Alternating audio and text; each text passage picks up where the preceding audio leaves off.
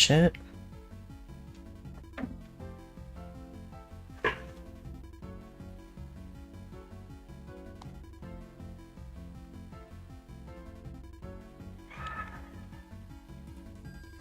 All right.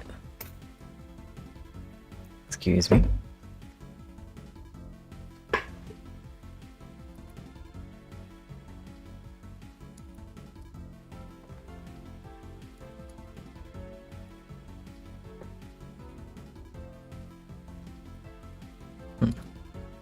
There you go, there you go. Alright.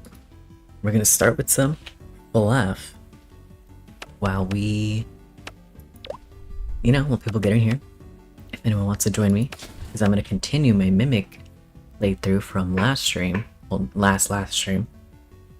And we're gonna solve Security Breach 2. So let's do this.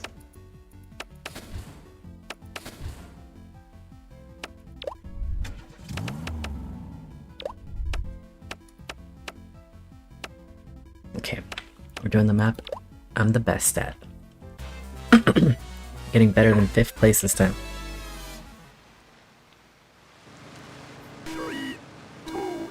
Oh, and let me know how the audio is. If the game's too loud, too quiet, if I'm too loud, too quiet.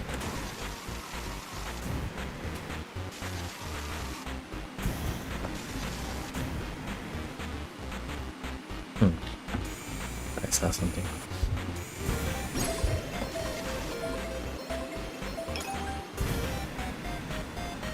Golden Freddy mirror. What's that mean?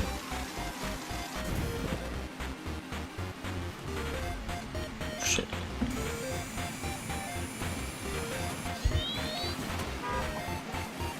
They have to... Hold on. It's a little bit loud for me.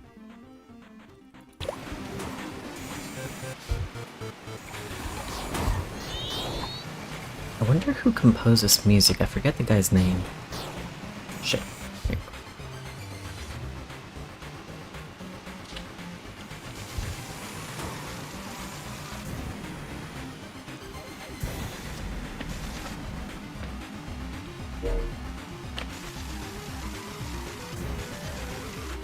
Shit.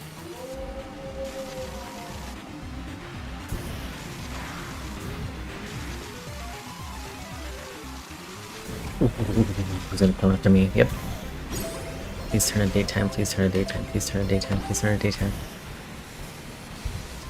I would bomb him if I could, but I don't know how to throw the bomb behind me. Okay, there you go, there you go, there you go. Oh, shit.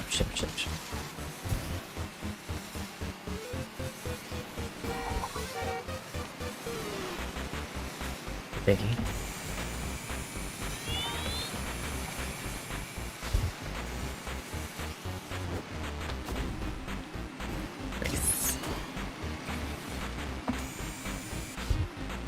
Nice.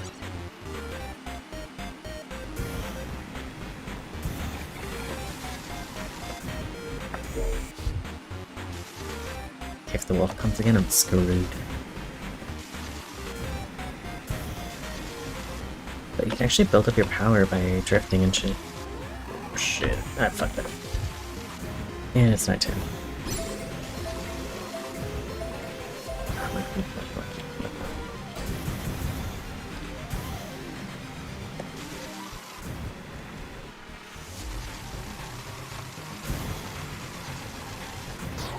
Damn it.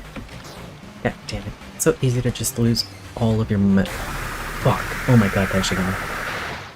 I didn't even hear him coming. It's fine, it's fine, it's fine, it's fine.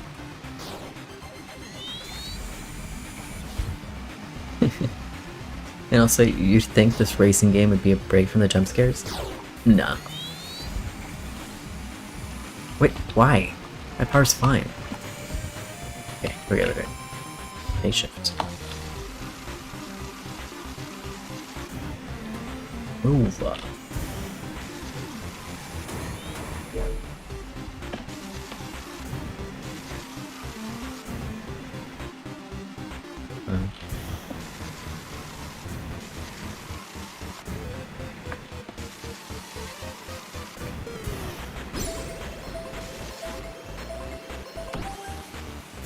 Drifting maybe a little too much.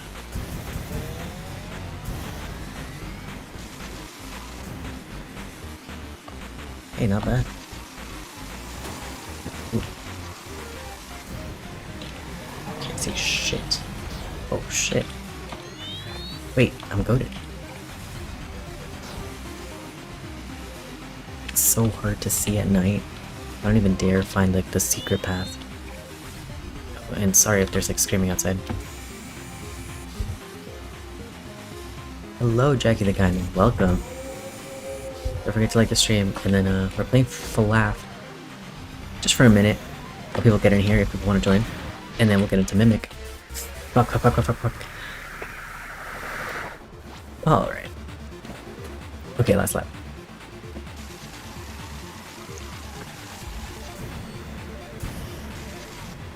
It's so hard to see. That's one thing about this, is like, I mean, I get it, you know? It shouldn't be too easy, but then sometimes I literally, I can't tell where I'm supposed to be going. This is a, someone probably already freaking won.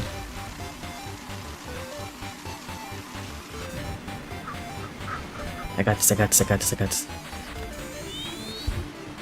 Hold on, we got this, we got this, we got this, we got this, we got this.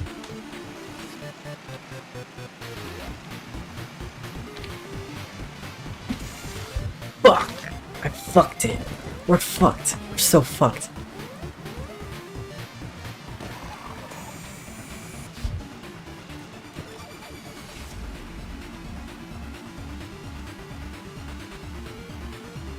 Well, he's getting better than fifth. Okay. Whoa, marketing. Yes, I will keep pushing this propaganda. We need FNAF. Okay, let's do... which one should we do? There's 2 more maps. I'm gonna keep Foxy, because he's the best one. And then we just did Minute Motorist, so we can do Fazbear Hills, or the sinkhole. I'm thinking we end on the sinkhole. So let's do Fazbear Hills.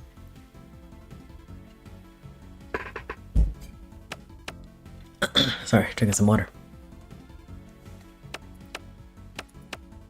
The sinkhole difficulty is max.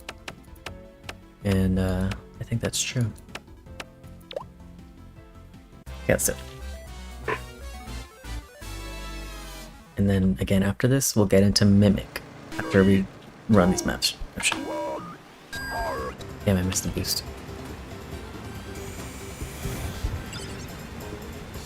This map's cute.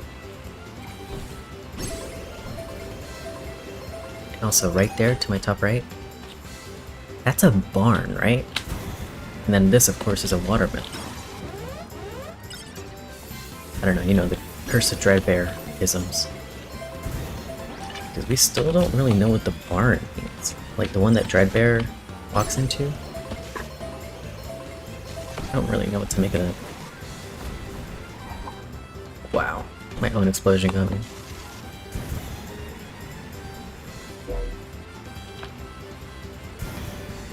In the next lap, I'll try to drive by the pizzeria. This music's so cool.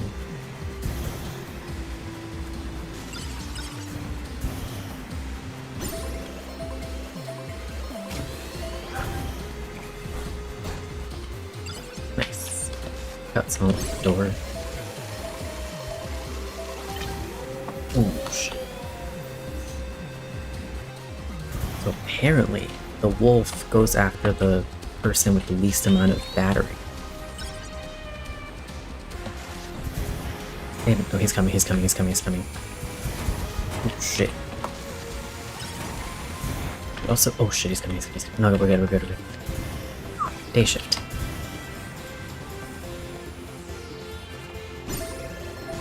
Building. Yeah, but is it a barn? Oh, I don't know. Oh, wait. Okay, I was gonna say, I don't know what this does. Kind of like the laser thing. But let me go this way. See, there's Freddy's. And that's cool. Right there, right there. That's a barn, right? Or am I crazy? Tell me if I'm on crack.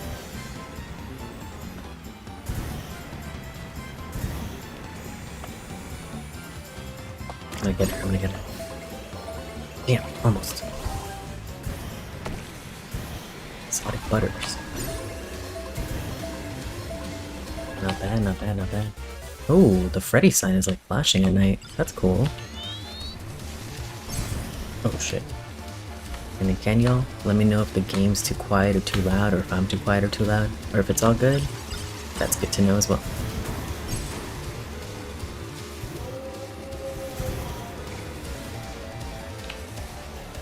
Come on, come on, come on, come on. He's gonna eat my ass. Let me just go. Oh shit. Oh, I gotta go, I gotta go, I gotta go, I gotta go, I gotta go, I gotta go. I gotta go, I gotta go. Oh, I made it before he got me, oh my god. Almost. Almost, almost. The audio sounds fine, I appreciate that. Thank you so much. Almost. He almost got me, I got so scared. Okay. Alright, let's do the final map. We'll do the sinkhole, which is the hardest one. And I don't think I've gotten more than like 3rd place on that one. If that. Plus I'm nervous. I'm nervous now. So, but we're gonna try our best. Sinkhole. Alright, let's do it.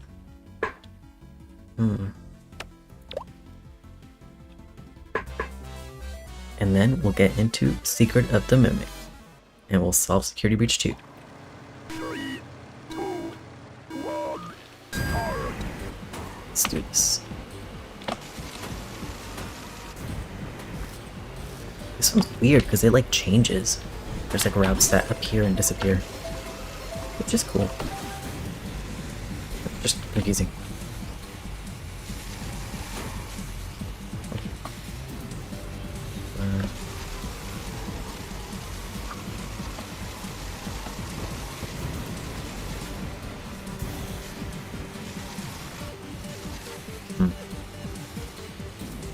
Come on, come on, come on.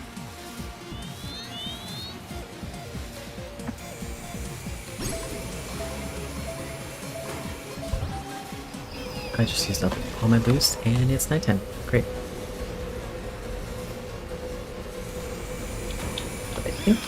But I think the wolf starts a little behind at first. Got you. That was a nice bomb. That team.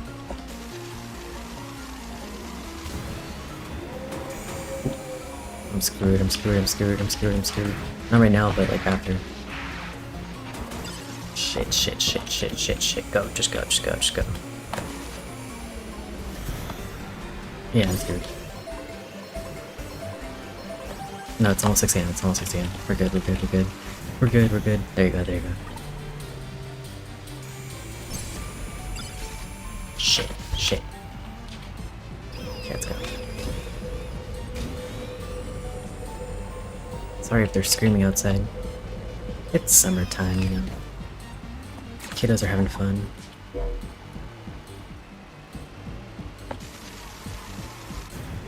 So locked in.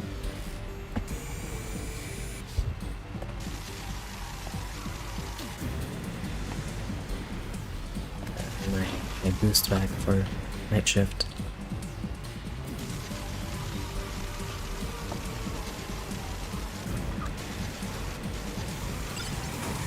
Move! Balloon boy! Okay, okay. Save your boost.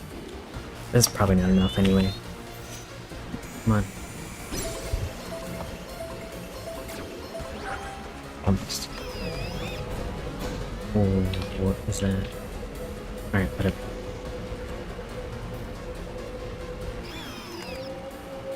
Fuck. I'm screwed. I'm screwed, I'm screwed, I'm screwed. I can hear him. Go, go, go, go, go, go, go, go, go, go, go. Go, go, go, go. Go, go, go, go.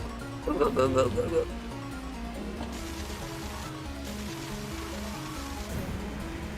Okay, I'm good. That night didn't last that long, felt like. Oh shit. Go, go, go, go. Nope.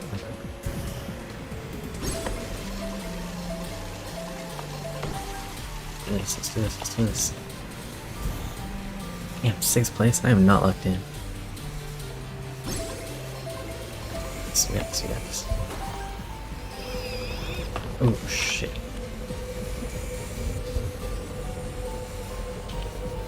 Come on, come on, come on, come on. Oh, he has a bomb too.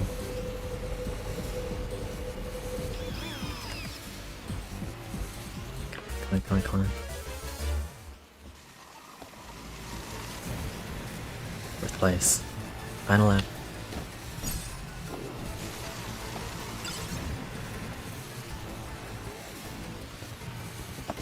Is it night shift or no? Oh shit. Come on, come on, come on. Can't tell because I can't hear the wolf. Oh my gosh. Panicked.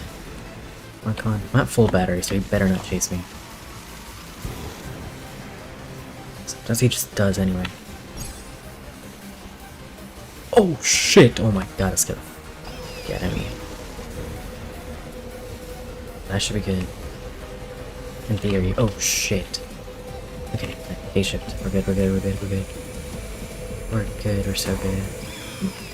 Okay. Okay. Okay. Not the best. But not the worst. And better than last time. So you know what? I'll take it. We'll get there. We'll get there. I should probably find my controller. That would help the most. Yeah, that was 5 laps at Freddy's. Just coming out this year, right? Right? Right. Alright, and now we're gonna switch to Secret of the Mimic so we can solve Security Breach 2. One moment, please.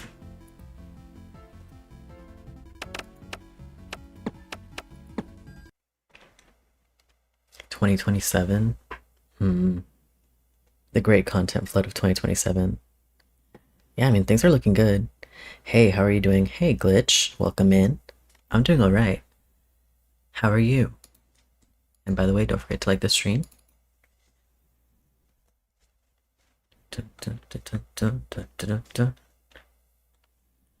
Better get this show going.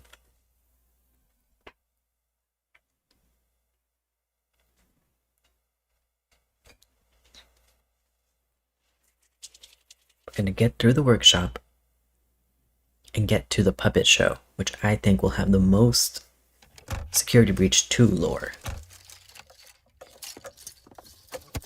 in this game.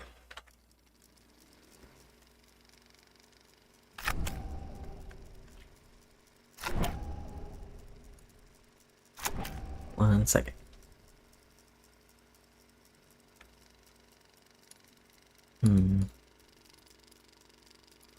There you go.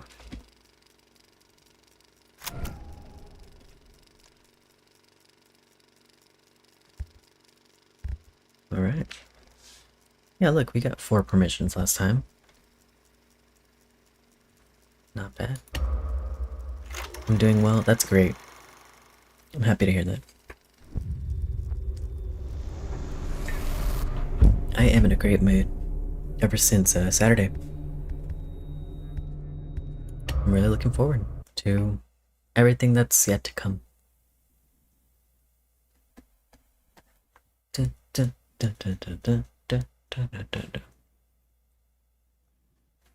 one of the best parts of FNAF is the music. Like, the whole concept is great, but the music has been pretty awesome.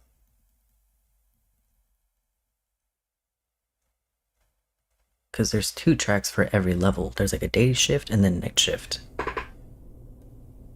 Soundtrack. I hope Scott Games posts more often like they did today. Yep, I completely agree. I was so shocked. I was like, wait, Scott Games tweet. And I did tweet about FNAF. I was like, hey Scott, yes we want FNAF. And I got like 4 likes. So I guess me and 4 other people want FNAF. So yeah, waiting for that. And that, oh, mysterious thing. And that was cool to see. Yeah, a tweet that's like not once a year, you know?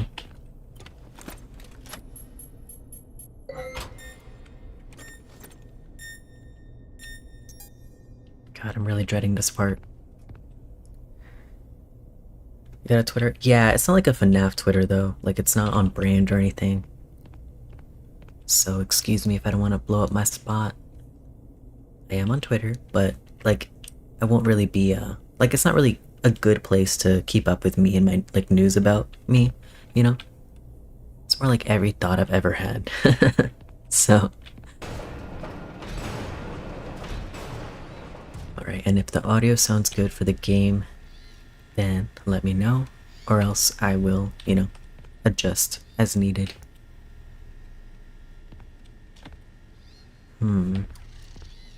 So this bird was in the scooping room.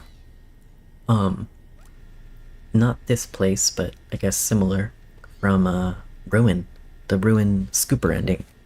This bird was down there, but if I'm correct, you can't really see it, right? You kind of have to break the game to get a good look at it.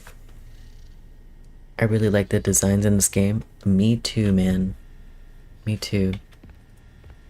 And I love that there's so many characters too. Like one enemy, right? The mimic, but many looks. It's great. They had like they could do so much with that, and they did. Oh, and this elephant as well. I believe the same costume too. It was in the scooping room in Ruin. It was the crow, an elephant, and then one more. Oh, what was it? I swear. Oh, the lion. It was the lion. Right. And then I'm pretty sure. Does anyone here know? Because I know there's an ending in Ruin where like the mimic chases you, or okay, actually that's every ending, where you like go into the room and find the mimic. But then there's like something extra you can do to like trigger the costume, and like the mimic will come out in a costume, and it's mostly a lion, but it also is like a mixture of the costume. So it has like an elephant ear and like I think a crow's leg or something. But I'm not sure exactly what you have to do to see that, you know? I'm really glad the next game isn't a underneath the Pizzaplex game. Do we know that? I mean, okay, what I'm hoping for, yeah, is that we're not in the same location. Like, I'm hoping for a, you know, quote unquote, sister location, another building, another area. You know, one can only hope, so we can switch things up. You have to activate secret cameras. Oh, okay. So, and that's to clear the path to get to the scooping room. So you can't get, oh yeah, you have, okay, that makes a lot of sense, yes. So you have to clear the path to the scooping room, and then that kind of makes it make sense because it scoops it out of the costume or whatever. Okay, yeah. That makes sense.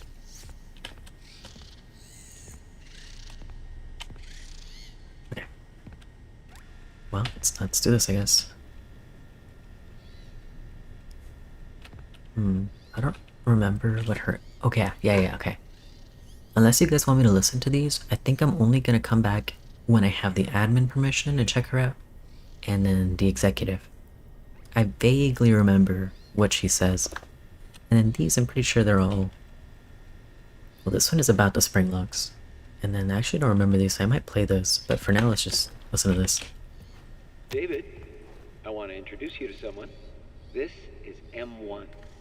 Why does it look like that? Look like what? It's scary.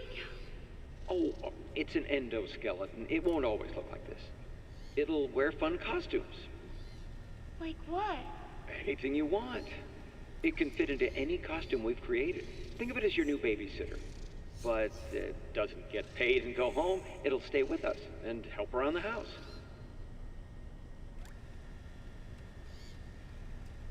Right. I want to introduce you to someone. This is M1, and he says it's an endoskeleton.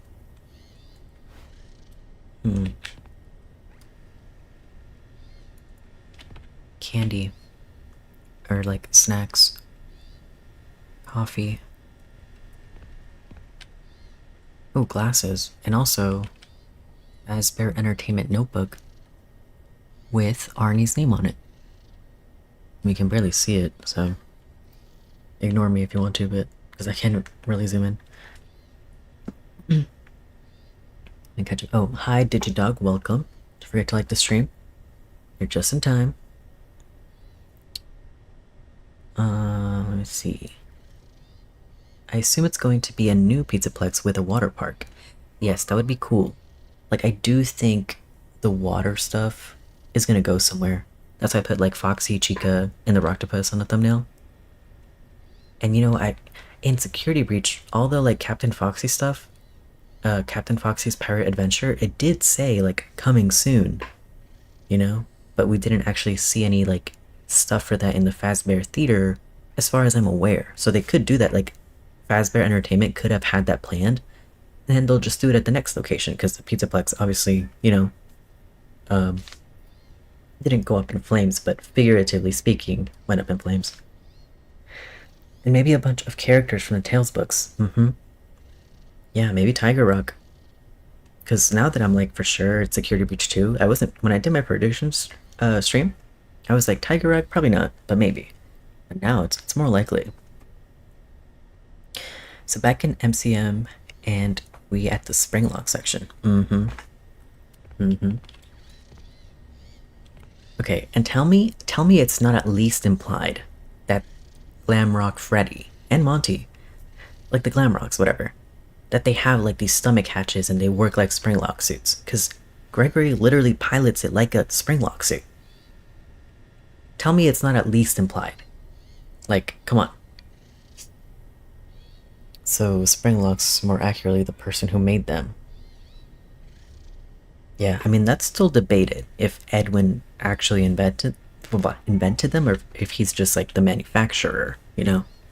But he does clearly like Mr. and Mrs. Helpful, and then like all the demotronics from the Welcome Show. He clearly likes making robots and like machines, and of course the vacuum and all his, you know, robotic inventions. So he's good at it. He does invent robots and stuff. But the Springlocks, I have seen people argue that he's kind of just making them for Fazbear Entertainment, and that William and Henry are still kind of like they have the patent or whatever. What's this? What is that? It's like has a strap. Looks like a drive in there somewhere or something. What is this? Out of order. I can't tell. Geography of Arizona. That's funny. Earthquakes. Oh. That's cool. Foreshadowing for like 60 years in the future. Well, let's just say this one area really caused all the 45 Henry fans to cry and sadness, because this was like Henry was a bum. Yep. And, you know, if you remember from last time, I kind of feel like it's another alternate universe. So, you know, that's the whole Silver Eyes thing. I feel like that's still intact. Like Henry's still the inventor in that timeline or continuity. I'm pretty sure they have isopropyl alcohol in this room. Oh yeah? I see milk. Coloroni. What are you talking about? That's premium tape. There's lots of motor oil everywhere. Water jugs. Yeah, I don't know. I don't see any. Oh, and then of course, Mailbot head. Or Digityper. Okay, let's get this ball rolling. Okay, maybe not. It's fine. Pieces of updated Captain Springlock suit can be found in the workshop. Full suit required to enter theater backstage. Yeah.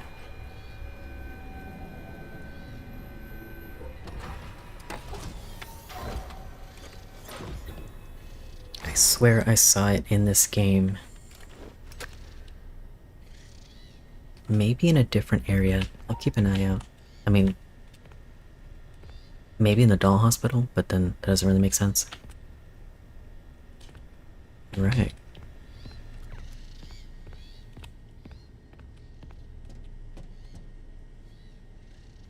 Alright, since no one had thoughts on my glam rock spring lock theory, I'll go even further.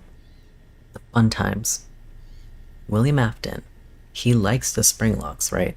The spring lock technology, because I think the danger of it would be appealing to him, because he's a freaking psycho. So, what do you think of that theory? The fun times being spring locks. And I guess my evidence here would be that on night 4, you're in a spring lock suit, and you're in a spring lock fun time suit. And, you know, of course, you see the face plates. It has the same splits as every other fun time. And, like, the fun time endos and stuff, they're a bunch of wires and stuff. But, like, fun time Freddy, we see him in parts and service, and we work on him or whatever, and when you open, like, his chest thing, you just see wires. But we know, thanks to the blueprints and the extra menu, that he has a stomach hatch with enough room for presumably a child. So the wires could cover up a stomach hatch and spring lock mechanisms, what have you, and stuff like that. And I'm glad I have at least 3 things of evidence or whatever for this theory. So this spring lock suit is in pieces, right? Like, different pieces. And you know who else? You know who else is in pieces? But then gets put together like a complete suit? Ballora. Because remember, I think it's night 3, but don't quote me on that. Ballora gets turned or like, she gets torn apart into pieces by the Minarinas, and the Minarinas are like holding like her legs and her arms and stuff. Night 4. But I feel like night 4, that's when you wake up in the suit, isn't it? So it's gotta be some other night when you're in the control module. Because you'll have to check on Ballora and Funtime Foxy. But you know what I'm talking about, right? Where you look in Ballora Gallery, and she's like in pieces. Man, I'm bad at this. No, you're good. That's the only night I know for sure what happens in night 4.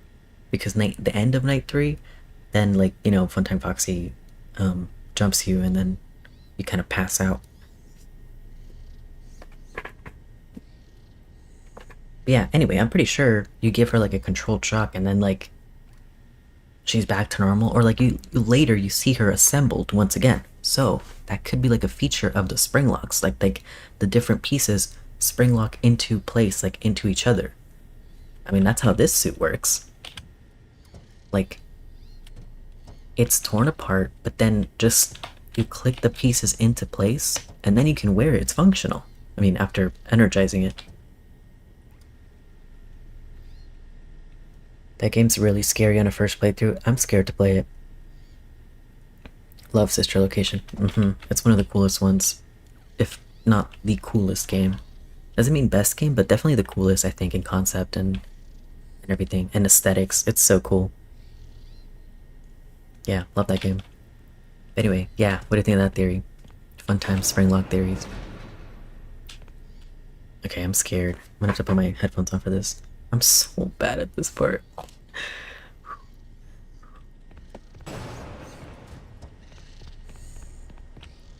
Rat. Oh, and more barrels, by the way. That one's empty, though. But we'll see these barrels. I'm pretty sure they originate from the doll hospital.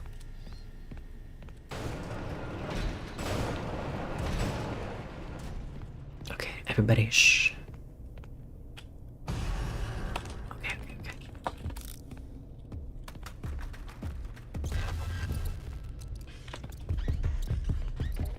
My lord.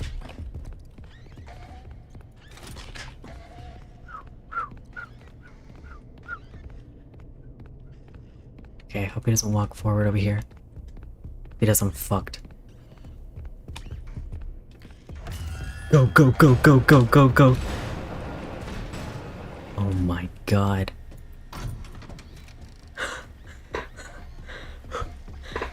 Okay, we're good, we're good, we're good. We're good. Okay, he said, or you said, well, I mean, would sister location take place around the second game? The main, like, I don't believe so, no. I think it would take place after Mike worked Five Nights at Freddy's. Like in FNAF 1.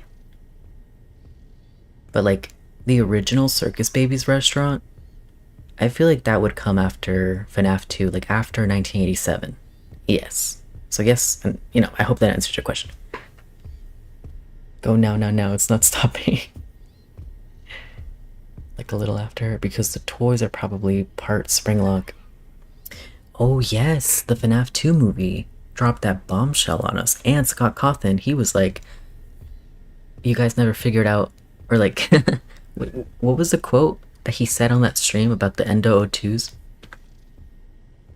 Okay, hold on, let me lock in real quick.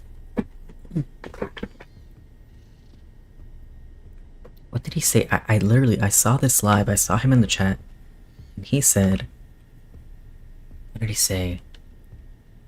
There was, I might look it up, hold on. Let's see. Scott Cawthon, Endo O2. Let me just look that up. Hopefully that works. A live stream. I don't know. Images? What do you say? What do you say? What do you say? I'm not finding anything. Where are we as a fandom that we don't archive these things? I'm sure it's somewhere. Excuse me. Also, welcome Saya Buckley. Don't forget to like the stream. What did he say? He said there is like lore about the Endo O2s, so the toy Endos, that we never figured out, you know? And the toy Endos, they do low-key look like Springlock suits. Let me get a visual up. Which new tab? Yeah, there you go.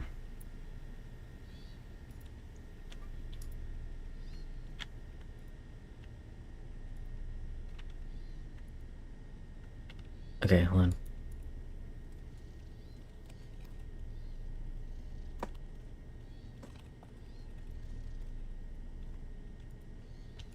We'll get a consensus here with everybody.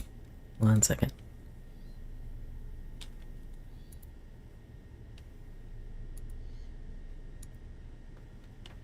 Cool. Okay, I got the right one. So I hope you can see my mouse here, yeah. These three things here, it's low-key giving Springlock suit, right?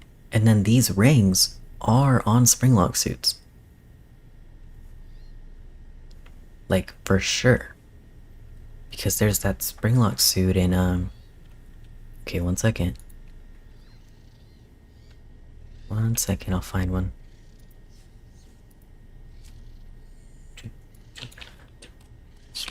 Suit Endo, Secret of the Mimic. It's in this game, but I would have to get the secret ending, so we have to play the game twice. And probably not tonight, guys.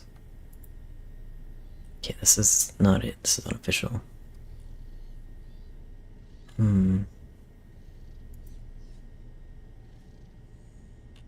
That looks accurate, but okay, let me just look up the Dead by Daylight Spring. I am back, and why are we looking at Endo O2? Because what do you think, Digidog, about the theory that the Endo O2s are like Springlock Endos? Or like, you know, the FNAF 2 movie? It showed us that the toys might have been Springlocks, and they use Endo O2s, which have those, I'll go back to this, they have those, the three things here that could dig into your body like that. And the rings that are present on Springlock Endos. So let me look up the Dead by Daylight Springlock, or like, yeah, Dead by Daylight,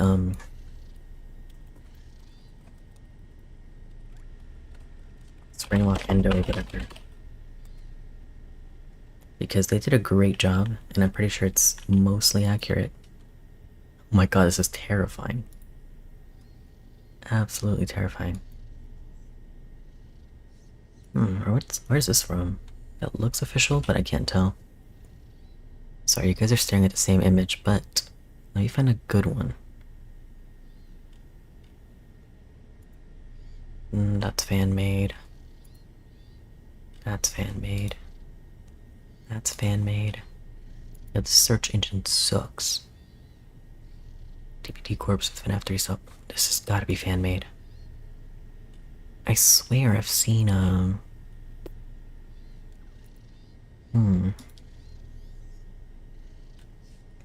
Okay, let's see.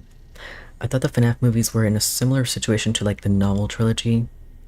Like it's just set in some kind of alternate universe of the FNAF games, and they shouldn't be used for lore. I disagree that it shouldn't be used for lore, but yes, we need to separate the continuities. Like obviously not everything carries over. But you know, it's all one FNAF canon, even if not one FNAF continuity. And Scott made the comment, and I wish I could quote him directly, but he made a comment that there was something about the Endo 02s that we never figured out. Scott. Yeah. This searching might suck. Endo 02.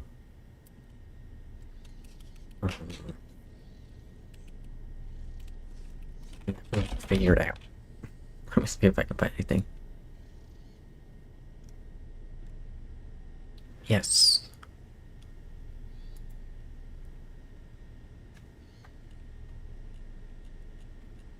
Okay, well this person's talking about the lore, but not his quote. What did he say? What did he say? What did he say about it? He literally said, nobody has ever figured out the lore behind Endo 2 shortly before the second movie dropped. And then we saw Toy Chica the Springlock suit. Scene pack. I'll look that up. And one sec. One second. I mean, okay. Hold on. One sec. It's like the last scene.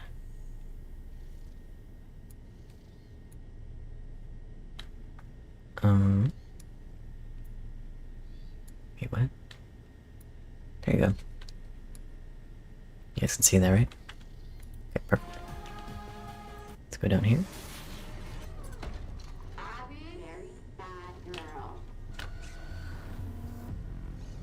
You see? She is a Springlock suit.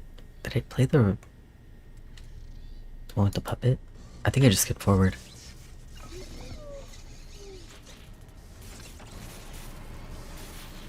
We'll compare.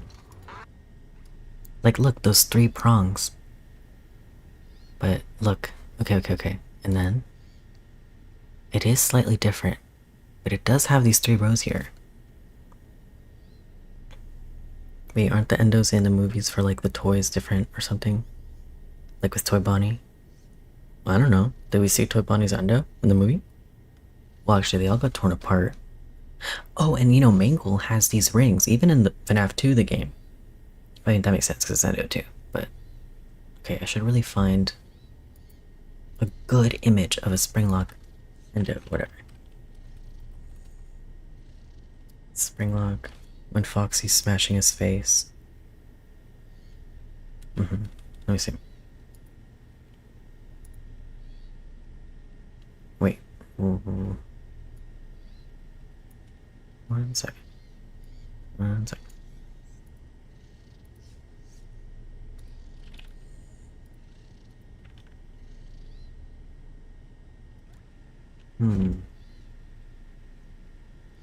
really don't know, but let me find, instead of that,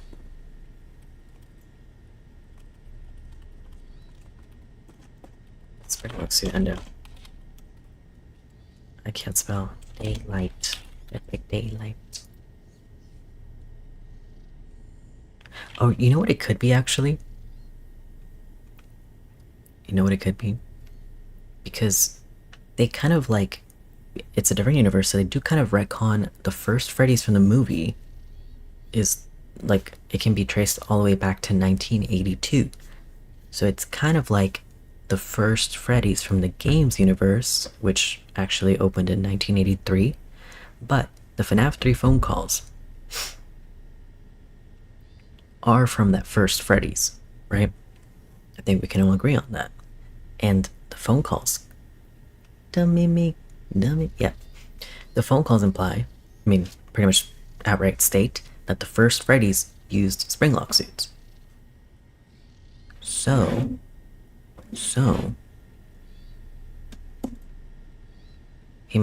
might have just shown that to us in a different way, that like, the first Freddy's used springlock suits. It's just kind of like a different way to show it in the movies, you know? Also, isn't like the movies take on the springlocks compared to the games? Because like, compare the springlocks for like the Ella and Spring Bonnie suits in the films to like Springtrap. Are you saying they are similar or they aren't? Because to me, yeah, the Ella suit, it seemed to work the same way with those 3 prongs. Oh shit, sorry, I just hit my whole desk. With those 3 prongs and yeah, the Spring Bonnie suit, the Ella suit, and the Toy Chica suit, they all seem to work the same. Or, you know, look the same. Okay, let me check if this is official. 1 second, and then if it is, then I'll put it on screen. F3 style springlock kind of skeleton.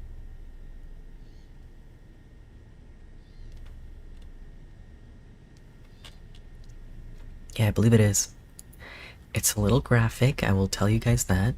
It's William Afton's corpse. But yes, I believe it's an official depiction of a springlock endo. They kind of just took the casing off of him, so yeah, I'll show this to you guys 1 second. Segundo. Wait, come back. Come back. Okay. Boop. So, the prongs are like inside of him, so you can't really see them. But these rings, you know? And you don't see those on Endo 01. You said, aren't like the suits in the movies are different when compared to the ones in the games?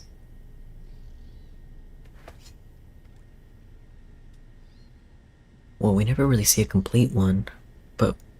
Oh hey, Dead by Daylight William, yes, this is William Afton and Dead by Daylight, so his springlock endo can be seen underneath. The prongs, like I said, aren't... I mean, look at them. There's 1, 2, and 3. 1, 2, and 3. And that kind of lines up, right, with these 3 things in the springlock, in the endo 2s, and the rings. Right? But I mean, okay, it is a little bit odd to think all of these parts would be pulled to the side. Maybe not, you know? Maybe not. And maybe we should, get back to the game so we can see, you know, an actual game example of springlock suits in action. Oh, shit. The hell did he spawn? Okay, not in here, right? That scared me. I mean, of course, these are old. The earliest probably example of what does Springtrap's endo look like from the games. Not that much different. But I was having a little bit of difficulty finding. Okay, let me take one more shot at that, but I do want to just keep on playing. Yeah, it's pretty... Oh, I think our best bet would be Help Wanted. Help Wanted, Springtrap, and Skeleton. Because FNAF 3, obviously, it's not like really 3D, you can't like farm that out of the game. This, I can't, it doesn't look official. This, maybe? Ooh. This? Nah.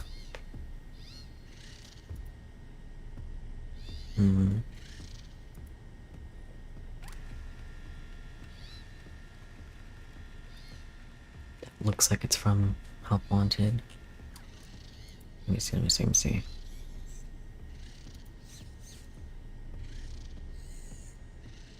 This one's with his casing on, but he has so many holes, it's kind of easy to look like. Let me see about this one. 1 second. Un segundo.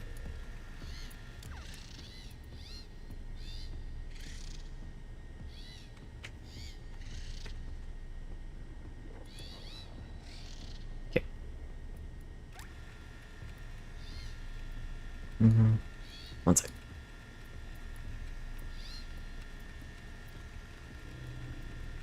I mean, it's on screen, but just gonna size it right. Alright. So you can see it's got like those rings. And let's go back to... Okay, the legs are definitely different up here. It looks more like these up here.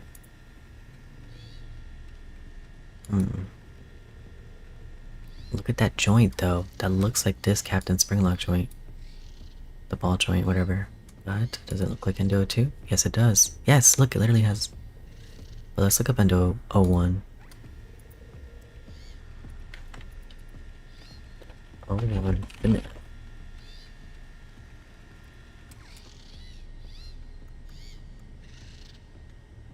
Endo 01. He does also have that. Okay. And I'll show you just so. Oh, there you go. Yeah, he does have that ball joint, but no prongs like Endo 02 in the chest area. And of course... Oh, jump scare. And they do both have 4 fingers. Endo 01 and Endo 02. William doesn't even have any hands here, so it doesn't really help us there. Can you check it out for a moment? Springtrap's Endo? Well, let me see if I have any...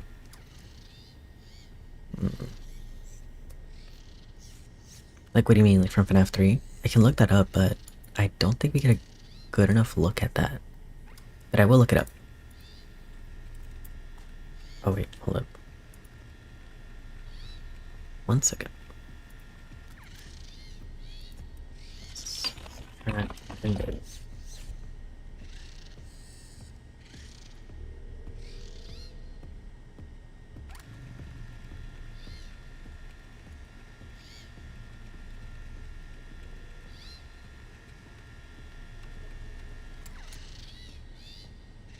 Hmm. 1 second.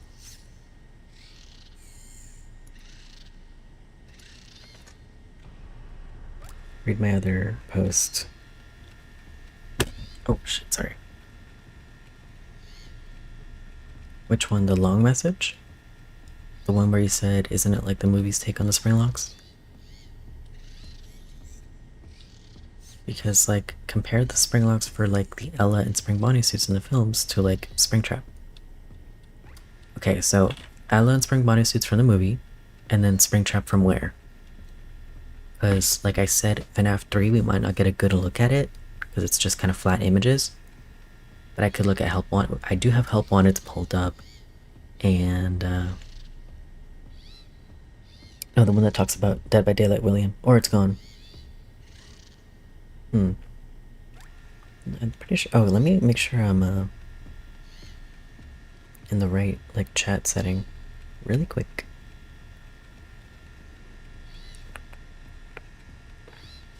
One second, because it does say top messages. Let me look at all messages. No, it looks the same.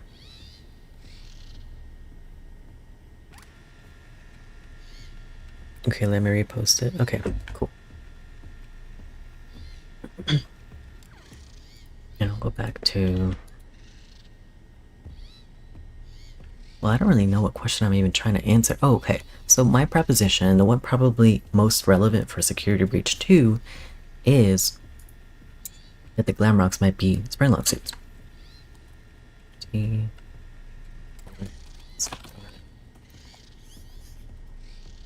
And let me show you guys something. If I can find it.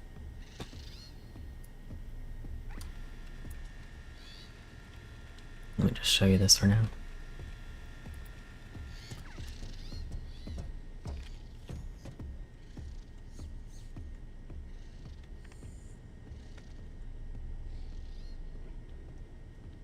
Okay, I was talking about someone on Twitter trying to reconstruct DVD William body. Right. I just probably wouldn't want to go off of that if it's like fan-made, even if it's like a fan-made recreation. Because I did have, like I said, the one that I'm pretty sure is pulled from Dead by Daylight on screen. Oh, let me see if we share. Digidog, are you on Discord at all? Because I am in Fazbear Entertainment's like sister location server. If you maybe want to send something in there. I don't have like my own server or anything set up yet. But if you're not, that's fine. No, I just have YouTube and that's it. You know what? That's probably smart. Don't even worry about it.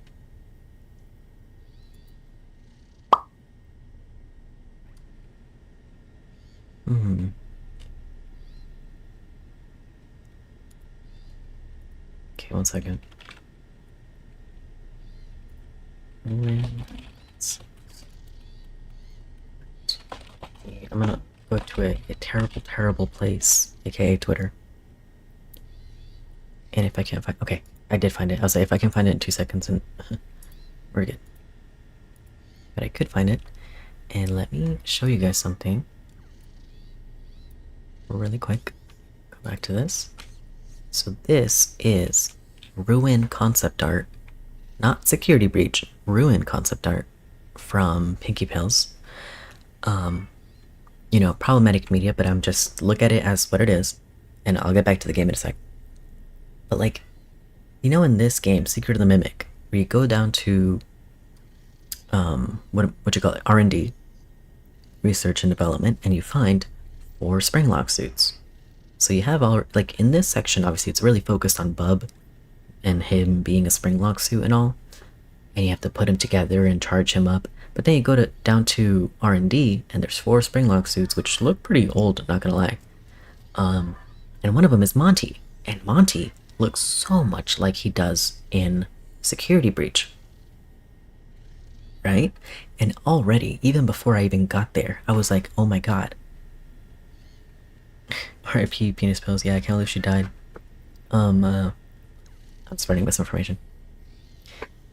Captain Up Bub. Yeah, he's like the captain, but he is a dog. He kind of looks like Bub. But, you know, you're right. Let me use the official name. He's the captain. Sorry about the screaming outside. But anyway, Bub is in the... And, yeah, no, you're right. The ears look different.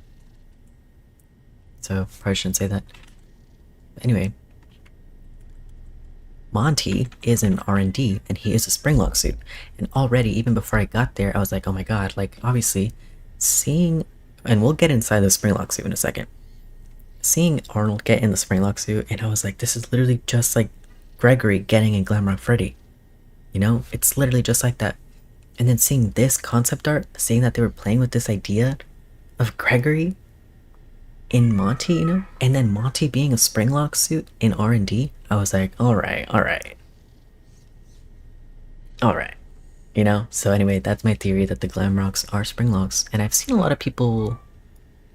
Well, actually, no, that was a whole different thing. But isn't this crazy? Gregory teaming up with Monty? Would Arnold have already worked with Springlock suits before? Let me get back to the game. And you know what, to answer your question, I think so. Because he is a Fazbear Entertainment... Oh, shit. It's up there. He is a Fazbear Entertainment employee.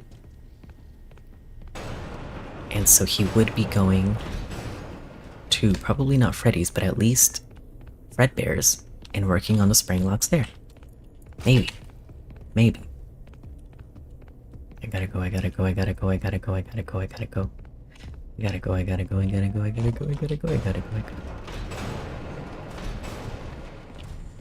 Oh, shit.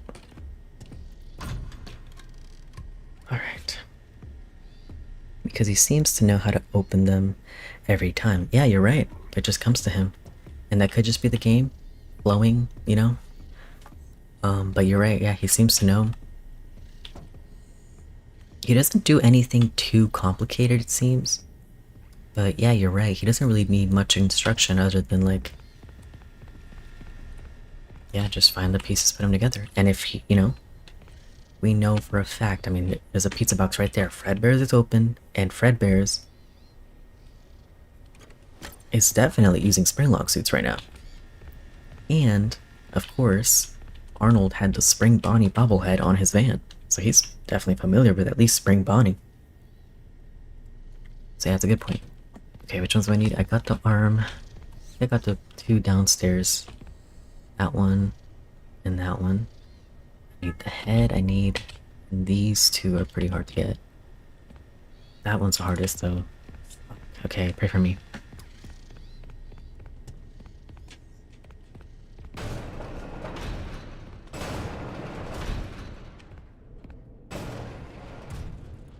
I don't know where he is. If he's anywhere.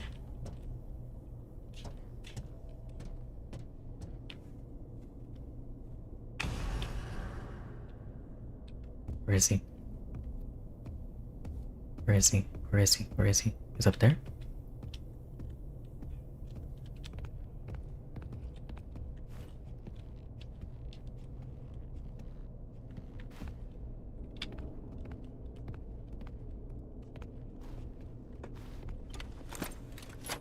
Shh, shh, shh, shh. Everybody, shh.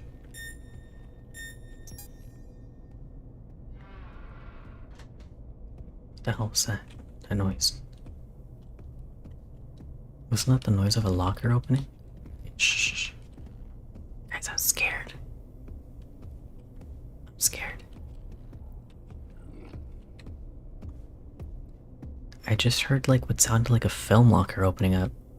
But that just could be the game bugging out, whatever. Oh fuck. Okay, he's right there. But we're chilling, we're so chilling. Move. Go. We're good, we're good, we're good. We're not good, we're not good, we're not good, we're not good, we're not good, we're not good.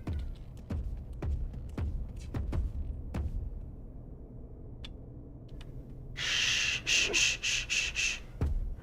Shh, shh, shh, shh, shh.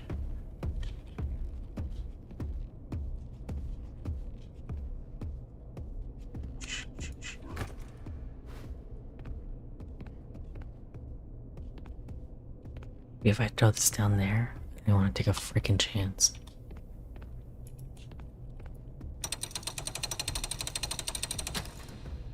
Yeah, at least that saves. So now it's gonna be down there.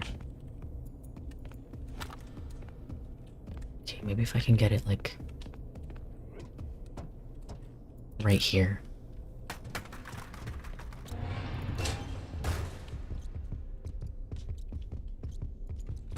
Can't tell if it actually went there. Oh shit.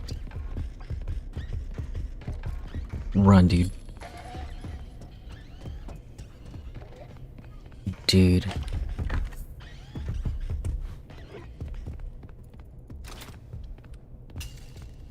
Dude, no.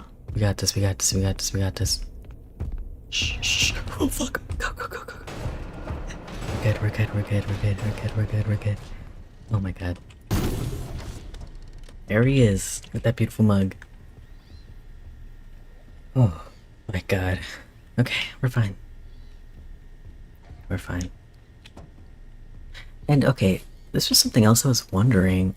Well, actually, I literally just answered my own question. I guess Bub was made specifically for the pirate show. First Mate Foxy's pirate perfect surprise, I mean.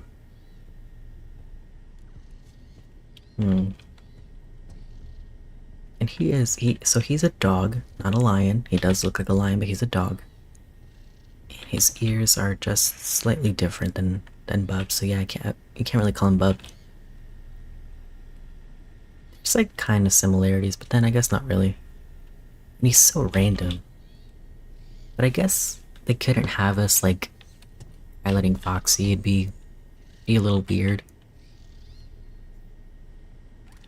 Because, you know, I don't know, that vessel belongs to Fritz, you know. 4-fingered Springlock suit, by the way. So it doesn't matter that it's 4 fingers, it could be a Springlock suit. Bro looks like a lion. Yeah, he does. I thought it was a lion at first. But yeah, then again, yeah, I can see the caniness. He's got these, like, octopi on him. It's funny. Okay, where is he? I hear him. Is he up there? And then... Okay, the last part is... Wait, I'll have 2 more parts. Shite. Okay. Lock in. I don't know where he is.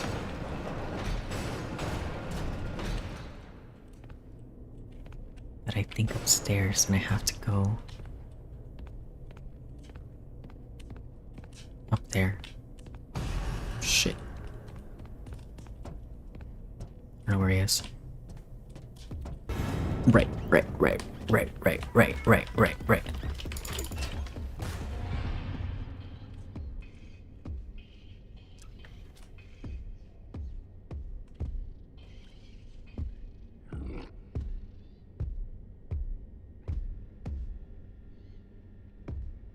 Shh.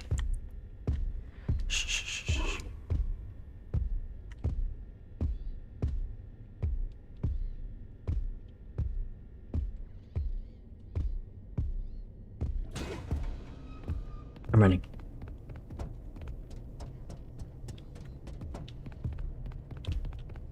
Go. Go.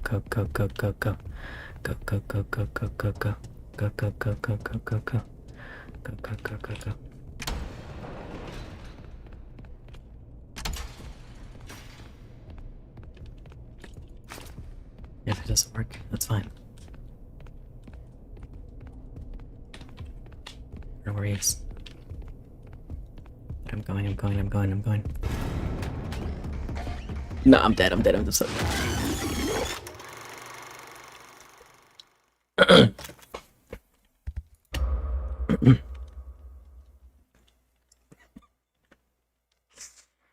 Okay, he's not really scaring me anymore. He's not, you know, my first playthrough I probably died like a good 50 times. I'm not even kidding. Alright, thing is, I believe... Did she just move? Anyway, I was reading chat.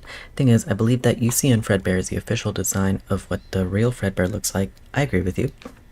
The only characters, or changes, I would give to him is upper teeth, buttons, if he has any, true, and 5 fingers. Yeah, or he could have 4. I don't think it changes much. Because I want to go on this. I have always associated 5-fingered animatronics as Springlocks, but then you have the fun times, and I doubt they are Springlocks. I don't know. I'm convincing myself of it, because, I mean, that's just, like, okay, Fazbear Entertainment, they banned Springlocks, but then William Afton, with Afton Robotics, I feel like he could do his own thing. Like, I don't think he'd be limited by that, and I think he would want to, because in the Twisted ones, you can... Sorry about the hollering outside. In the Twisted... Anyways, in the Twisted ones, Jesus... the Twisted animatronics, they are Springlock suits. And that's like William's most recent... Well, you know... The most recent technology that he's at least using, so he likes using Springlock suits. He traps Carlton in a Springlock suit, and then Baby traps Michael in a Springlock suit, and it's like she had to learn that from somewhere, right? And then, yeah, and then Chica tries to Springlock Abby in the movie, but I don't think, you know, Chica or Susie the Spirit is doing that. I think it's William making her do that. So, you know, I just think it's William's style to use Springlocks and stuff, because they are dangerous. Like, I think that's the whole appeal for him. So that's my take. Then you have Fredbear in the suits in this game that have 4 fingers and yet are Springlocks. So what differentiates the animatronic that are animatronics and Springlocks? That's what I'm saying, is that you can't really tell. You can't really tell. You know? And this is what I mentioned earlier, I don't know if you were in here, that Funtime Freddy, we know he has a stomach hatch because of the blueprints. But when you work on him in on night, whatever it is, in parts and service, all that you see are the wires covering what lies beneath. So you can't tell from opening his, like, his chest area that he has a stomach hatch that could fit a child in there. In there, sorry. So,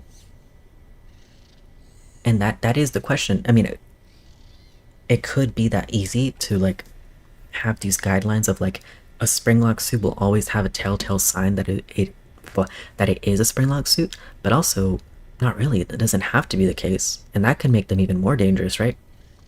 Because what if William, we already know that in FNAF 2 he infiltrated the place, right? He assumed like a secret identity, and he started working there, and he was tampering with them because obviously he's gonna have to tamper with their facial recognitions because he's a criminal. I mean, at least charged.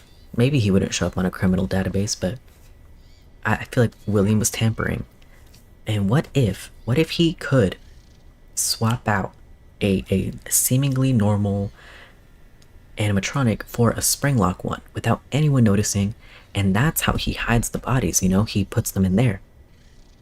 Because they have, like, if they were to have these things like, oh, and into the pit, he literally holds a child in an endoskeleton, just the endoskeleton. And it looks like an Endo 2, in my opinion, it looks like an Endo 2.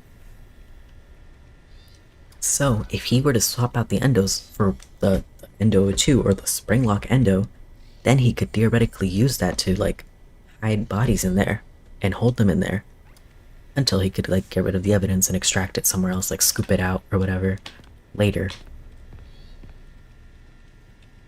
So yeah, that's my thing. Like, it could get bad, you know, depending on who's there tampering. Okay, let's do this.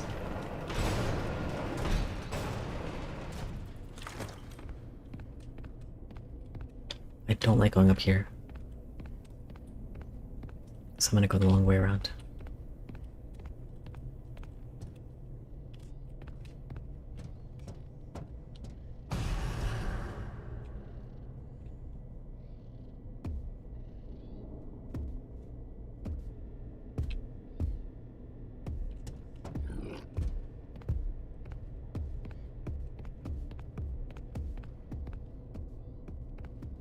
I don't know where he is.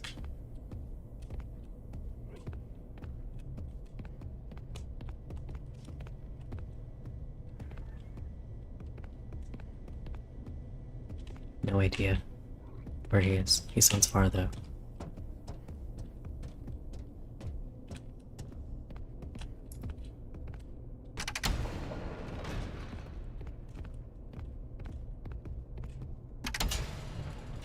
No idea where he is.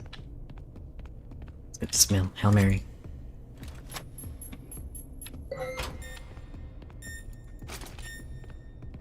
Pray for me. If you see him, give me a heads up. Just kidding, that won't help. Pray for me. Let him not be right there. Okay, we're good, we're good. One more part. Okay, and this is totally random, and yes, I'm on crack, but like, there's a sad little octopus, there's a happy one, and there's an angry one.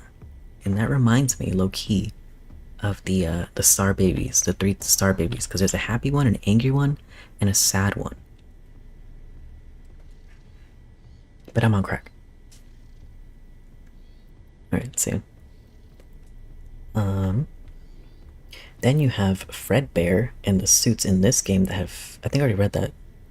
Yeah, I did. Okay, sorry, I'm tripping. I'm getting these messages mixed up.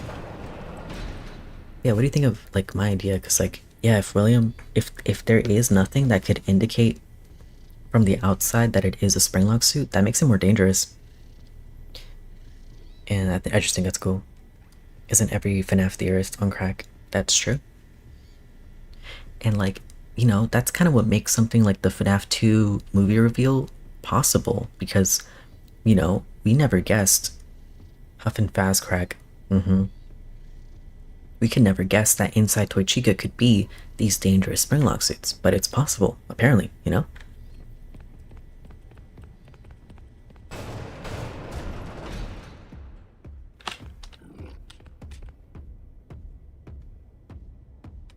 I'm running.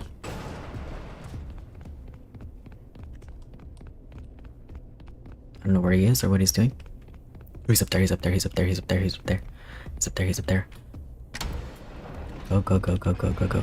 Alright, alright, alright. I think I lost him.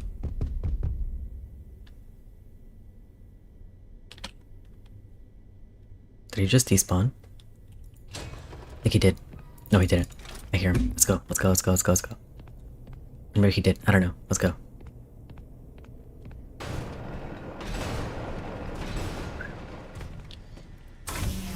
Let's go. And I think there's only 2 things in mail, right? It just saved, so let me go check. If I die, it's whatever. I got this mail, and then there's this one that I just got, and it's saved. And then there's one on the top floor that I already got, and it's saved. So yeah, it should be good. Let's go.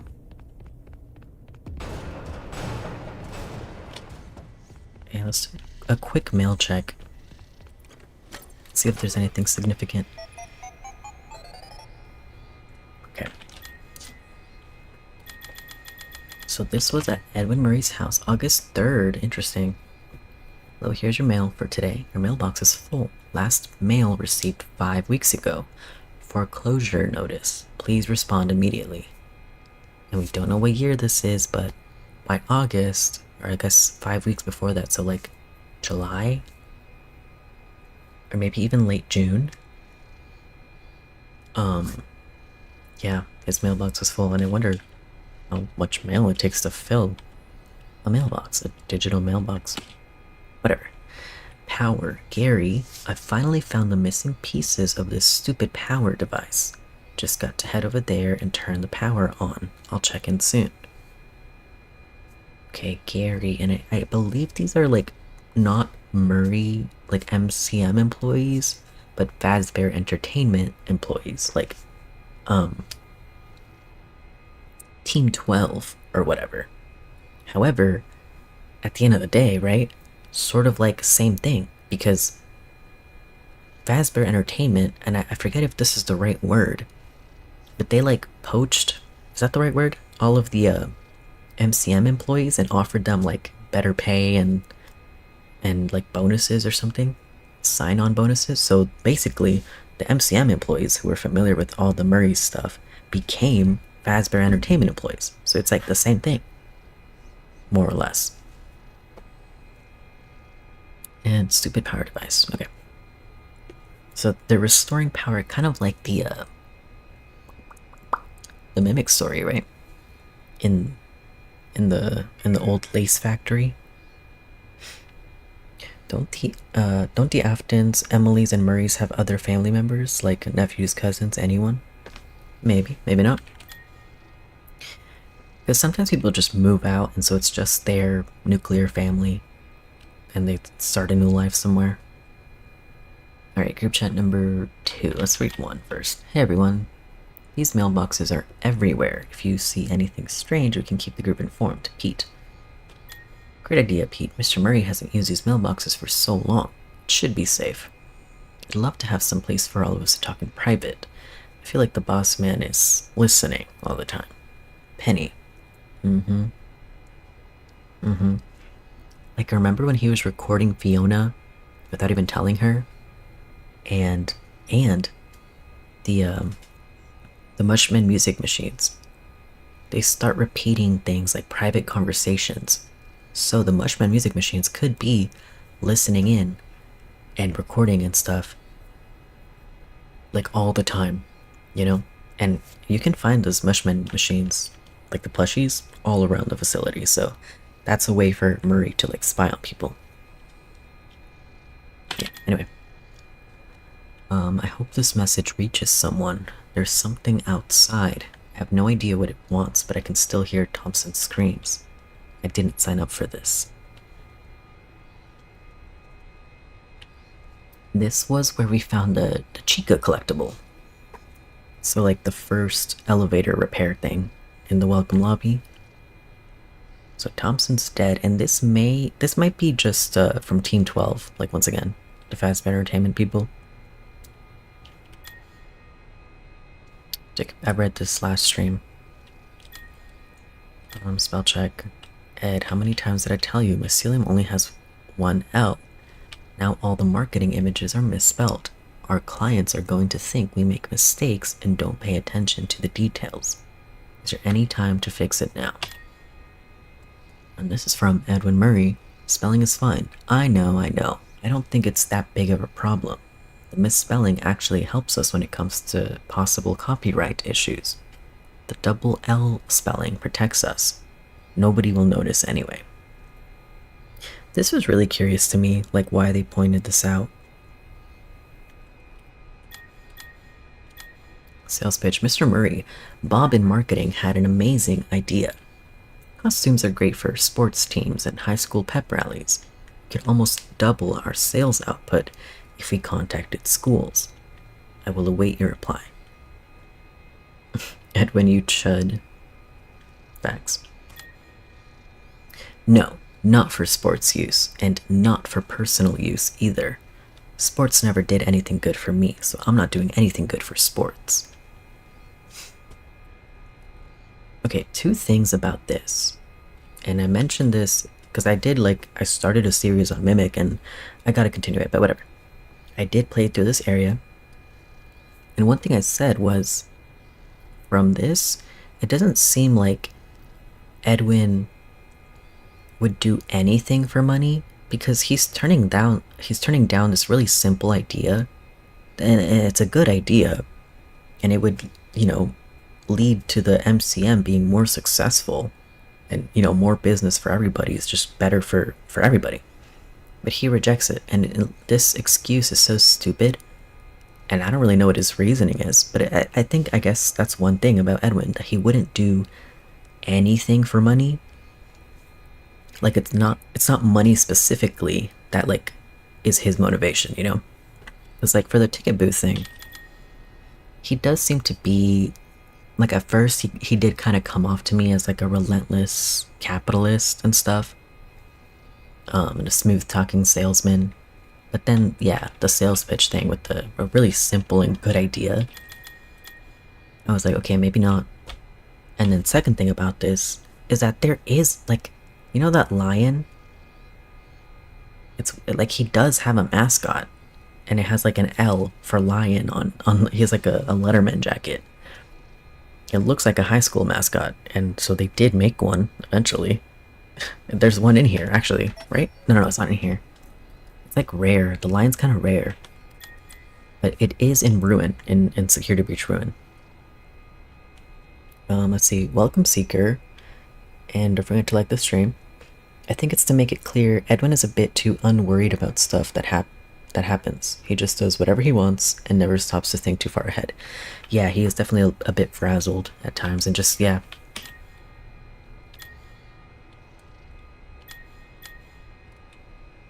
And a bit proud, Like Bob in marketing is just doing his job, came up with a great idea, but maybe Edwin, like, I don't know. He thinks of himself as a genius, but he can't even accept the ideas from other people, That would just be win-win. I don't get it. And it does seem later that he becomes more and more preoccupied with something, the Mimic. And we'll see that develop for sure. Vacations. My weekend vacation request was refused. I quit. Tell Jake I'll be back for my things on Monday. Losing employees. So you start to see the downfall of the MCM, and this might be in like post 75, because I feel like the MCM doesn't last longer than like maybe 78, We're playing in September. The last mail was received in August 3rd. I forget what day, if it's like September 17th or something. That's on Arnold's notebook. FNAF fans, when a character is a bad person, no, they must be some uwu small bean that did nothing wrong and has a tragic past. For Mimic, I guess I understood that at first, like, because all we had was Edwin from the Tales stories, and he seemed like a good guy in Tales, but here, yeah, he's a piece of shit. But actually it took a while, and I had to go on Twitter and say this. I'm like, why is everyone giving Edwin so much grace? Like, he sucks. Like, why is everyone I heard people being like, oh, I feel so bad for Edwin, and I'm like, I don't. The fuck? Everything was his fault. Like, almost everything, if not, yeah, literally everything was his fault. And yeah, I don't know. Okay, anyway. Let's party. And I did forget what these two were, so I'll listen real quick. This one I'm pretty sure she's just telling you to put the spring lock suit together. But yeah. Just some quick lore. Welcome to our world-famous costume workshop. If you are not an MCM employee, please proceed to the client viewing area. Okay. Oh, and we can actually go there now.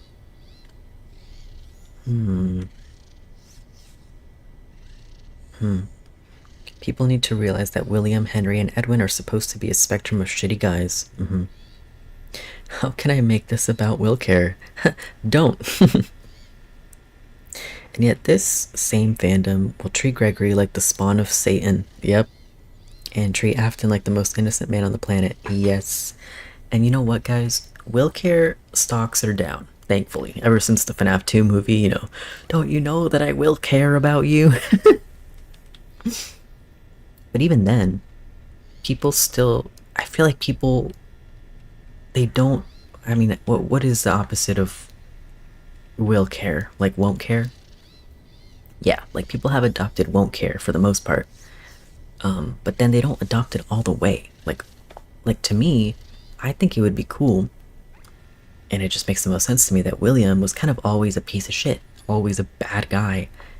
And Will despise that works. Yeah, sure. I like won't care.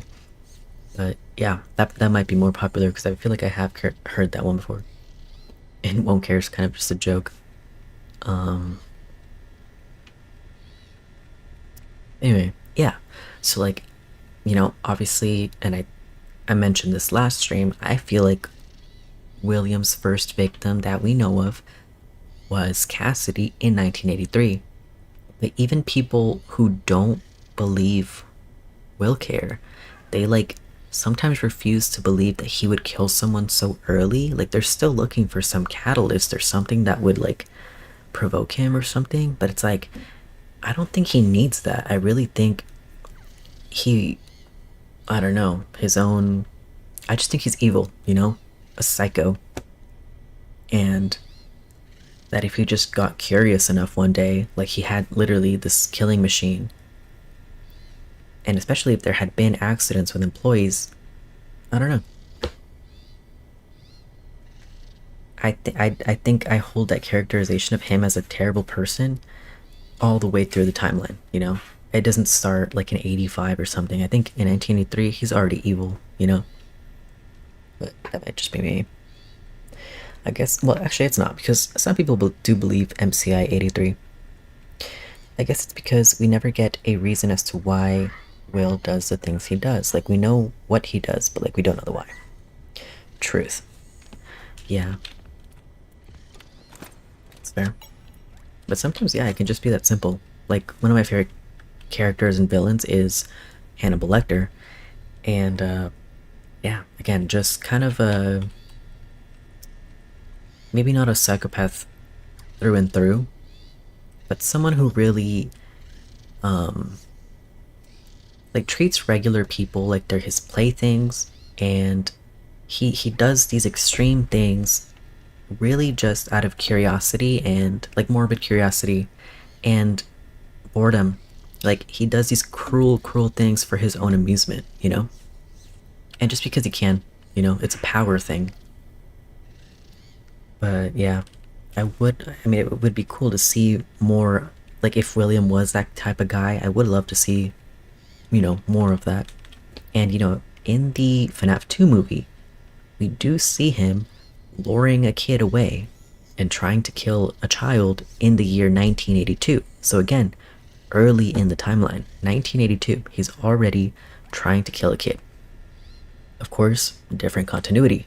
Another example, in the novels, William goes into that costume closet where Charlie and Sammy are playing, and he takes Charlie. And I believe it used to be 1982, they retconned it to 1983. Same thing, early in the timeline, so 1982 or 1983, William is already killing. He's already killing early in the timeline. And of course, I think same thing for the games. I think in 1983, in FNAF 4, there's little hints of that he's already killed someone in 1983. So the novels, I feel like, support that, and the movies too, that he would start killing early. He doesn't need like I don't think the bite, specifically the bite of 83, I don't think that's the trigger for him. Some people do. I don't. Like, what drives a man like him to do such cruel things? Because despite all the horrible things he does, he is, at least before getting springlocked, human, and humans are not so simple creatures. A lot of people in fandom seem incapable of sympathizing with anyone who isn't an adult guy. Yeah, guys, especially men, get a lot of flack. Yeah, you were right, Seeker, like about Gregory. People talk really harsh on Gregory, which is funny, because he's just a kid, and he's put in this insane situation, and you don't expect him to like I don't know, what are they so mad about? I mean, okay, the Cassie elevator thing, that's a thing.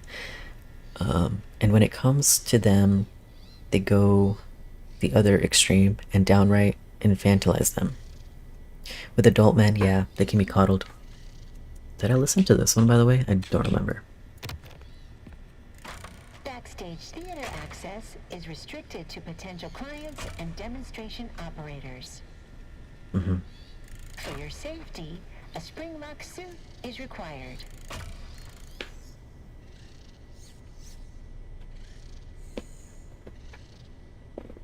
Excuse me. So, what if David, because he has a terrible father who doesn't really watch him, what if David would sneak into these like really dangerous areas and like what if he pulled a Gregory and wore a suit? I gotta energize it. And, went into these areas that he wasn't supposed to. Energize springlock. Whatever that means.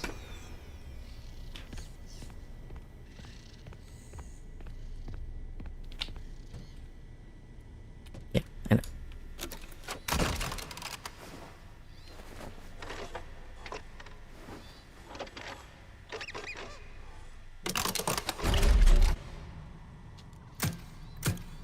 It's like, this is what Gregory does. That's why I'm on that train.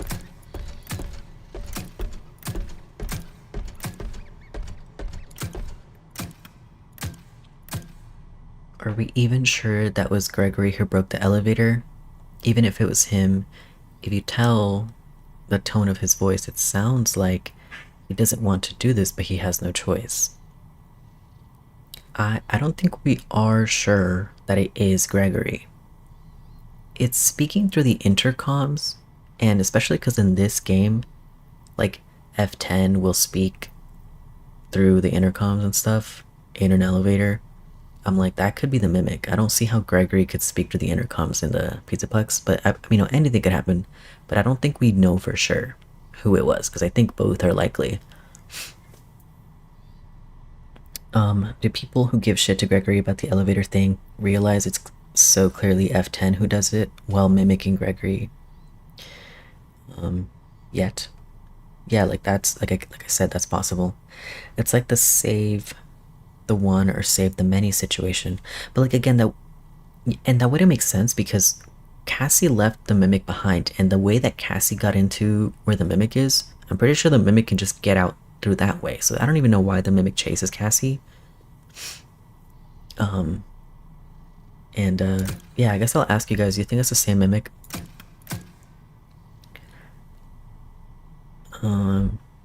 Honestly, the whole drop in the elevator thing feels more like a Vanessa idea than a Gregory. And then Jackie, the guy man, said that isn't Gregory. Yeah. Or if it is Gregory, I don't think it's like the same Gregory. Stay with me on this. I don't think it's the same Gregory that we played as in Security Breach. And we were talking about this earlier. I was talking about with some other theorists earlier that like it seems at some point Gregory and Vanessa were working for Glitch Trap or Burn Trap, whatever, Glitch Trap. And then in Security Breach, that doesn't seem to be the case. Vanessa, yes. Vanny, yes. Gregory, no. But then after Security Breach, so during Ruin, something bad could have happened again. Like Gregory could have been, you know, I don't know, infected again or whatever. And recruited again. Who knows? But of course, there's nothing to really indicate that I can think of right away. But I think it's always a possibility. I definitely don't think Vanny's like free. That's my thing. I don't think that the Princess Quest ending was canon. Because in Ruin we see Vanny's graffiti and we see evidence of glitch trap, like a glitch trap like thing on the wall. And like, okay, yes, you see the Princess Quest machine, but then outside of the machine you see like a Shadow Bonnie from Princess Quest and glitch trap, right? So it's kind of like they've, you know, they're not just in that minigame anymore, they're in real life. They're kind of bleeding out.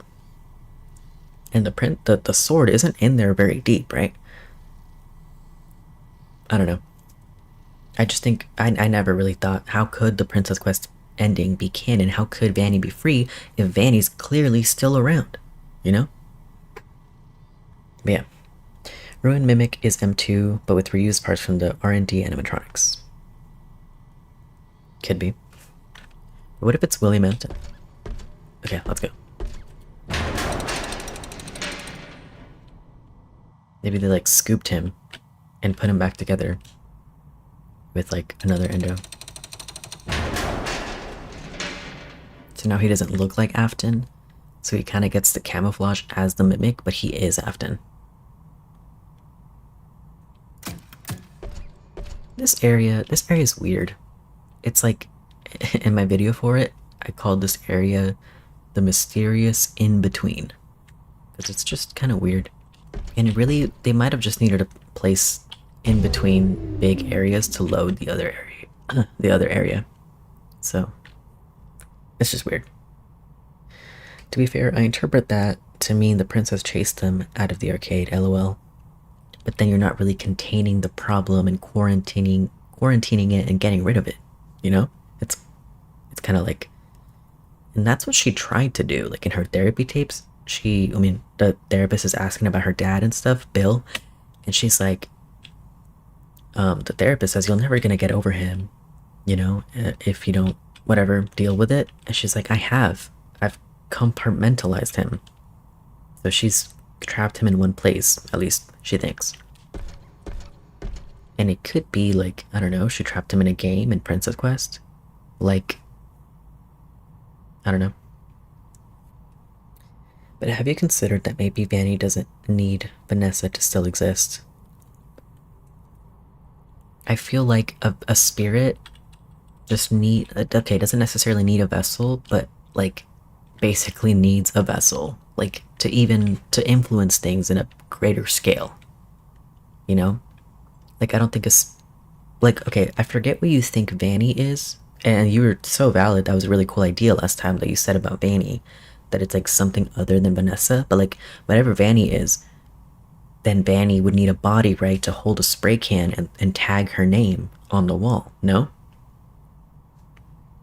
Because, and you see the spray cans, like the physical evidence of a spray can being used, like the yellow spray cans for the yellow like arrows that guide Cassie through the Pizzaplex, and then of course the purple spray cans for the purple tags.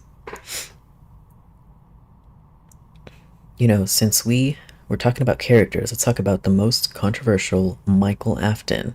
How do we think and feel about this man? He's really cool. Love him in the FNAF 2 movie. And he's really cool in the games. Think about in the OG Scott games. And I guess I'm not opposed to him coming back in the modern era. But then I really don't see traces of him. Except for, of course, the Michael Afton room in Security Breach. But in the Michael Afton room, we hear the therapy tapes for Vanessa and Gregory. And I feel like Vanessa might be the Michael Afton stand-in for this game. You know what I mean? Because if we're, and this is, you know, because her dad's name is Bill, and obviously in the movies, that's Vanessa Afton, or Shelley, because it's like, and it's like Vanessa, Shelley, Mike Schmidt, you know, that's why I feel like it might just be, that's the role she's filling. So I don't know if there's room for Michael, too. Like, maybe. Maybe. And remember, I'm one of those, like, reboot people, so we might not see 100%, we might not be on the same page for everything here. That it's a being that can, yeah, okay, about Vanny, that it's a being that can possess anyone, yeah. But that's the thing, if she's still around, she could have just possessed someone else when she made that graffiti, lol. Okay, I guess that's fair.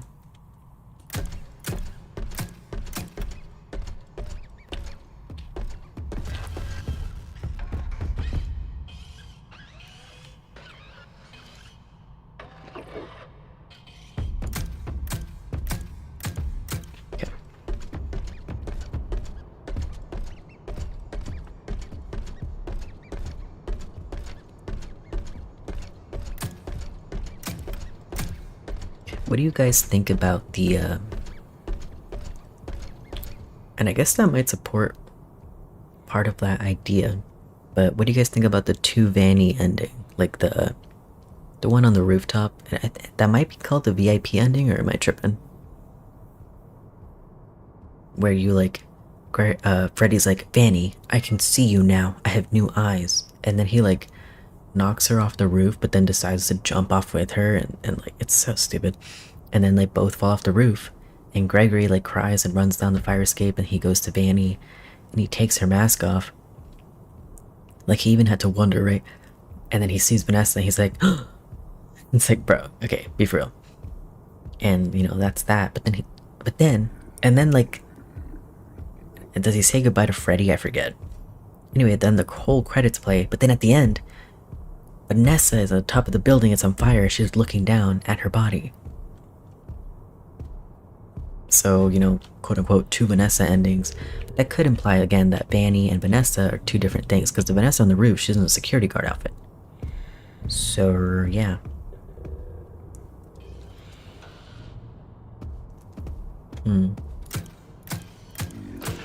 Okay, I'm seeing. Like, maybe that's exactly what we were supposed to get from the hints that the Princess Quest ending was canon, while also having a Vanny graffiti that she still exists even after that ending. I really like how the Mimic not attacking other suits is a retroactive precursor to the other Glamrocks never attacking Freddy in Security Breach. Yeah, or like Gregory in Freddy. And of course in FNAF 2, like, you put the mask on, they think you're one of them. The To the Rooftop ending, chopped as hell. I think everyone, including Scott, is trying to forget that was a thing. I don't know, I thought it was cool. It was thought-provoking, you know?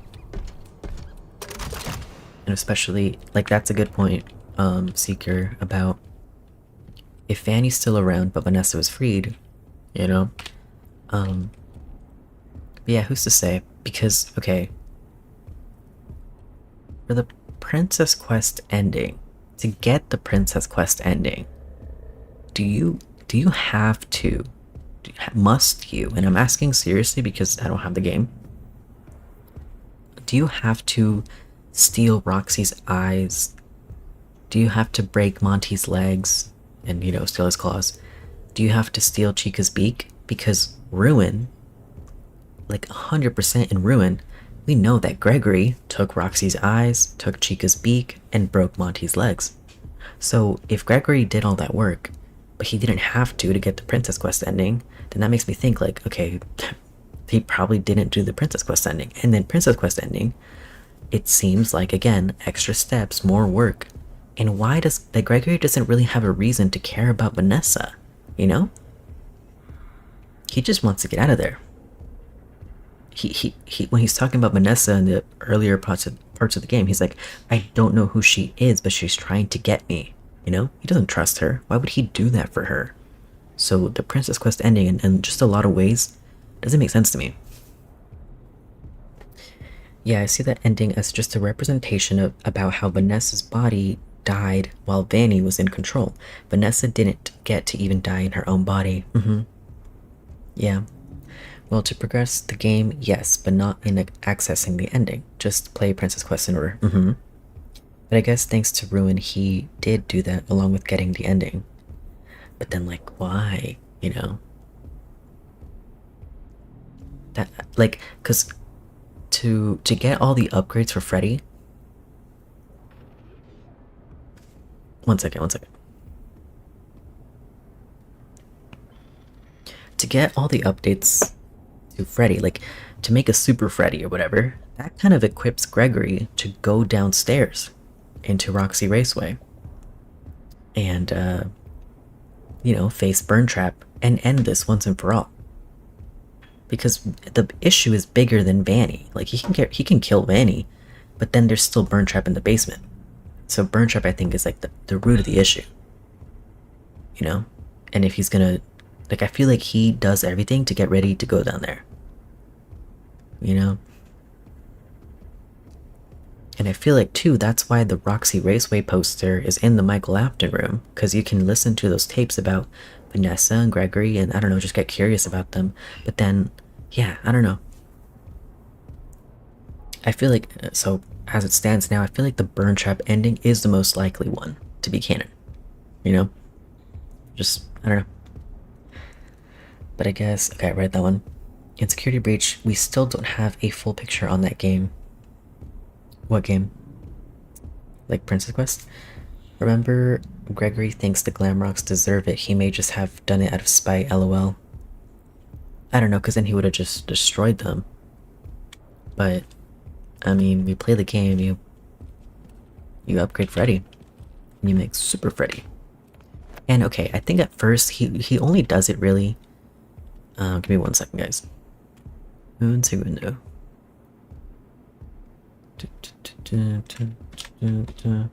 Wait, 1 second.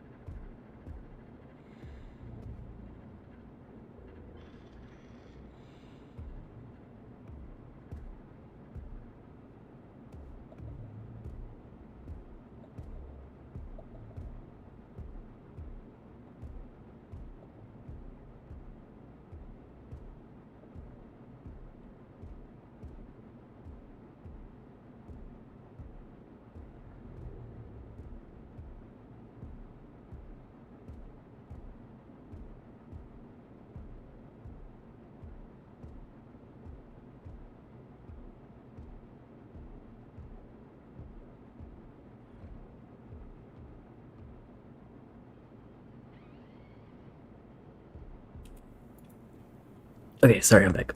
And what were we talking about? I forgot. Let me just reach out.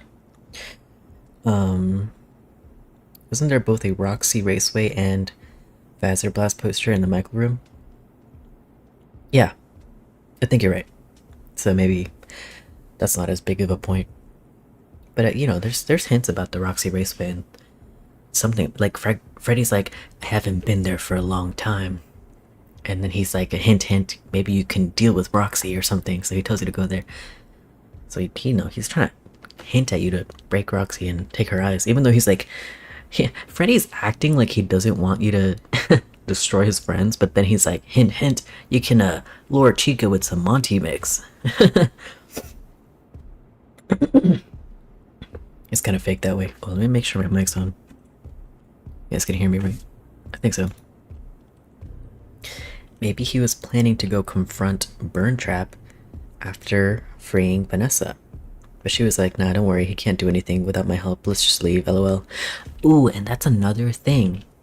That's another thing. Hello? Hold on. Okay, there you go. My game was somewhere. We hear you. Thank you for letting me know. What do you guys think? I don't know.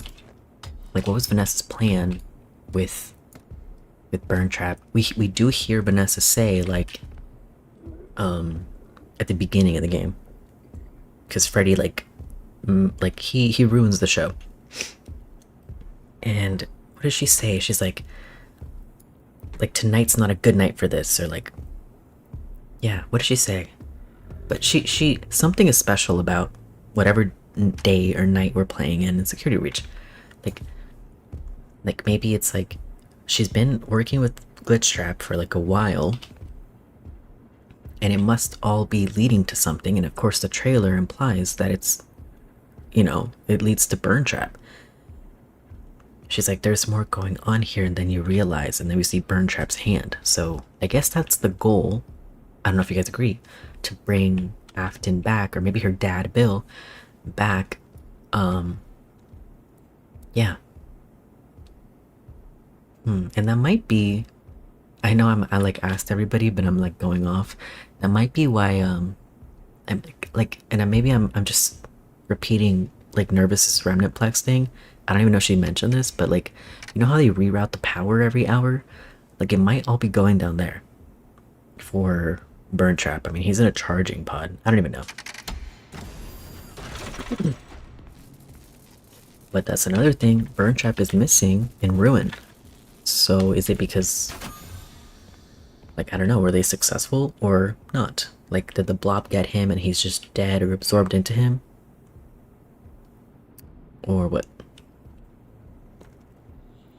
Best idea. Oh shit, I found this freaking puzzle on Ring Chat. Hold on, guys.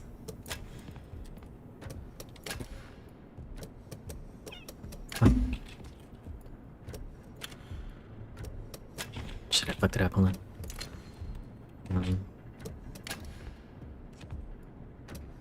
I fucked it up. Hold on. Frick. Oh, I fucked it. Almost. Grah, I wasn't ready. Okay, let's try it. Pro gamer here.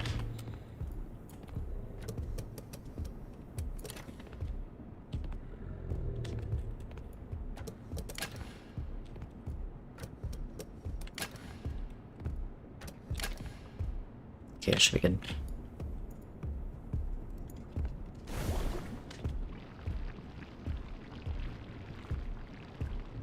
Okay, best idea. To lure in a bunch of kids to kill and use their agony, remnant, whatever, while using the mimic endo to give Glitchtrap a body to essentially resurrect William, kinda. Yeah, and that makes sense to me. Like, I really like Nervous's remnant plex theory, that they are kind of farming remnant, and you know, William already kind of had a setup like that with Circus Babies, Entertainment, and Remnant. So that's yeah, that's perfectly possible, I think. And of course, local residents are going missing. Probably children. They're probably, you know, I hate to just say it like that, but they're probably the easiest to lure away. But since Glitchtrap is dead in Help Wanted 2, which comes before Ruin, the Mimic is now in control of itself. You know, I have to disagree. I don't think that was a canon ending. Because lock in, I know. Yeah, I don't think that was a canon ending. Like, it's a cool ending, but do I think that happened? No. I think the other ending where, you know, Glitchtrap comes out of the pod, aka is alive and still around, and then the Nightmare Staff bots attack the player, and then the player gives Cassie the Vanny Mask, which obviously leads into Ruin. That's gotta be the canon ending. So Glitchtrap is not dead, you know? What's the end goal of Remnant Plex, though? Power. Like, and so the idea is that stuff like this, right? If it was charged with soul power, it's cheaper, and I feel like more... Yeah. Cheaper than regular energy. It's kind of like, you you know, in Monsters Inc., and this is exactly the comparison that Nervous made. In Monsters Inc., where they have to, they kind of farm the screams from the kids, right? And it's a little bit more extreme in FNAF with like the agony and stuff. And then of course in Monsters Inc., they're like, well, we could have just been farming laughter, right? You know, and there is such a thing as like bright remnant, like a good energy, you know. Love is always a more powerful force than like, you know, fear or evil, stuff like that. But obviously the one that Afton chooses is the one that, you know, I don't know, satisfies his sadistic, you know, urges or whatever. Remnant, Mimic, God David. No, okay, so I don't think obviously that William or like Vanny on behalf of William would be trying to bring David back. Like I don't think William made that promise. Obviously, I think Cassidy did. Yeah. And that's why I think, you know, the moral of the story is friendship. Because your friends are the ones who are there for you. And William is not. Your dad is not. As for Gregory, if we believe GGY/Patient 46, his role is meant to lure away or deal with anyone who tries to get too involved with the truth.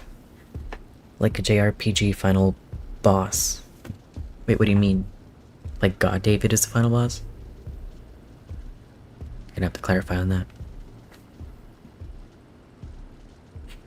And then Digidog. His role is meant to lure away or deal with. Yeah, I mean, if what we know about Gregory is that, and you know, we could call him GGY in the games because the top score in every arcade machine is GGY. It's not just a book only thing. So it is kind of an alter ego probably, because he never mentions doing any of that. But anyway, I'll just keep calling him Gregory. We know that he is a good hacker. And the therapist says that he's kind of been on the... Oh, you know what? That is a good sort of timeline placement sort of thing, because when we're playing Security Breach, the only human employee is Vanessa, the head security guard, and then the rest of the employees are just staff bots. And then we could talk about the Help Wanted 2 player, but let me just hold off on that because I don't even know. But anyway, in the therapy tapes, the therapist is telling Gregory that the employees at the Pizzaplex, you know, have been reaching out to her, and that's weird. How do they know who's Gregory's therapist is? But whatever. Reaching out to her, and you know, they know Gregory has been sneaking into the Pizzaplex and then messing with their systems and stuff. Sorry, I'm messing with my desk.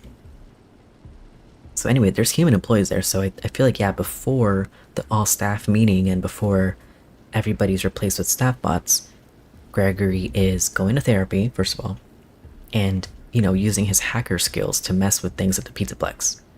And he could have a hand with luring people. The only people that we know he lured to their demise are his therapists. That's implied in GGY and in the games, in the therapy tapes. The therapy tapes keep disappearing. Vanessa finds it weird. Gregory doesn't. And when the therapist gets too close, yeah, he's really sinister about it. She's like, we'll talk about this next time or something. And then he shakes his head and she's like, you're shaking your head as if there won't be a next time. And he like smiles creepily or something. So yes, Gregory at least is responsible for the therapists going missing. But is he luring kids, other kids? I don't know, because I feel like Vanessa would be like, I don't know. I guess you could say following in the footsteps of her father or something. And it's not all the same. But anyway, her dad Bill, she's a killer rabbit lady, you know? So if she could lure kids away, I don't know. I don't know. I really don't know. Seeker said, true, I love the idea of the ghost kids subplot being about them saving each other instead of adults saving them, lol. Yeah, and it kind of sadly mirrors real life. Like, I don't want to get too into it, of course, but this whole like Epstein debacle, it's like, I don't even know how to, like, I'm an adult at this point, and I've been an adult, right? And I wouldn't even know how to like broach that topic with like the younger generation, because the younger generation, kids aren't stupid, right? And they know, or they're gonna find out, like, you know, this conspiracy that no one's doing anything about. And it's not just one man, you know, Epstein's dead. It's not just one man, there's a whole, you know, conspiracy there. But the bigger issue is that, like, even if it was out in the open, and not a lot of these files are out in the open, there's no justice, you know? And who's to say it won't happen again, you know? How many years down the line? And I don't know, that's kind of the world we live in. It's so sad, you know? Sorry to say, but we don't protect our children, you know? We don't, there's no, it's so sad. It really is so sad how much it mirrors real life, but like, it's so hard to see justice come about.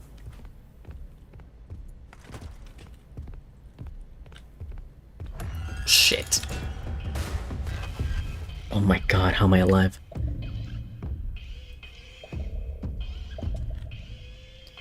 Alright. You're good, you're good, you're good. Can I ask, other than Springtrap, have we ever seen an adult haunt or possess anything in this franchise like the kids do? Because it feels like the kids get more focus on everything here. And yeah, and that might just be like the ghost trope of like vengeful kid spirit. But adults can definitely fit that bill. No pun intended, I guess. But can I think of an example? Not really. There's the weird ass, oh yeah, the weird ass moon in the basement. But that's an adult. Are sure that's an adult? I think it's an adult. Yep, it sounds like one. Does Ralph and the bad endings of The Week Before count? I have not read that book. Heard about it.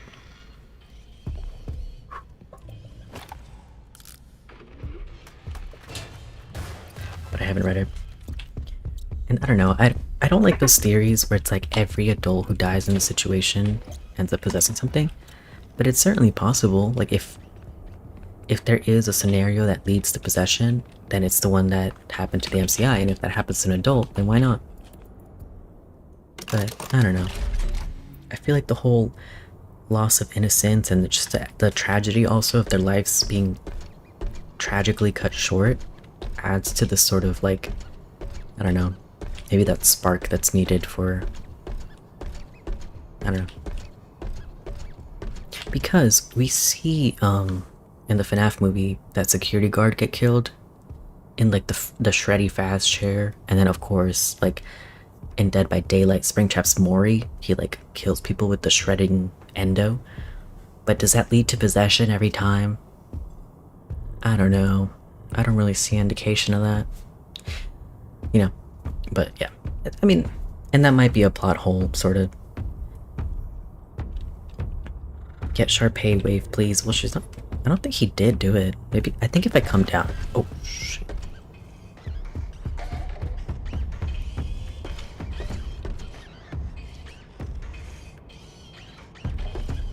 It's so cute. I wish you. Yeah, it doesn't do it every time though. When an adult dies, nobody cares. When a child dies, real crap. Run it back.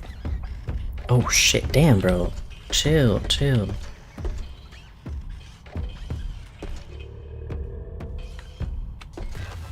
Okay, chill, I get it. Okay, I'll be right back. Let me get a save and then I'll come right back. Like, to this area. I'm not going anywhere. It don't bite. Are we sure?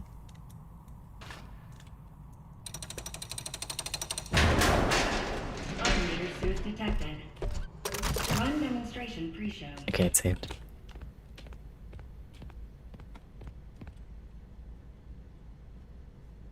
Weird.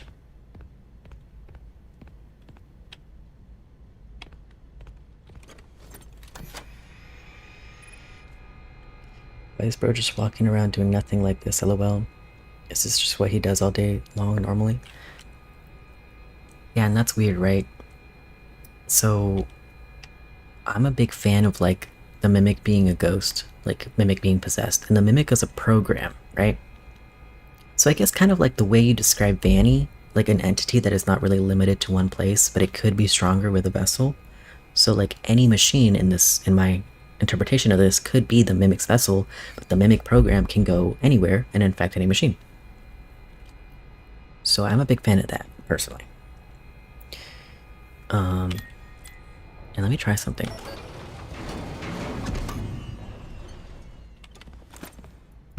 Well, first of all, lore. Oh, why did you go?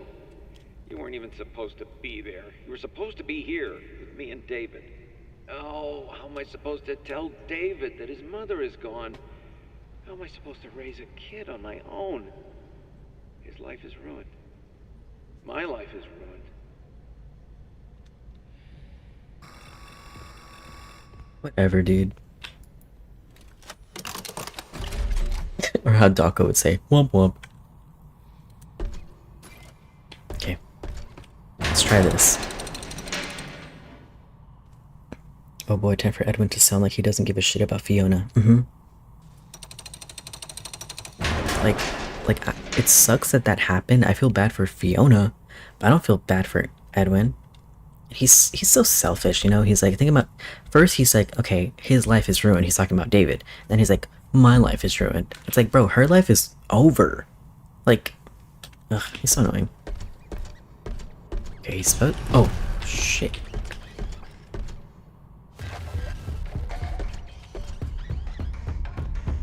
Jesus. Back the hell up. Okay, he's not gonna wave to me. So let's just go. Maybe next time. And David, he's there, I guess. Bro, put some respect on Eleanor. She's very powerful and she's coming to the games. I've been hearing that for years, Seeker, and I've yet to see it. But maybe next game. I don't know, the coolest kind of like, I don't know, I haven't read too far into Frights and I haven't had a chance to read how that plays out myself. So I like the channel Not Real Name, Not At All, and she has some pretty strong opinions on Eleanor and stuff like that and how she was handled. And so obviously these aren't my own ideas. All I know is other people's ideas, so on Eleanor. So as far as I heard, they didn't really do her justice and it was kind of random. It felt like she came out of nowhere.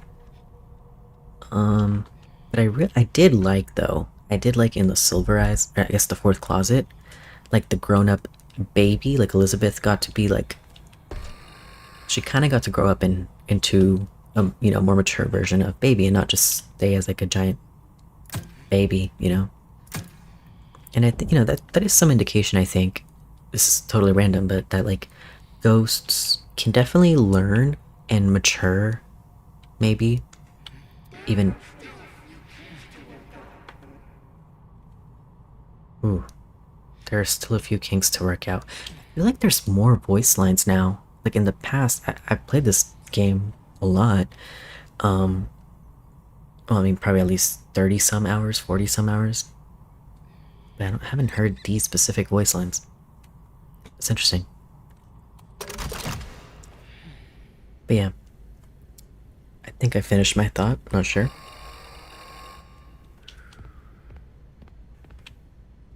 Ooh, it's time to see.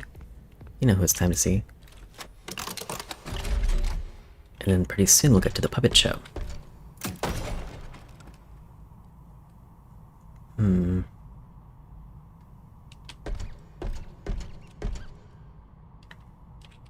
Even the spring lock elevator is giving like Endo too. The whole like the prongs. But I'm on Craig.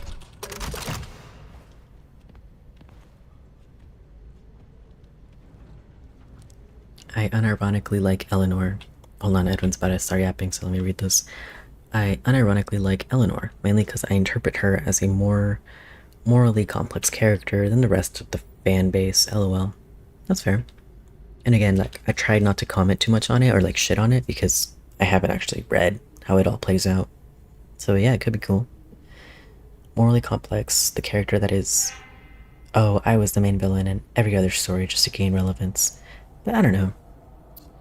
it might not read well, but in concept, like a victim who was kind of there all along in little ways, like, you know, Elizabeth in the games, and the Biddy Babs and the Mean Arenas and the Fun Times, they keep getting, and so I like to refer to Circus Baby's entertainment and rentals as William Afton's. I almost said.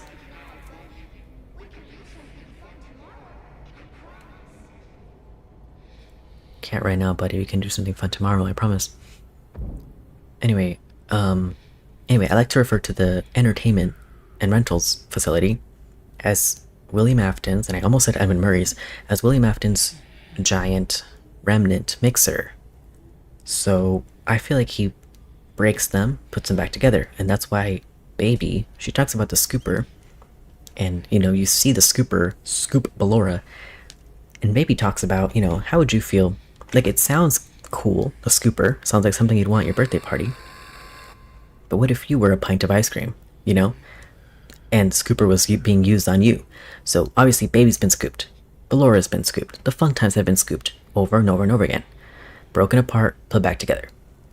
Right? And that's why I think Circus Baby's Pizza World has to come after FNAF 2, because William has to learn about taking apart, putting back together through Mangle. I feel like Mangle clues him in into, like, being able to do the Fun Times and stuff. That's why Funtime Foxy looks like Mangle.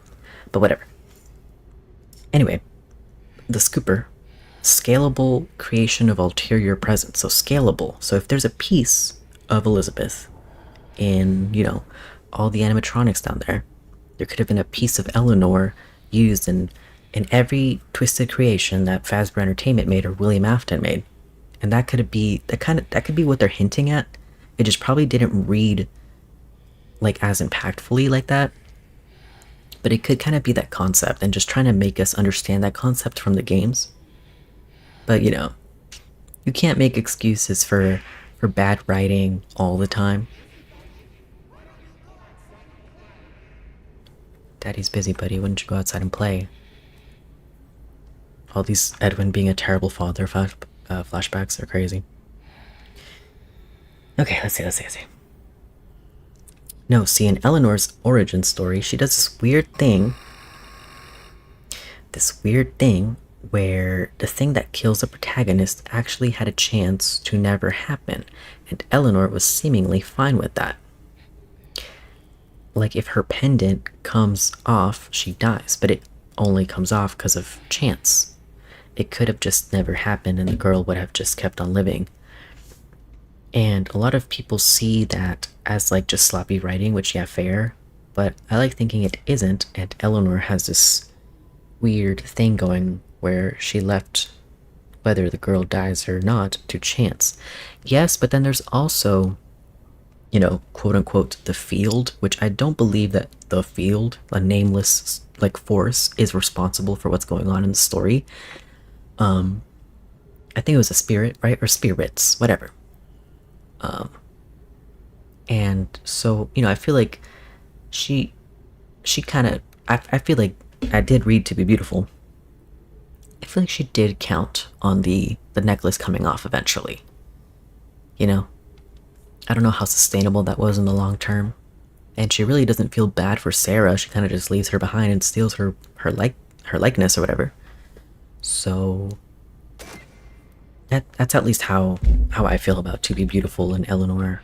And if, you know, what I've heard is that later in the Fright stories, she's way different than she is in To Be Beautiful.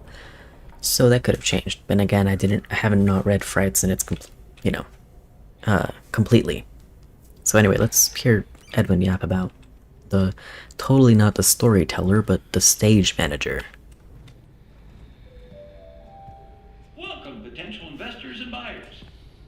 Are you thinking of getting into the children's television entertainment space? Are the costs of writers, crew, and puppeteers holding you back? Then, boy, have we got some news for you. Welcome to the MCM Television Studio of the Future. Here, there's no need for a cast or crew. Our patented Stage Manager software keeps your show on track and condensed to fit your broadcast time slot, including commercial breaks. If writers have you blocked, use an MCM story template. Simply supply the stage manager with the desired character names, location, and genre. It writes itself. Additional story templates available for purchase. What about the talent? Well, we removed the talent. No difficult puppeteers, demanding actors, or moody directors needed. Our system is drama-free. Simply interact with the performance by shooting targets to progress the story. And of course, you'll save a fortune on production costs. The MCM studio comes equipped with automated cameras, props, and lights. Seat filler audience included at additional cost. This example show is written and performed by a single costumed writer, director, cameraman, puppeteer, producer in front of an automated studio audience. So it's the storyteller. It's like the first storyteller. And you bet your ass, it doesn't say it, but you bet your ass he used the Mimic 1 program in making the storyteller. Or the stage manager. The stage manager software that runs everything in the theater. And it does the same thing as a storyteller entails. Like, it replaces all the necessity for human writers and employees, you know?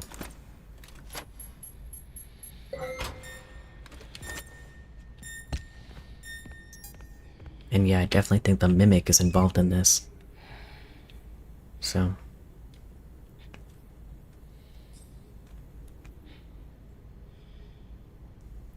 Okay, let's see. And she also has scenes of singing the girl to sleep, and it's implied a dream. Implied a dream the girl where she's just hanging out with Eleanor is a dream Eleanor gave her, I think. Like a nice dream. Oh, OMG, Edwin was an AI bro before they became a thing. Absolutely. And yeah, she doesn't feel bad about her dying, but that's exactly why I like her. I interpret her to have this weirdly apathetic fondness for her. Like, she tries, but then if it doesn't work out, she's like, well, on to bigger and better. Okay? Like, she enjoys her time with her and doesn't forcefully kill her, but if she does die, she's just like, oh well, more agony for me, bye. Which I just like, because of how unique it is. And then also during the very ending of the Stitch Wraith Stingers, Eleanor's pendant is still around, and Larson hears it, like, humming, and calls it beautiful. And then Digi said, okay, to be real, the whole stage manager thing seems both like a jab at the whole AI taking over everything that is going on. I added a word there, sorry. And there might be some prototype version of the storyteller. I think it just is a storyteller, like the equivalent or whatever. Or the final one we see in David's room. Yeah, but then that one in David's room, I feel like I might even just say that was F10 or Fiona, whatever, because it's for David, but it's like, what did Edwin do for David other than make a babysitter so he didn't have to do anything for David? Because, like, this is for him, for his company, I guess, and for money. It's something that he can go public with. He's trying to impress investors and buyers. That's like who he's addressing here. So it's not for David. But you're right, like, that is a storyteller. It could tell stories, that thing at the end. So you're not wrong. You're not. But there's just that difference that I wanted to point out. And Eleanor was previously shown singing, which to me it reads like Eleanor is still around in her pendant, but redeemed. Because of Jake getting rid of the agony of Pitt, most likely, since Eleanor seems connected to it. Well, you know what? I'm gonna have to say no comment because I am lacking a lot of context for that. But thank you for sharing your ideas. And we're about to run up on you know who.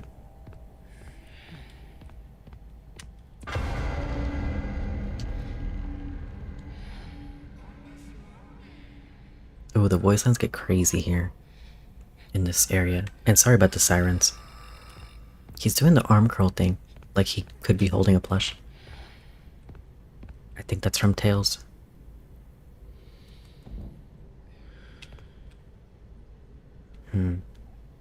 Flat as a fish. Anyway.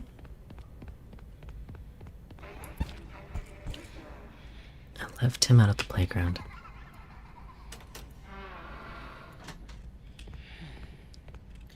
How do we feel about God David? I do not agree with it, but I think it's full of good observations. So yeah, okay. Before I even get into that, just yeah, what do you guys think? How do you guys feel about God David? Okay, Digi. Okay. Where do you see Eleanor fitting into the games? Yeah, that's a good question. Like, is she in the games? Does she have a game equivalent, or are we gonna meet her someday?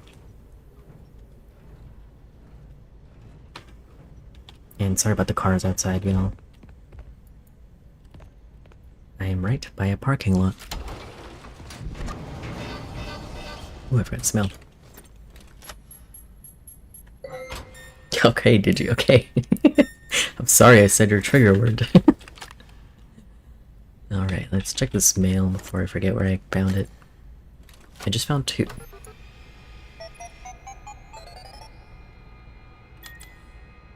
Okay, this one was behind the elevator. Moving on. Ken, after one interview, they offered me the job. It happened so quick. No questions about my work or skills. They asked one question. When can you start? I'm going to make double what I make here.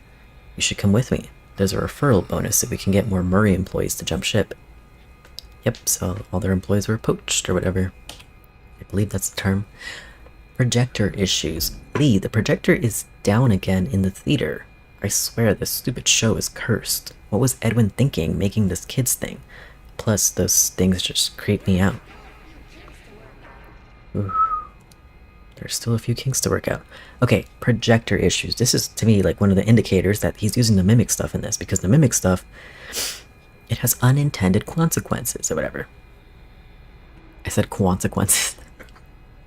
Unintended, unforeseen consequences. So the projector issues, I think, are the first indicator of that, and even the employees are like, this theater show, this whole thing, which is run by, in my opinion, the stage manager / Mimic 1 program, is being run like it's the Mimic 1 program. It makes them think that the show is cursed, but it's like, to me, it's like the Mimic protesting and being used in this ridiculous way, you know. And a lot of people, when they play through this section, they're like, this whole part's stupid. And it's like, how do you think the Mimic feels about being forced to do this, you know? But that's my take. Okay, let's see. I don't know, honestly. I wouldn't mind her being the next villain, but I don't know if Scott would at this point.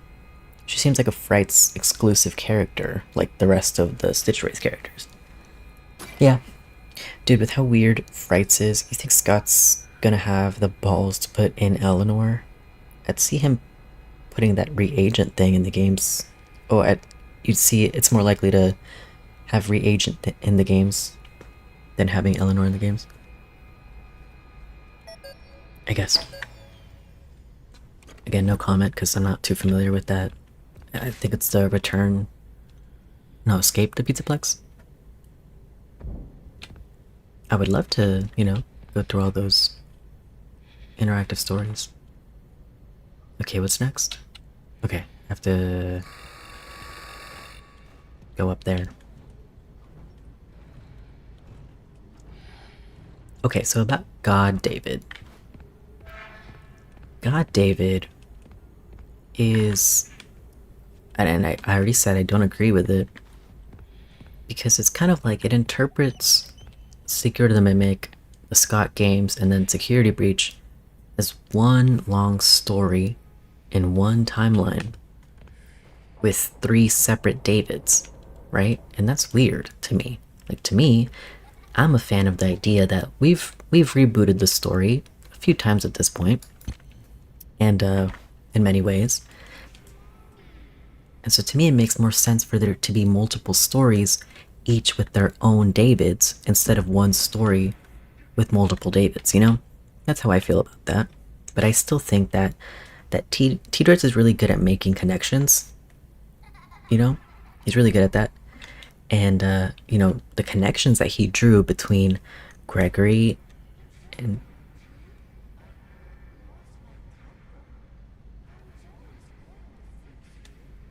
Sorry, I told you guys the voice lines here are crazy.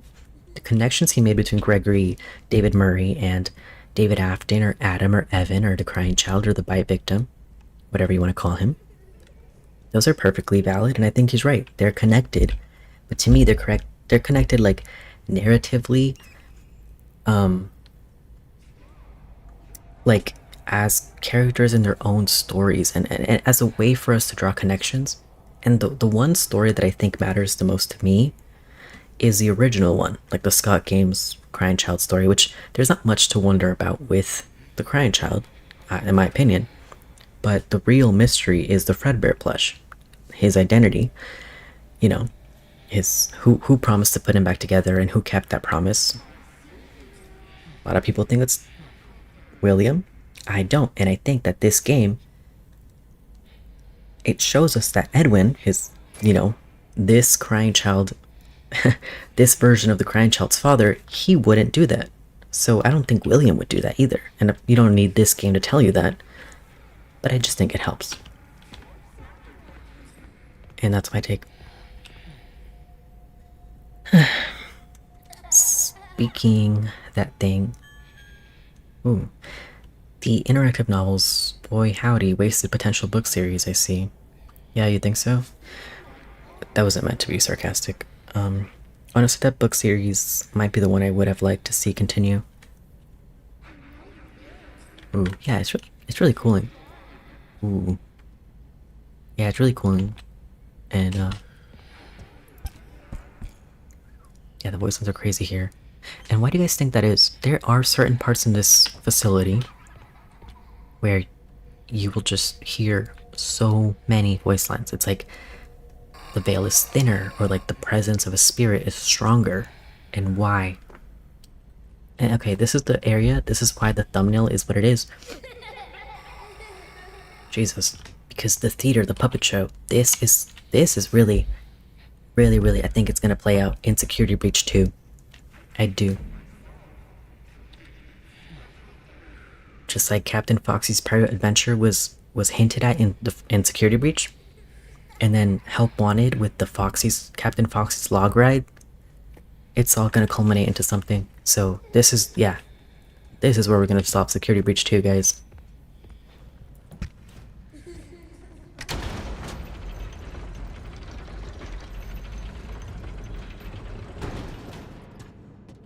Oh, sorry, 1 second.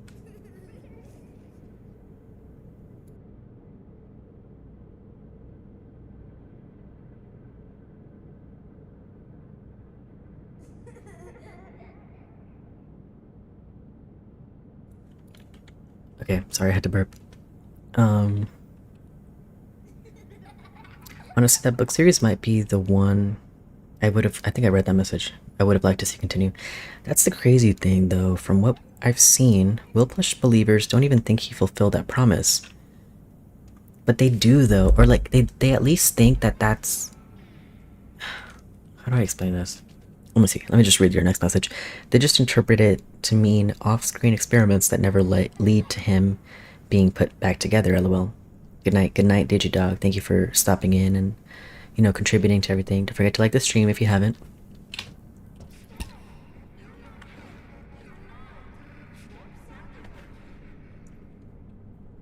But, like, they do, though, Seeker, is a thing. Like, they think that's why he experiments, because he started to try to put the grind... And, okay, maybe.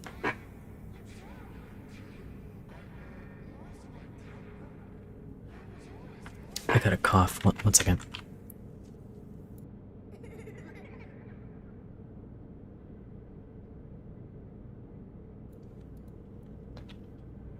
Okay.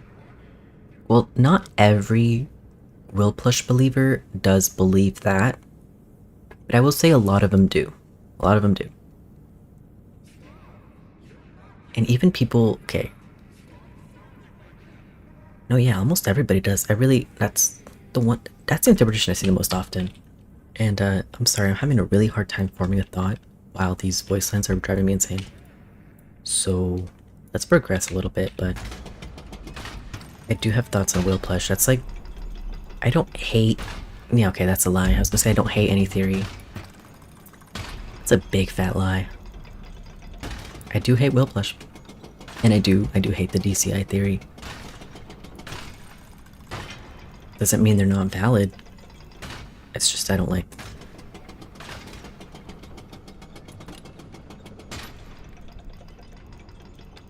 And I feel like the whole Will Plush theory, that's the whole reason why people believe Will care. Because if you don't believe in Will Plush, then there's nothing for Will care. Like, next to nothing, I think. It's kind of like the what's the word? The Jenga piece at the bottom of that Will care tower is that he promised to put his son back together. So that's what motivates him and stuff. What if he's not? What if he never made that promise? What if he's not the Plush? And I definitely think he's not the Plush. But, you know. And anyway, I think that... Let me just get out of here. I think that we have a fantastic... Well, yeah, sorry to say that about this, but we have a fantastic second example of a situation where William, as a child who is broken, Elizabeth and Circus Baby, mangled to pieces probably, and has the opportunity, I guess, to put her back together. And what does he do? He takes her apart, puts her back together, takes her apart, puts her back together, takes her apart, puts her back together. Like, torture, and keeps her locked down in the basement. So how on earth could you think that for the crying child, he would put him back together? That's clearly not the end goal for him. Clearly not, you know? It's, you know, yeah. That's not the kind of guy he is. Seeker said exactly. Thank you. Glad we agree on that. The only other thing people can pull for it is warning Elizabeth not to go near baby from what I've seen. But then why did he build her and tell her, it's for you, I built her especially for you? She says, didn't you make her just for me? She didn't make that up. She's quoting him. He told her that. He made baby just for her.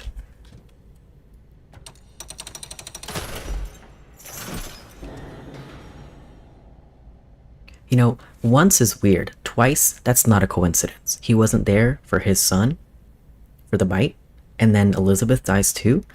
And it's not even just twice. 3 times, all 3 of his kids die. And it's his fault every time. So yeah, no, I don't, yeah. William's a terrible dad. And all of his kids die. Literally, all of the Afton siblings suffer terrible fates. That's not a coincidence, bruh. William's the common link there. But he cares. Okay. And, you know, I don't mean to be, like, shady or anything, but that's how I feel.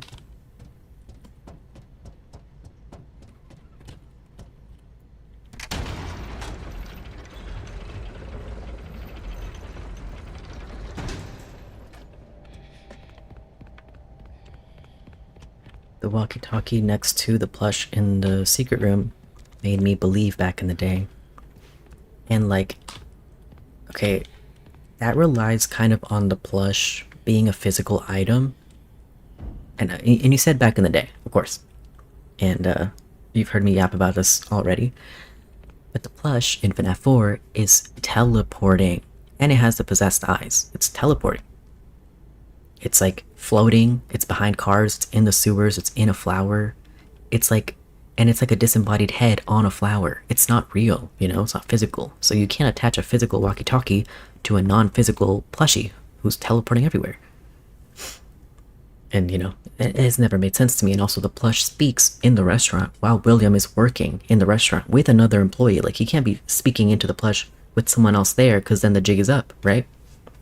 You can't be secretive that way. And you know, literally be 2 people or 2 entities at the same time that way. Speaking of putting Cece back together, what do you view as what fulfills that promise? Happiest day? Yes, and I think FNAF World made that clear. FNAF World. Like, at the time of FNAF 3, then you might think, oh, it's the Golden Freddy MCI kid. And then you meet the Fredbear kid in FNAF 4, and then FNAF World makes it clear the party was for him. And then, of course, the logbook. Cassidy straight up tells the crying child the party was for you. So yeah, I think happiest day, yeah, is for the crying child. Because it's his party, his birthday party that went so wrong. you know. Oh, and then I will bring that up because I didn't even think of this last time, but there was this person in another stream named Aaron. I think I did say it, but then I made the stream private because it was really late FNAF World stream. But anyway, you know how the first FNAF World was, you know, it wasn't about the Crying Child, but it had Crying Child stuff in there. So this person, Aaron, said that the second FNAF World 2, it might have something to do with Gregory, you know? And like I said, I don't believe in God, David, but I think the connections are valid. They are there. And so, something. But Gregory, you know, as far as we know, isn't broken. I mean, Glamrock Freddy says, "I sense you are broken." And I think that's just to, you know, really drive home the connections with the Crying Child and stuff. But I don't know about him needing, like Gregory needing his own happiest day.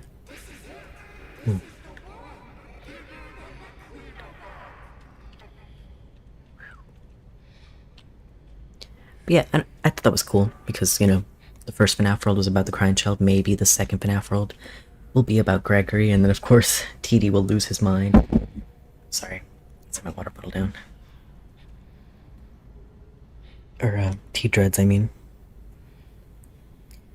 Okay, let's see. Seeker said, "I view it as Ennard itself, personally, since creating Ennard is Elizabeth's plan, and I believe in Shatter Victim, so he would be spread across the fun times because of Molten MCI. Shatter Victim, well, I did bring that up last time. Okay. I feel like, wouldn't Shatter Victim have to, because the spirit followed, sorry, hold on. Because the spirit follows the flesh, right? So, and that's a whole thing about the Crying Child possessing Fredbear, but I do think he's at least traces of him, you know? At least when we see Fredbear, we are supposed to think about the Crying Child, so he's represented by Fredbear, even if he doesn't possess him. But anyway, the robot that bit the Crying Child. Fazbear Entertainment, if their behavior is anything like it was in FNAF 2, they used the old robots, those spare haunted parts, in the new robots. So, if they just completely used Fredbear, like decommissioned him and just tore him apart and used him when making the classics, then okay, like the Crying Child spirit could be in the classics, the core 4. And so you'd have to bring them all together in order to, you know, allow the Crying Child to appear. But then, like I said, I feel like William, he wouldn't want to give that up. And especially because the Golden Freddy or Fredbear suit was not just used in the bite. He killed a child, he lured a child to the back room, Cassidy, and stuffed him in the Golden Freddy or Fredbear suit. And I do like the Cassidy Springlock theory, that he didn't stab Cassidy and then hide the body in the Fredbear suit, the Golden Freddy suit. Like, the suit itself was the murder weapon, you know? He let the Springlocks go off and kill Cassidy, and that's what makes him so special. That's a particularly agonizing death, you know? You literally drown in your own blood. And it's a really prolonged, painful death. So anyway, he wouldn't want to give that up. If he could exploit that, then he would, and I feel like he would not let Fazbear Entertainment get away with that. I mean, they'd have to be quick. I don't know. Maybe they did. That's a possibility, but I feel like William's character, he's ruthless, and I feel like he would do anything he had to keep the Golden Freddy or Fredbear suit, you know? See? Also, I feel like putting CC back together already happened by the time FNAF World happens, since Yellow Eyes only mentions it at the very beginning cutscene when you first open the game. I don't know. I don't think so. I think there's still, because you still have to do the work. You have to leave breadcrumbs for him. So if everything's already happened, then I feel like then Cassidy might listen to Old Man Consequences and just let it go, because, you know? I mean, maybe, because there's still the whole revenge thing with William, but I feel like that's why Cassidy doesn't listen to OMC. Because Cassidy still has to do this for the crying child, you know? Still has pending, like, unfinished business, you know? He made that promise, because I think the plush is Cassidy. He made that promise to the crying child, and he's gonna keep it. And at the time of FNAF World, I don't think it's, like, I think FNAF World is before FNAF 3, obviously, where those memories or like those hints come into play, so that Happiest Day hasn't happened. So, you know, he still has unfinished business. Like, I think him being put back together is what allows FNAF World to even happen. He's got his memories back because he's put together again, and they can now be used to make the Happiest Day minigames. That's fair, and you know, that's what it seems like in the logbook as well, that I'm not really too clear on the timeline there, but it could be, yeah, around the time of FNAF 3. It seems like, yeah, he does enter, he does become more lucid, and little by little, Cassidy kind of has to, like, poke his memory and be like, what do you remember? Actually, I have the logbook right here.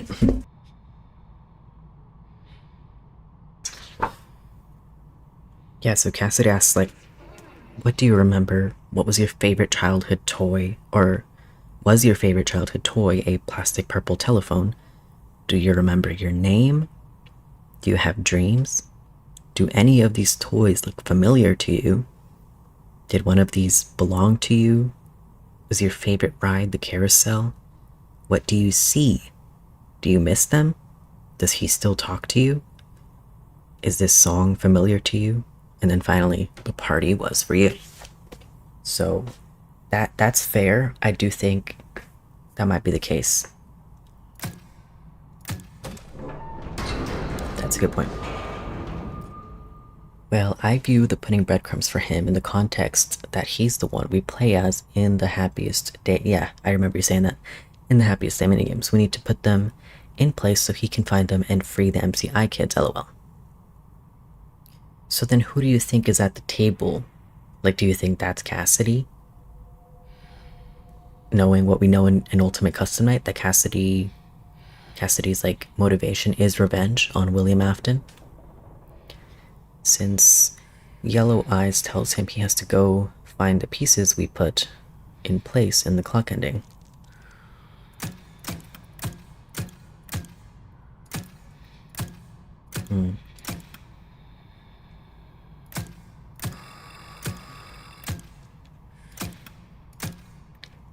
So in the beginning, he makes the promise, I will put you back together. And in the end, he just says the pieces aren't placed for you. Rest. That could be, and this is because FNAF World is very meta, that he's talking to us as the player. And this is, you know, not to discredit what you're saying, but this is the way that I would make it fit for my theories, of course. It could be that he's talking to the player because we set the pieces in place, and then we're the ones who, you know, find those hints while we play through Follow Me, and then of course throughout the FNAF 3 nighttime gameplay.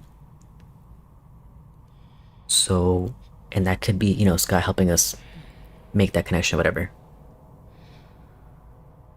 But know who it's for. Now we know who it's for because we see the plush make the promise at the beginning. So it was always for the crying child.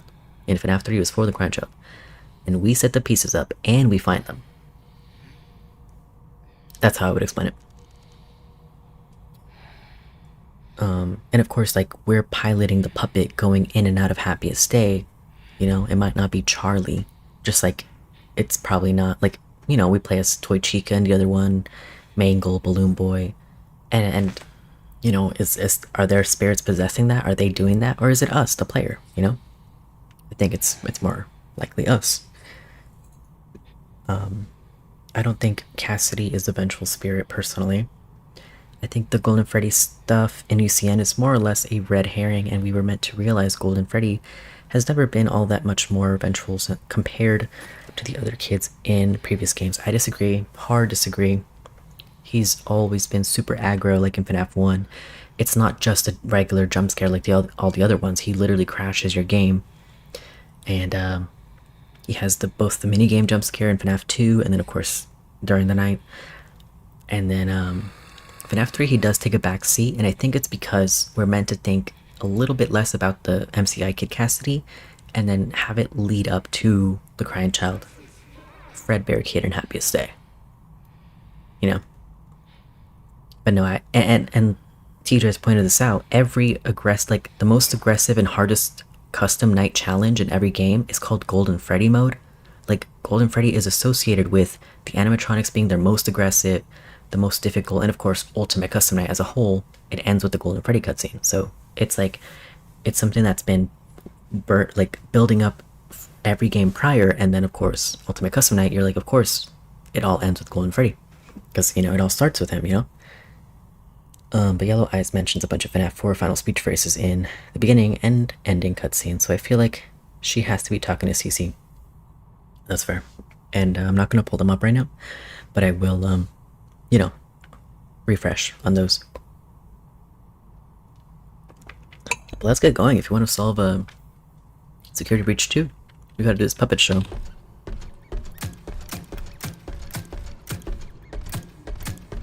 Places, please. This is where the lore is at. Everybody quiet.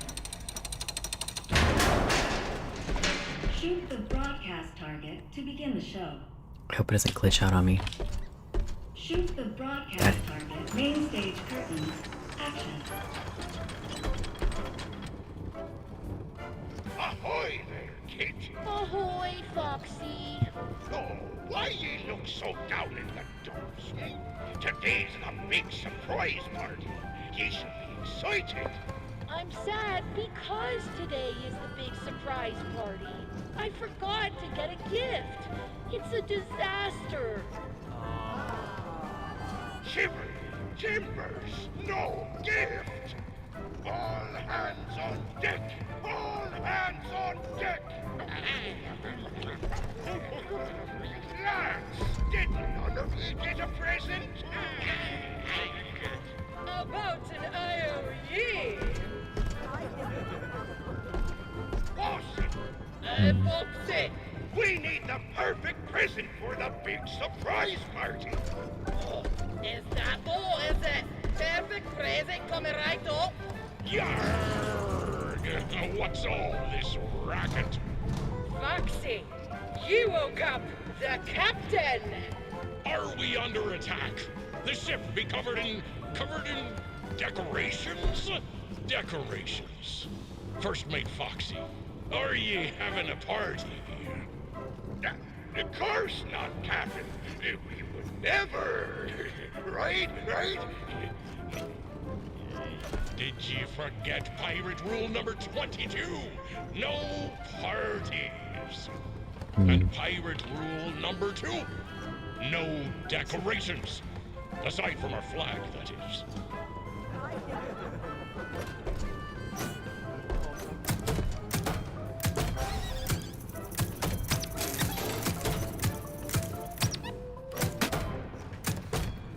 If Roxy comes back, take note of her appearance, because she has these like pink cuffs on her arms that to me, no, they look.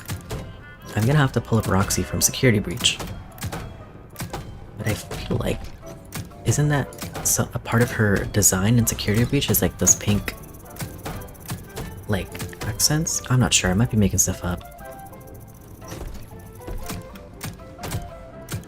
But she is blind. She's wearing 2 eye patches, like Gregory blinds her in Security Breach.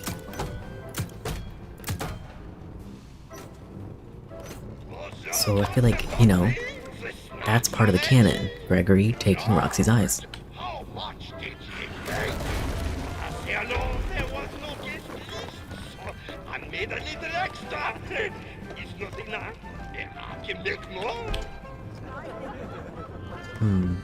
Party snacks. Pirate rule number 1. No party snacks. In this show, remember the teaser showed this audience at this show. First Mate Foxy's perfect surprise. And the party, you know, the party was for you. A surprise party. And David, or you know, this version of Gregory, his last party is a surprise party. And he never gets his gift, it never happens, he never gets his cake. It goes wrong. Just like the crime job. But we don't ever get a birthday sort of thing with Gregory, as far as I'm aware. You know, actually Cassie, we get birthday stuff for Cassie. And then Steel Wool did have that crying child tweet, if you remember. Oh yeah, there. You see she has like pink things and she's blind. Okay, I gotta lock in. Get puppet jump scare. Foxy! Foxy, it's done! I gave it all I got, Foxy! I present to you the perfect present! Ooh. Well done, bosses. Foxy! Foxy! Rocktopus! Rocktopus on the starboard bow! The Rocktopus. Okay, Foxy. I love how they dance. Knows Roctopi are drawn to boat parties. This is why sailors don't have boat parties. Hey, man. Groovy Star-shaped party. shades. What do you got to eat? Come on, lads! Stop that Rocktopus! Oh, far out. So Rocktopus, with its giant tentacles, attacking a pirate ship, or the Kraken attacking a pirate ship. You know?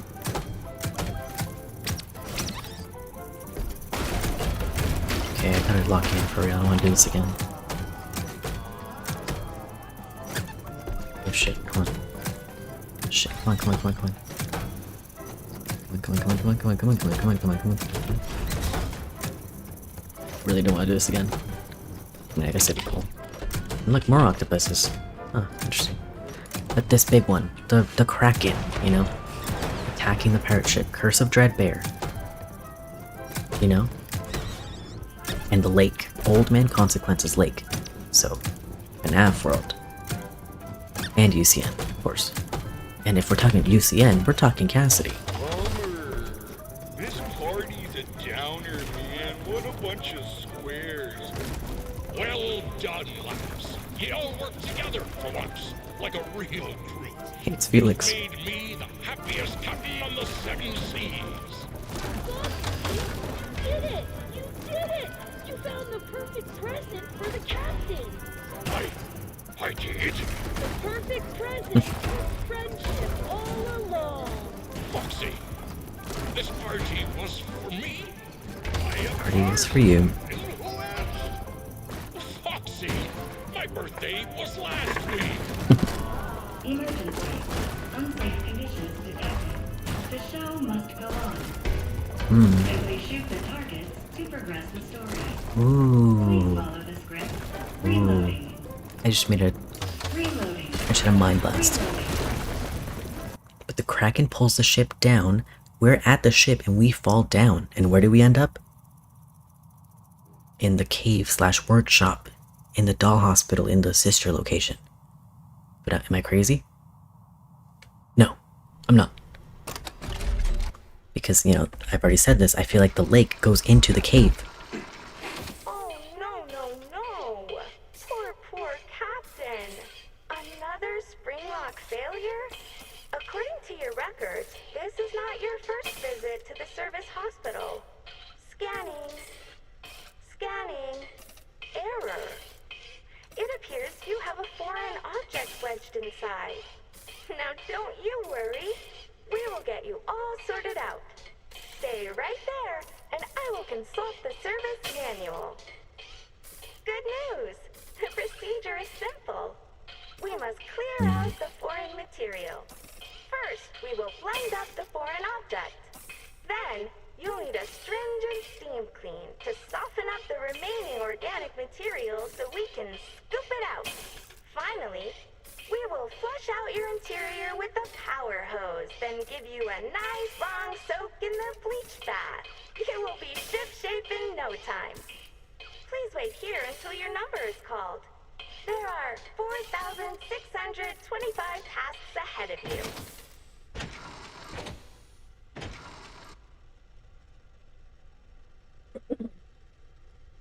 Don't forget to like the stream, everybody. And like, holy brain blast. Sorry, Seeker, I know you're talking, but like, yeah.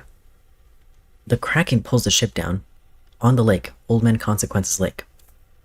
And of course, FNAF World, the original like appearance of the lake, you go down and it's like the 5th glitch pretty much. And something happiest day. Right? But you know, whatever. The cave with the waterfall. I feel like if the water's coming from anywhere, it's bleeding in from the lake.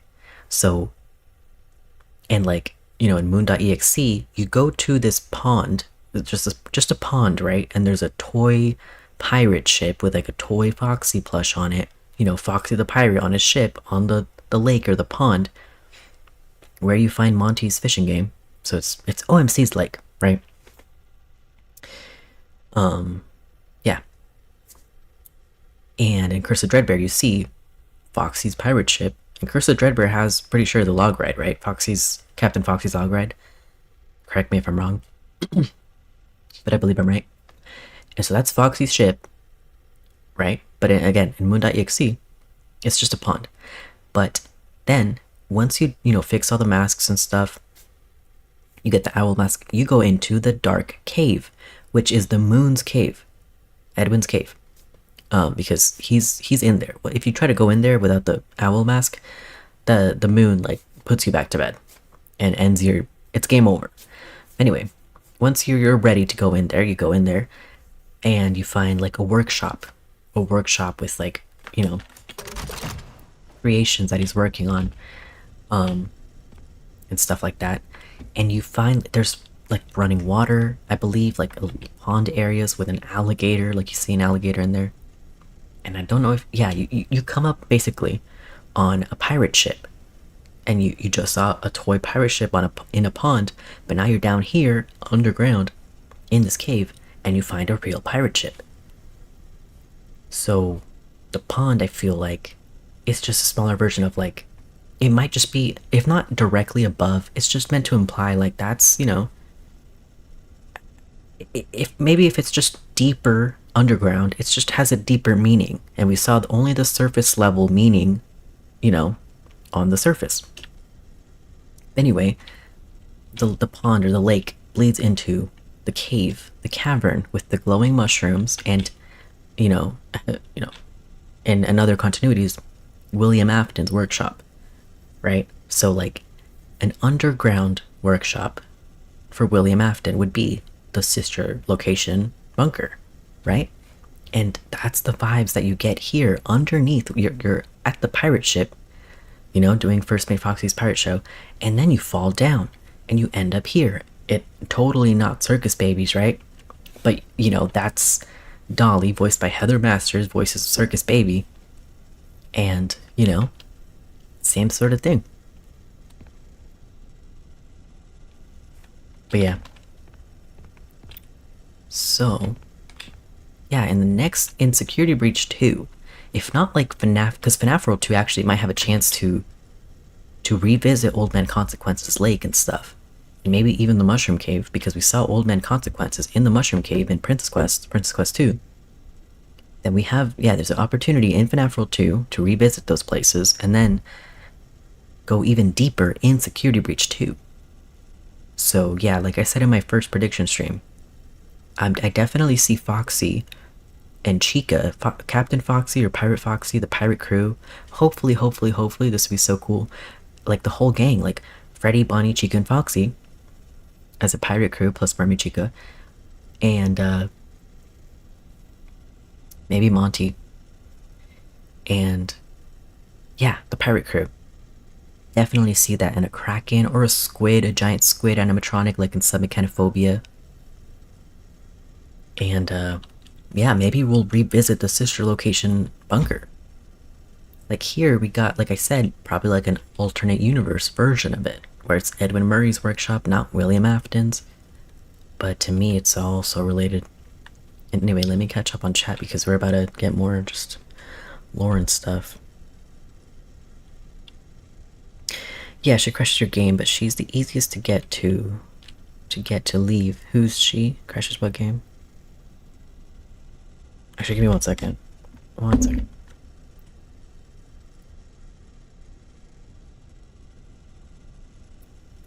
Okay, again, sorry, I had to burp. But she's the easiest to get to leave. In 2, she acts the same as the other animatronics. In 3, she doesn't even appear. Oh, you're saying she like Cassidy. I personally believe that Cassidy's a boy because Ultimate Custom Night, implies that. In 3, she doesn't even appear. In Sister Location, Yendo is harmless in the canon parts, but Yendo is there. We can't deny his presence. Plus, Golden Freddy mode. Plus, Golden Freddy mode in FNAF 2 seemingly isn't the canon Custom Night, since the Custom Night that gives the final stars just to 4 withers at max. Yes, but you can't deny that Golden Freddy is associated with difficulty and violence, anger, or whatever. We see Cassie have a birthday party where no one shows up. She's shown crying. She has a sisterly relationship with Roxy, who's related to Foxy. That's so true. She's genuinely a solid CC parallel, lol. And in that case, it wouldn't Gregory be her Cassidy? And it's funny, Gregory and then Cassie, you think, okay, Cassidy, but then yeah, she seems to be more of the crying child. So Gregory, even though he looks like the crying child, they could have flipped it on us. They made Gregory look like the crying child, but he's Cassidy, and they made Cassie, her name sound like Cassidy, but she's the crying child. That'd be cool. And yeah, the older sister stuff with Roxy, that's kind of true, and then it relates to Foxy. Let me see. Wait, I just realized Dolly being related to the baby in some way is good for Elizabeth because it means Elizabeth is being connected to a nurse animatronic, aka someone who patches people up, lol. That's fair. But then, like, I guess I would see it like, this place gives me the creeps, and I see it as more like William's twisted experiments on like his victims and the kids, his victims. Yeah, like I just said. And his daughter and his son, I also think would not be spared from that. So yeah, I don't know. But I guess you would think like it just doesn't make sense to me at the end of the day, because she still seems loyal to her dad in Pizza Sim and stuff. And she could be pretending. Another question from Mason. Welcome. Do you think the next game is going to be water themed? Yes, I think that's a strong possibility. And I'm expecting to see a Kraken, like I said, Foxy the pirate, Mermaid Chica possibly. And yeah, water, a waterfall, a big lake, lots of pools, definitely pools everywhere. Pools, but then one important pool or something with something inside. SB2 is Eleanor's pool party. That's fun. I like Chica's Secret Water Park or something like that. And also, Mason, don't forget to like the stream if you haven't. Seeker says, yeah, that's an interpretation I like. Like, Gregory and Cassie are a switched up golden duo parallel, including gender in my case, with the CC being Cassie and the Cassidy being Gregory, lol. Do you think movie Vanessa is going to be revealed to be a Charlie bot? I hope not. I hope not. And do I think she is going to be? I don't know if it's likely. It's definitely possible. Scott Cawthon, of course, has said that he tends to lean sci-fi, and I wouldn't put it past him. But I do think it was kind of more like, I feel like he did that in the books because he could get more experimental there, and maybe in the movies, because of course it is also an alternate universe, he could do something like that because he kind of already tested it out in the novel, so he could do it in quote unquote a better way in the movies. But just to me, it's kind of chopped. I don't like it personally. And even in the novels, I think it was chopped. Like, just the fact that Charlie kept bleeding and then she kept, is weird. It was weird. Yeah. At least with how movie writing has been so far. I don't know, like, the dialogue. The dialogue is, like, booty cheeks. The dialogue is so bad. It's so bad. But, like, I feel like he has a really clear intention of what he's doing. And if he intends to do, Vanny, Vanny Charlie about whatever, then we'll see how he does it, but I don't know. Oh, you said I see the vision. I know Vanny is coming back, but I want to see F1004's villain arc. F1004's villain arc. I mean, we did kind of get F10, you know, kind of talking to us. You know, when you start up the parachute ending, and then you get into R&D. Yeah, we see some of that edge, you know. I didn't take your brother, Mike. I took you.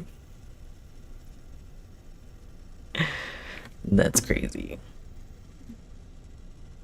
Hey, OmniSub, welcome. Don't forget to like the stream. And I'm gonna progress here for a second, chat. I assure you, we are getting Vanny Charlie bot in every arc going forward. Maybe 2 if we're lucky. Bro, you better be sarcastic. You better be being sarcastic right now. I don't know.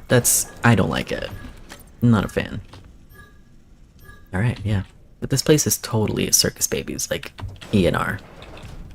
I'm very excited about our next showroom. Welcome to the world's first recycling center. Basically, we take trash and turn it into cash. To explain how it all works, let me introduce one of our many hard-working recycling automations. Say hello, Nurse Dolly. Hello, Nurse Dolly. Oh, that gets me every time. I thought it would be fun to go with a doll hospital theme. Pretty neat, huh? Dolly, tell them what you do. I am recycling. Edwin Murray coined the term, and it will soon be an industry standard. I take broken stuff and turn it into new stuff. So much money is saved by reusing these old parts that we call it going green. Because money is green, not the old part. Edwin is a genius.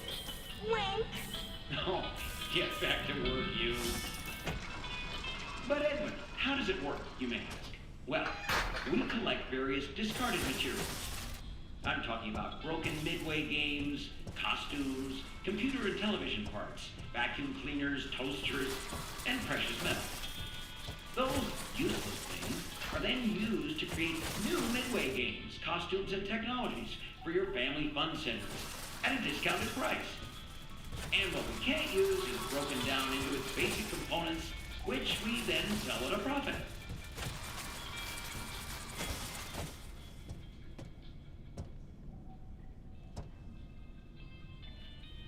Always great going green.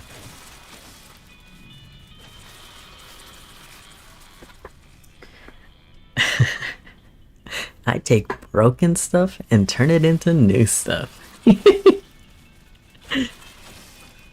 see, we defeat the Mimic in Security Breach 2 by drowning it in water. I feel like we're gonna get, it's gonna be like a fake out, like it's gonna, yeah, we might do that, and then it's gonna come right back out, just like Great Escape Golden Freddy, you know? Because it's already, like, to me, undead. It's already drowned once. You can't drown it again, you know? But I mean, and you would think so, right? With technology, in theory, the animatronics shouldn't be able to survive something like that. But like, the Mimic's not just any, you know, old machine, right? Scott can only write women if they are/act like robots. That's crazy. I really wish that we got 3D models of the Murray family. Yeah, true. There's some good fan models out there though, like floating around on Twitter and stuff. Like if you just look up like Edwin Murray 3D models, there's at least one for him that I've seen. Yeah. I love the dolly art. I know, me too. It's so cute. Oh my god, scared. You have just given me a solution to a Will Plush argument. Behind Dolly, there's a bed with a flower in it, and nearby is a golden balloon dog and another flower head nearby. Ooh. People interpret that as Cece in bed with the plush and William nearby, but if Dolly is connected to Baby, that means Elizabeth is there too, and she's even the spotlight of the scene. Hell yeah. Hell yeah. And you know, of course my thing is that I feel like Cassidy's spirit would be involved with the circus sister location stuff, like just because I feel like William already got the Golden Freddy into the rounded mixer or whatever. But yeah, that's great. That's great.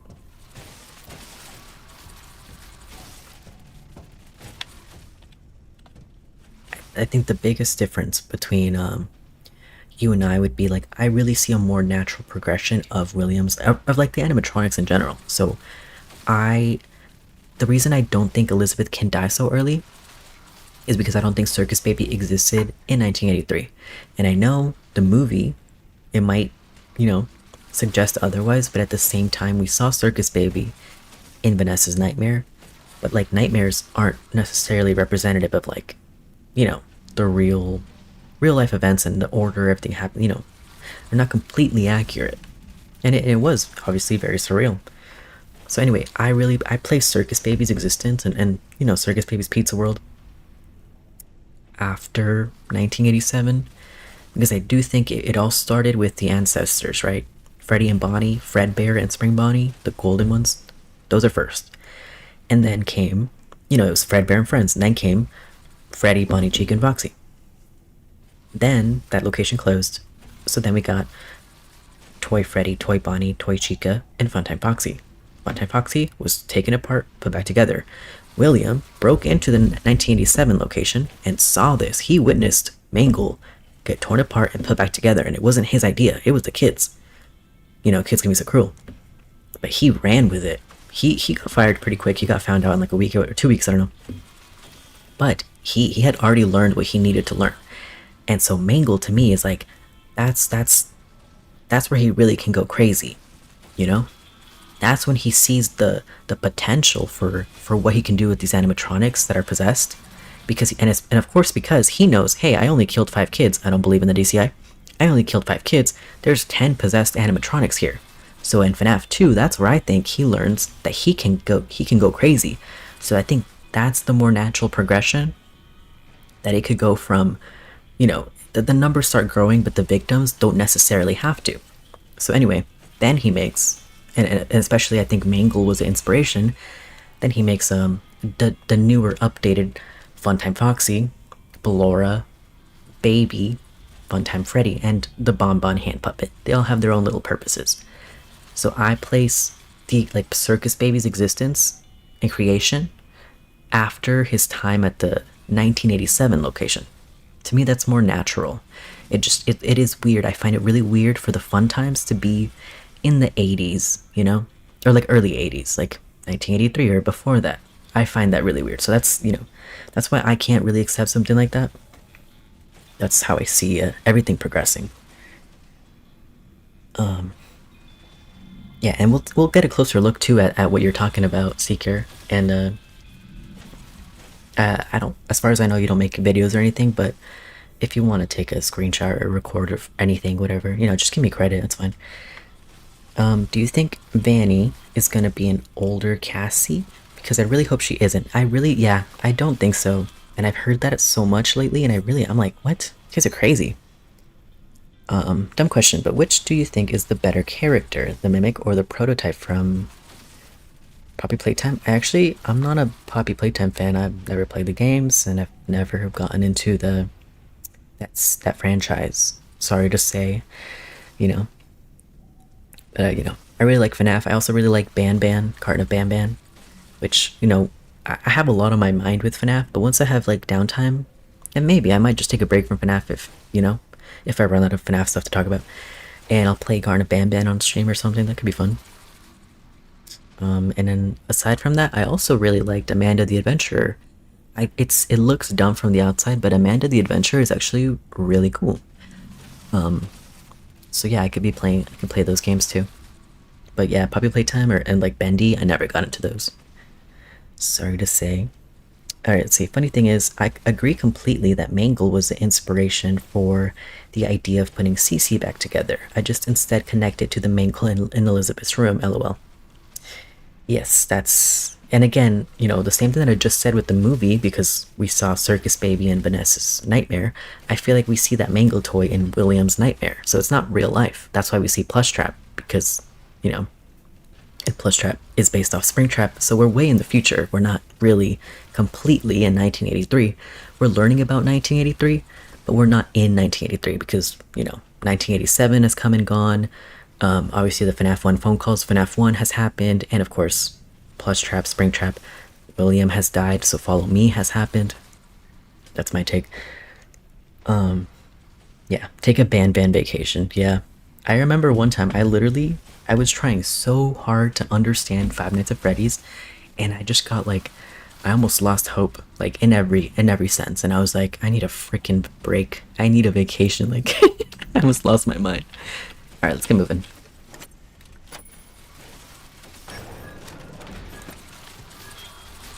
Oh shit. Okay, we'll take care of her and then we can walk around freely. So first we gotta get... Oh, we gotta open the vent. Welcome to the MCM Recycling Center. All guests must register with the front office before gaining access. Yeah. Cool.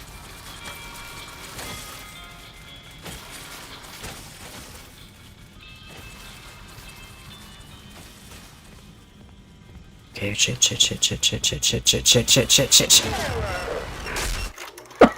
She spanked me. Let's try that again. My goodness.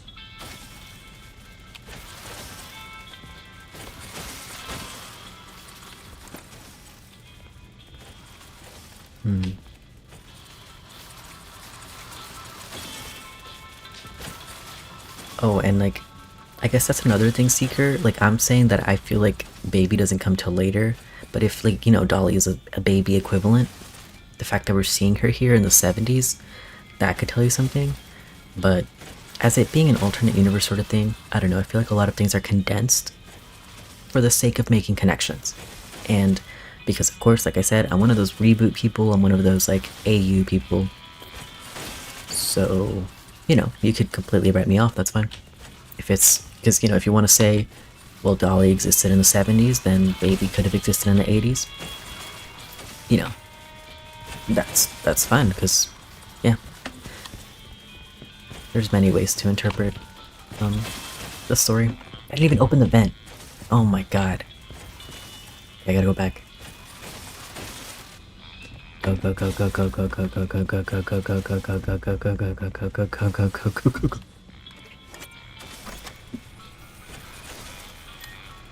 There you go. Where'd she go? Go. I love her music.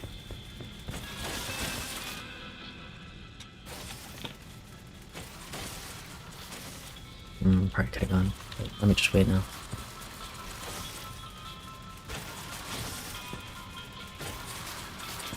Okay, go.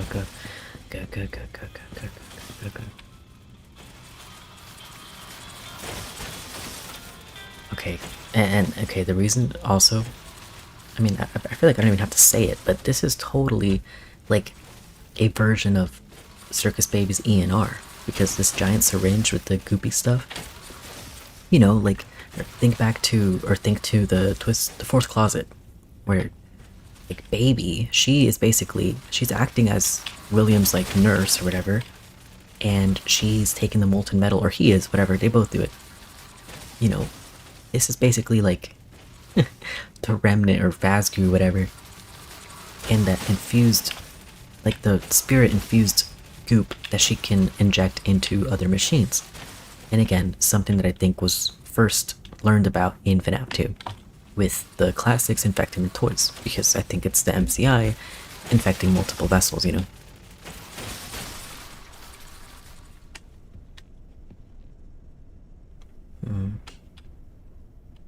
Where are these? Well, I think maybe, yeah, for the mailbots.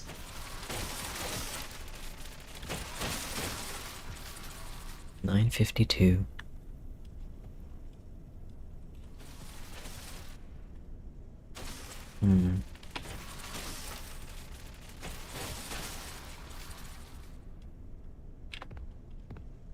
Oh, and another point for loop theory that we haven't brought up in a while. And this could just be laziness, but like this mail bot has the same hole, and that one does too as the mail bot, and that one does too. And again, it could just be laziness, but it's the same digityper as the one that like we first encounter in that office, the manager's office with like that shadowy figure. And obviously it gets thrown and then it falls down and stuff. But anyway, if these events have repeated and been, you know, if this is a loop, then they would be going, this could be the evidence of that happening over and over and over again, you know? But yeah, I like loop theory. Shout out Withered Circle. Just because, you know, of course, I don't know. I like the idea of FNAF 4 being a loop. And I do see a lot of FNAF 4 isms here in this game, of course. Anyway.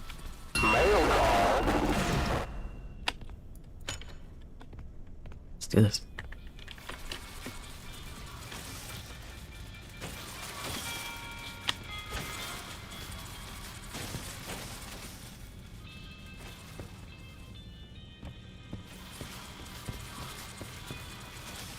Share. Let's see her light or her shadow. That guy sounds green. Who, the male guy? Where is she? I'm like scared, like I'm gonna go out and she's gonna kill me right there. Here. There she goes. There's her light. But then I think she's gonna come here.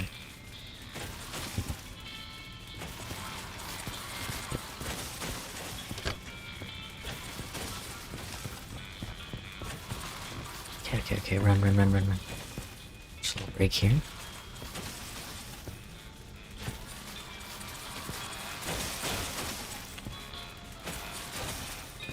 Okay. Okay, go. Okay, got it.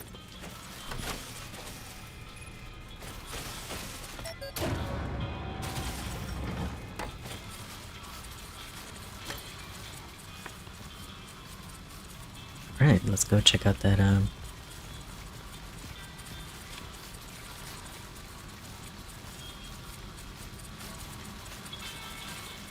yeah, so... IV stand. Patient 46. Just kidding. I'm just kidding, guys. Junior nurse kit.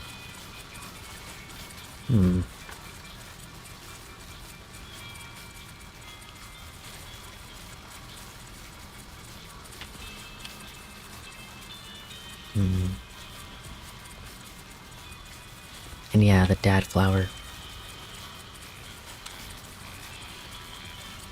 79 per minute.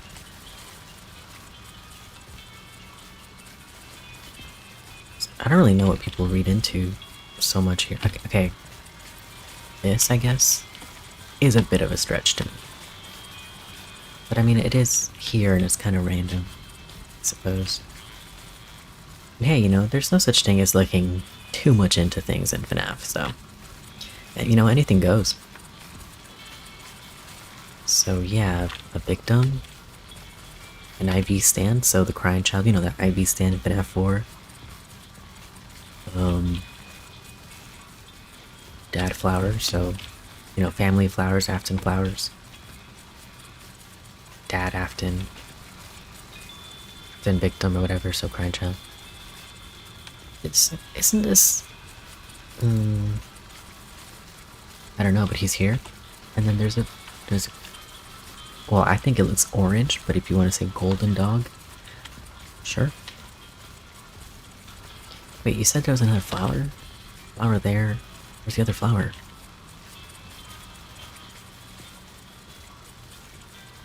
I don't see it.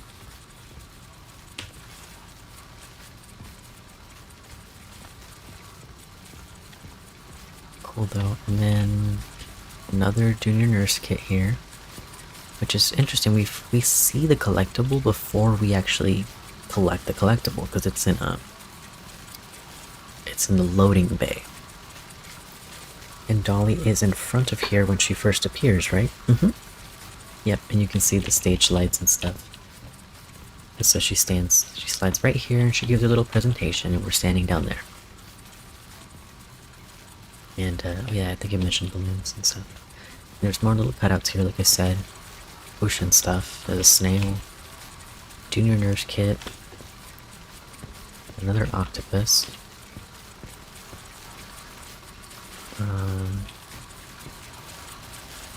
Blue sky. Really interesting. Sorry about the sirens, guys. Another, thing here.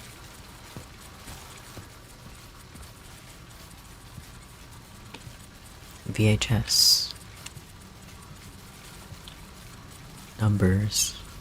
Electronic adding machine.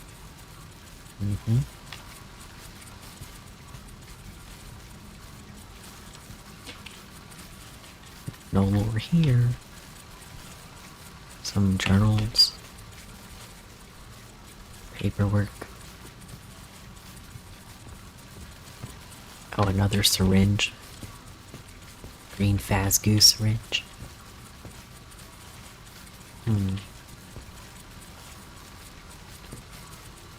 What is that? Look like accordions. LOL. Old boxes.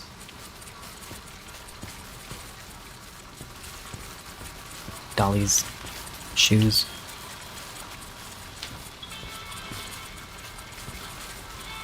And yeah.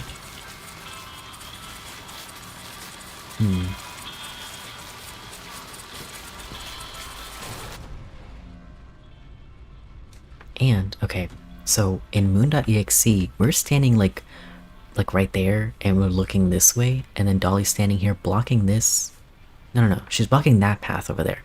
So we're standing like right there, and then just like a swan or like one of the ducks and an elephant. You have to repair her dollies, and then she'll let you pass, and you can take the elevator up and get out of here, or whatever. And that's just interesting because, you're down in the cave, in the deepest part of the cave.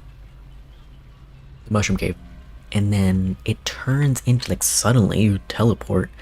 And it's a game, of course, it's a mini game. But you teleport to Murray's Costume Manor, and it's weird, and it's super surreal. Super weird. Okay, one second, I gotta burp.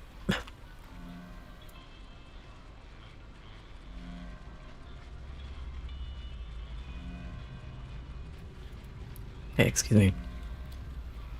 You guys ever feel like a disturbance in the force and think, damn, Scott probably stubbed his toe? No, we are not psychically linked. And the dolly box thing in that flower room was placed in front of the balloon dock too. Is this true? This place gives me the creeps, and like, that's why, I'm one of those parallels people. I'm like, Edwin is the William Afton, and his creepy ass, like, his setup here is so, it gives me the creeps, and it reminds me of, like, kind of like in the movie in Vanessa's Nightmare, where she goes into her dad's, like, I don't know if it's in the attic, but anyway, her dad's workshop in her house, in the Afton house. And there's like these tools that look like surgical tools. So like, you think of William, picking people apart and stuff. And mostly he works on machines, but, machines possessed by people. Let's see, and actually in The Bear of Vengeance, Foxy refers to Mangle as a dog. And it is a canine, it's a fox. And people take those cutscenes to be about the Afton kids, which would make Mangle Elizabeth. Okay, that's fair. I'm not. I know his lore better than he does. You ever hear of a little guy named Andrew? Now you see, Andrew parallels Cassidy. And no one will ever convince me otherwise. But he is, at least the Fright's vengeful spirit. And I definitely think he died in the Golden Freddy suit just like Cassidy did. And the new kid is so, it goes so into detail on how this kid, you know, these new victims die in the Golden Freddy suit, and it's exactly the way that William describes Springlock death in the Silver Eyes. So, yeah, I definitely think William would have inflicted a Springlock death failure upon someone, a victim, a kid, at least Andrew. And if, you know, connections are to be made, then Cassidy. And I do like connecting that to the lake and the bear drowning in the lake. That's why I think like Dreadbear, as much as it can represent the crying child, obviously, because Dreadbear, Fredbear, obviously there's a whole nother victim of murder, not just an accident, connected to the Golden Freddy / Fredbear suit. One who, under Cassidy's Springlock, died drowning in their own blood. So I feel like, yeah, that's Cassidy walking into the lake in FNAF World and walking out of the lake in Curse of Dreadbear. But I'm really curious about the barn. I don't know what to make of the barn. That is interesting. And, you know, there's even more connections to, I think, the clown, Elizabeth, in Curse of Dreadbear. And I already gave my thoughts on that. Okay, yeah, let's move on.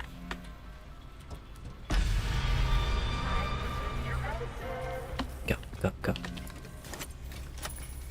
Go, go, go.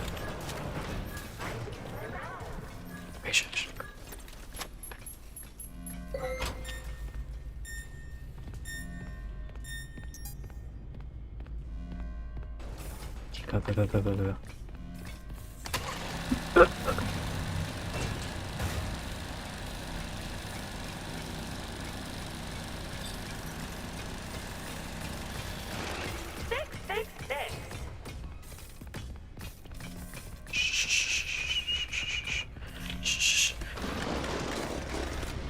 Sorry. I move my whole desk when I do those. I have to try to hold it down. I seem to have misplaced my patient.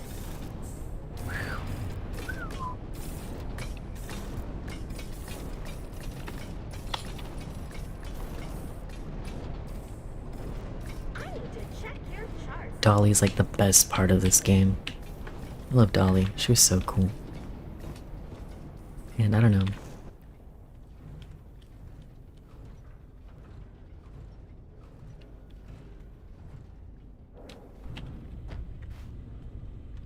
This is where I feel like Nervous was so validated, vindicated with Remnantplex. Like, literally, the power reactor, you know? And all this stuff that we know is powering the facility. And, you know, the concept of recycling, taking something old, turning it into something new. Like I said, FNAF 2, that's where Afton learns. And the FNAF 2 teaser with Toy Bonnie and Wither Bonnie. Something old, something new. Or something borrowed, something I don't even freaking know. But you know what I mean. And of course, he takes it so far with the Biddy Babs and the main arenas. It's fun times and stuff. Oh god, David, I just... You're funny. Oh god, David, I just realized there's a Dolly box in front of the balloon dog here. And a poster of Baby behind the Fredbear plush in sister location. Holy parallels. That is true, there is a Baby poster behind the Fredbear plush.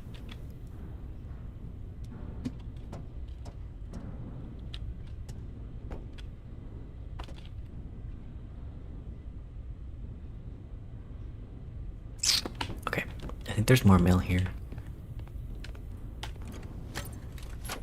Sorry for like my noises, I'm just processing.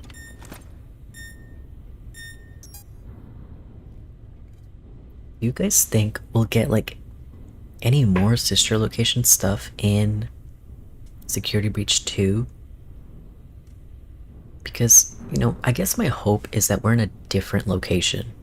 And we did already see, like, okay, think about, like, remember the Help Wanted 2 teaser with the Murray's Costume Manor, a smaller version of it, a cutesy version of it.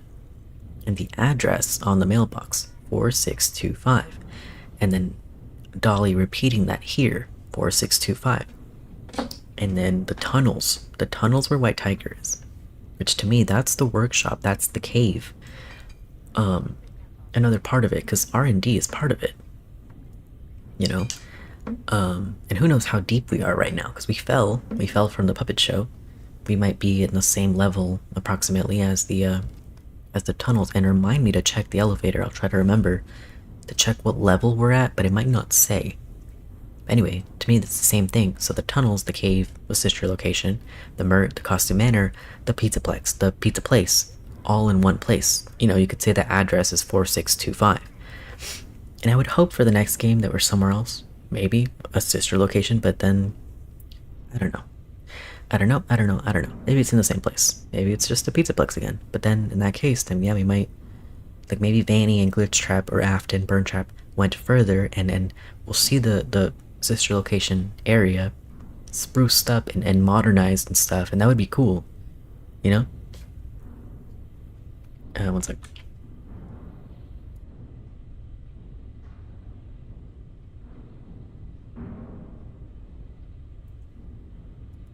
Alright, sorry. Actually, one sec.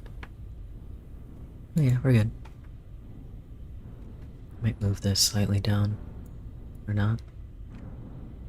No, okay. Sorry, it was bothering me, but it's fine. Let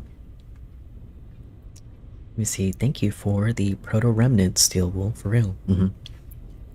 Or para-remnant. I sure hope so, as long as it connects back to Elizabeth.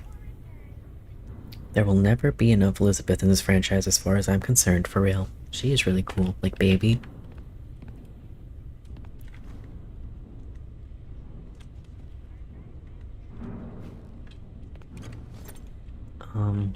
What am I supposed to do? Guess I'm gonna listen to this guy. Ooh, and then I gotta listen to his, at least his admin voice line before I leave. So I forgot on my first playthrough. But I might have gone through... Hold on. There you go. So... yeah, what's up? For your safety, but mostly for the safety of our upstairs employees, elevator access is closed until all furnace tasks are complete. The fumes down here can be strong, but I can help. This helpful checklist will remind you how to do your job. The following furnace tasks remain. Dispose of an appropriate amount of salvage material into designated trash chutes. Use the conveyor control to empty trash into the incinerator. Don't forget to turn the furnace power on before you leave every night. Right. And then what else? Hello there. If you're one of our prospective clients, then you've wandered into an off-limits area. For your safety, cover your head and crawl slowly but steadily towards the nearest exit.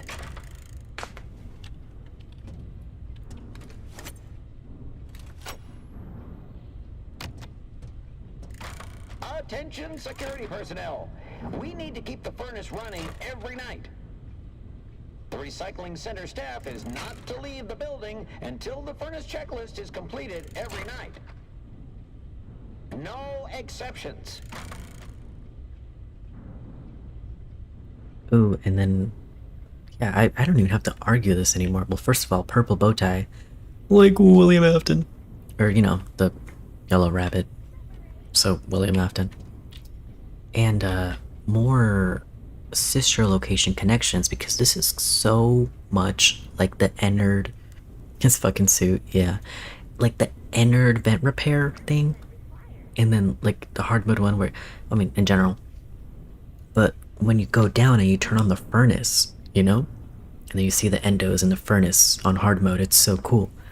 But literally, it's just sister location, you know? But, you know, not really. The timeline doesn't match. To me, it's a different universe.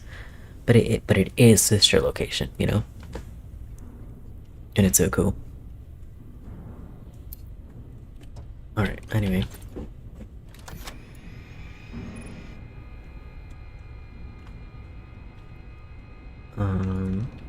Keep hair, clothes, skin, and any other flammable material away from the incinerator. Days since the last accident, 0. Yeah, so like to me, people have died. And you know, William, I feel like in the sister location, he probably like went through employees and stuff. Like people were regularly dying. You know, there. Oh, and also I gotta update this number real quick. 1 second. Thank you guys for your support. Don't forget to like and subscribe if you're enjoying this, because I know I am. So let's do this. Wait, we got time cards. Barbara, Chris, Patrick, Milton. Let's see. So Barbara R, she's the one who turned 50 in 1975 on the same Saturday that David died. So he was supposed to turn 5, right? I guess he did. He died on his birthday, but it was his 5th birthday and her 50th birthday. Barbara, right? Because they were like justice for Barb, right? And then Milton, of course, he's one of the admins. He's probably like, he's kind of like Edwin's right-hand man, you know?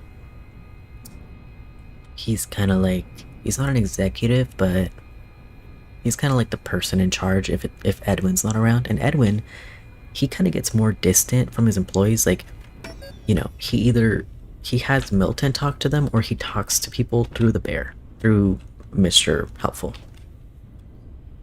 So, yeah. Anyway, let's get going.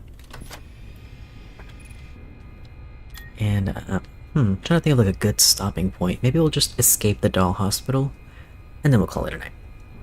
But that should be our goal.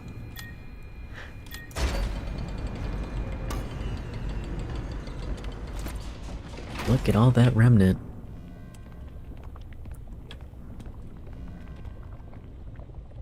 And yeah, anyway, so like, and people got pretty upset about this, but the guidebook, when it's talking about the mimic, and specifically the mimic in the basement, in Ruin, it says that it's not, you know, it looks like an endoskeleton, but it's not an endoskeleton. It's an experimental AI creation. And people got really upset about that. But that's what I'm saying, is that the mimic, I don't think, is confined to one vessel. Like, I think it is a program primarily, because Edwin had to make a mimic program, a mimic 1 program. And it's all very suspicious, by the way. And give it a body, you know. But then, if something goes so wrong, which something did, then he might then try to destroy it. And he might, you know, throw the mimic endo in here and try to make it anew. But it might end up going into everything he made, everything new that he makes, because he's recycling here. He's making new stuff out of old stuff. But if he can't really, like, you know what Baby says? She says, what is bad is always left behind, you know? So you can't really get rid of, like, the quote-unquote glitches. So I feel like it would just get even worse. Like, Edwin would try to break it apart and then put it back together, melt it down, reform it, then just give the mimic even more outlets, more hiding spots, more reach, you know, the more he recycled it, whatever. So that's why I feel like the coat rack and the vacuum, and, well, not the vacuum's fine. The coat rack, the Jess cereal breaks, the Stay Up Latte, and there's one more, the Mushman music machine. That's why they start acting up, because the mimic stuff, the corrupted mimic stuff, the cursed mimic stuff, it starts getting into everything. That's why the projector breaks or whatever. And that's why the stage manager show, the puppet show, goes so wrong, because the mimic just has this influence, because it's literally coursing throughout the entire facility. The entire facility is, you know, cursed, haunted, possessed by the mimic. The mimic has so much reach, you know? That's how I view it. You know, I really like the possessed mimic idea. And of course, under that idea, I feel like Edwin here would have to have an original victim. Not Fiona, not David. An original victim, you know? Which let's call him Kevin, you know? Edwin and Milton. Scott, put a cool name in your games again. What is this? Chess club? I'm dead. I'm dead. I mean, William? Come on. I guess it is kind of, it does have some aura. Okay, let's do this. If we got lucky, she might have just gotten stuck somewhere.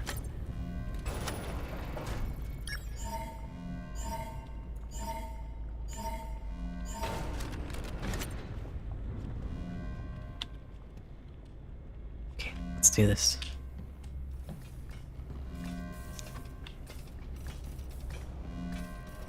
I don't know where she is. Shh. Can't see her. Oh shit. I need to check your charts.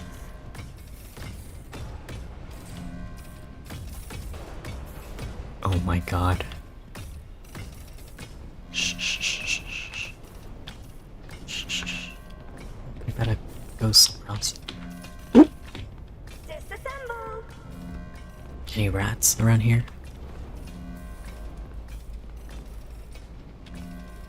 Shh. Just going over there.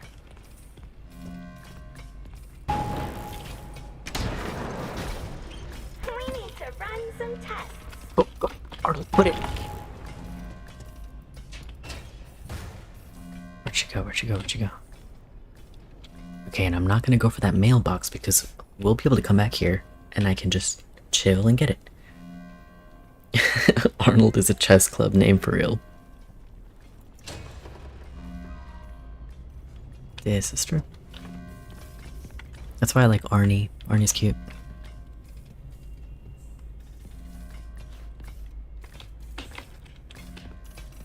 Equipment required. We're good. I'm so sorry, you guys. I get scared.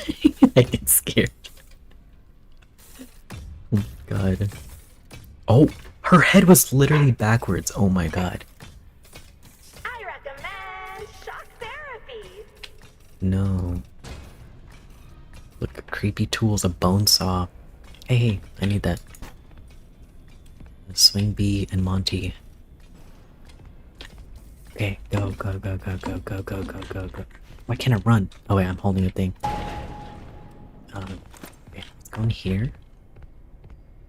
Garbage. There you go. And let's just take it in here. More bone saws. People getting hurt. Birthday hat.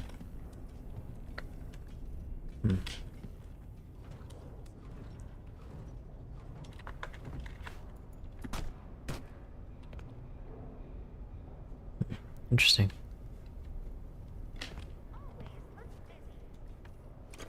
Okay, sorry. He says, I have been thinking about what the next arc could be. I don't think it can go earlier. I also think it would kind of suck to go later. I don't want FNAF 26/7. So wait, you said not earlier and not later? So what's the alternative? Now?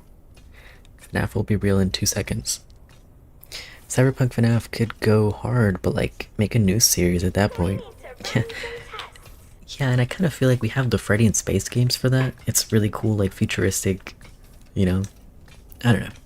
That's why you gotta play FNAF World. And of course, Scott has those games on his like Chicken Space 3 on his game Jolt, or aka FNAF the game, FNAF the movie, the game.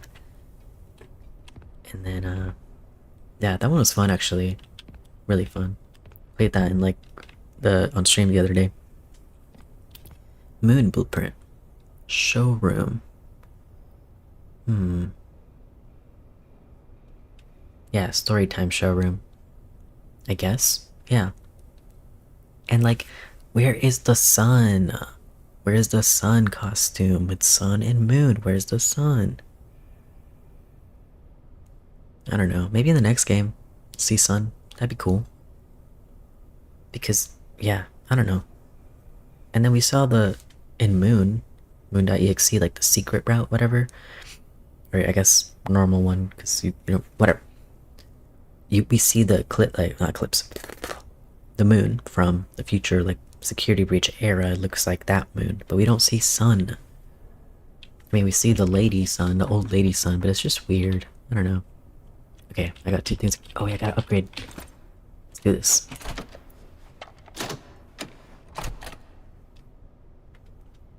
I don't know, I want a security breach. Like, I want a game after security breach. And I think FNAF World 2 might be able to clear up a little bit about what happened before security breach, like with Gregory, you know? Okay, one sec.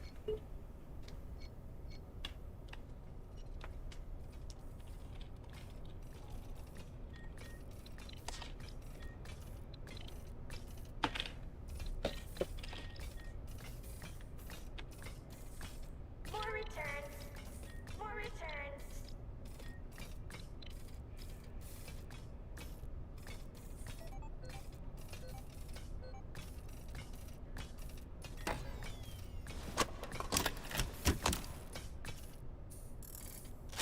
What brings you in today?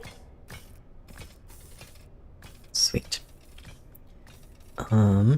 Yeah, that's what I mean. I don't know the alternative, but both other options don't seem as appealing unless we start doing proper remakes or something. I don't know, remakes. I feel like it's better not to. It's better not to, in my opinion. Like, I don't know, I think it's good that we have these, like, already made and I don't know. I've heard good arguments for it, and there's definitely stuff you could fix and make more clear. But, I don't know. I like that we have a blueprint, and I don't think we should mess with that blueprint. You know, the original Scott games. And to have remakes, it's kind of like, I don't know. But you know what? I do think, you know, I want these games to live forever. So I do think, like, I think, I don't know, FNAF could maybe benefit from some polishing up, you know? Because Security Breach is still, it's not perfect. It's not, like, unplayable. But then, you know, and then even this game, Secret of the Mimic, lots of bugs now that they've gotten the VR update. And you can really improve the VR update for sure. Like, I don't know, some polishing up, but remakes, I don't know. Yeah, I don't know. I hope that makes sense. I don't know, I wouldn't feel the best about it, because I feel like it's good that they exist, even with their flaws, you know? Nothing has to be perfect, and I think we've come a long way with them as they are.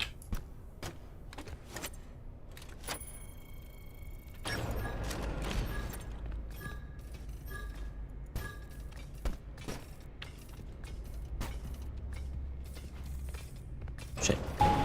Shit. She's there.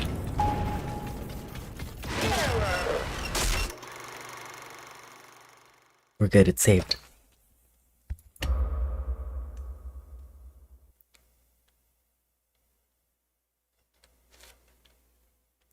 That's true. Fun fact, you can turn every volume setting in Help 102 and still hear Hand Unit. He's just immune to the settings for no reason. Oh, why did they... Okay, I guess it did save here, so that makes sense. And I don't know how many else I need, but... Can I get in here? Nah. Yes, nice. Oh, I forgot. I was gonna try the rat exploit, but I heard they patched it. Oh, shit. Where's the last part?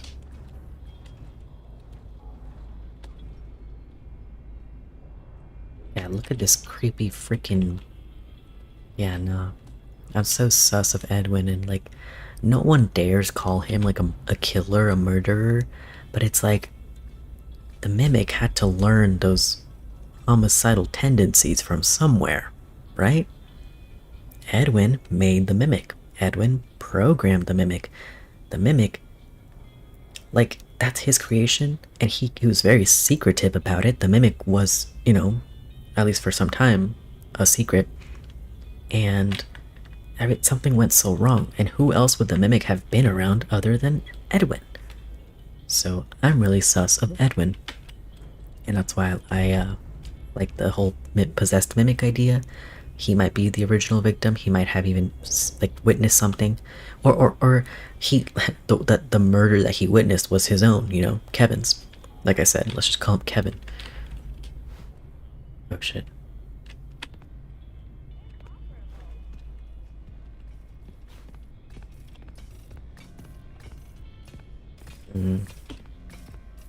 Okay, nope. Nope, nope, nope, nope, nope, nope, nope.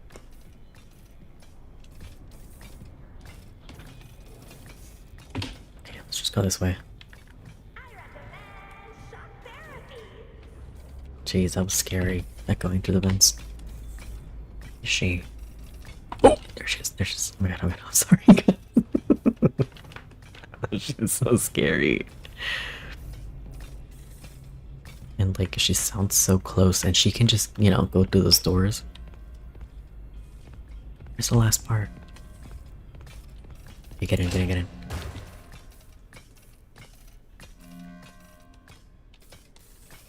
She's over there. I need one more part.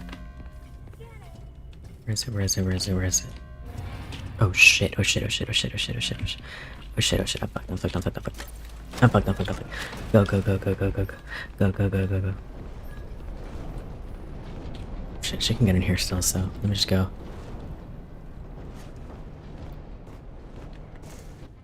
Gotta go right back in.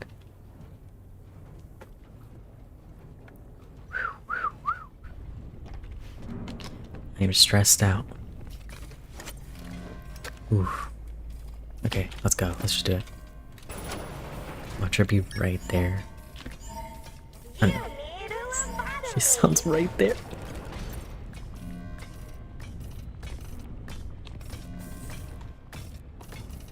Shh. Shh. Shh. Shh. Where's the last one?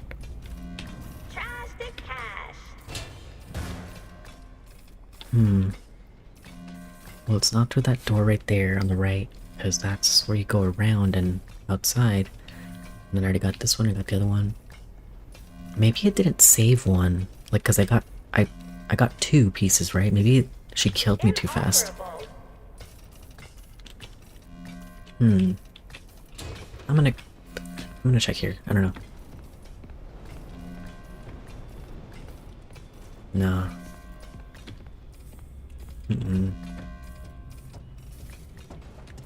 Oh shit, oh shit, oh shit, oh shit. Oh wait, this is the door that goes around. Okay, so maybe the other door.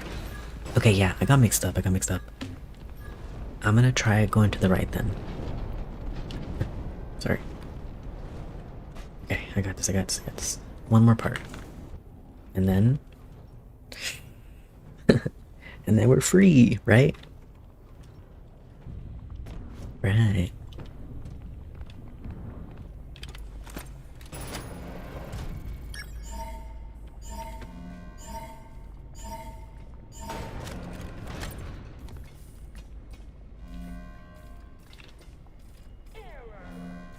Okay, yeah, let's go right.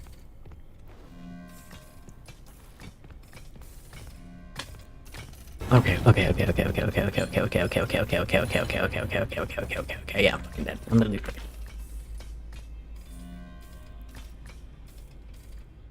Or not. She's gonna walk right here.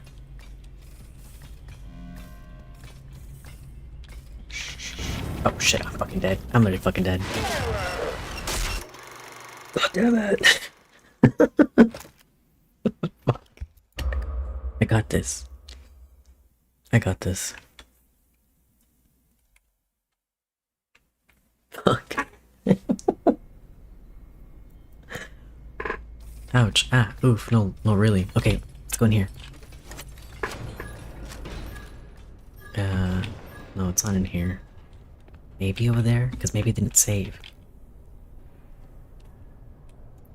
Other than that, I don't really know where it could be. I don't know. Let's at least try it.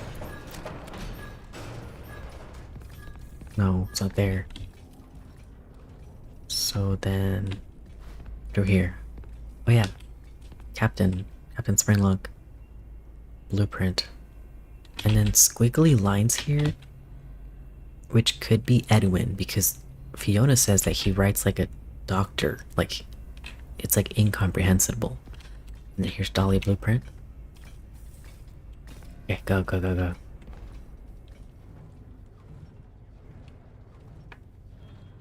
A new road to wait. Now it's time to explore. Step it up, don't be scared. It's time to open the door. There's no part here. Just meat hooks. So creepy. And Jackie poster.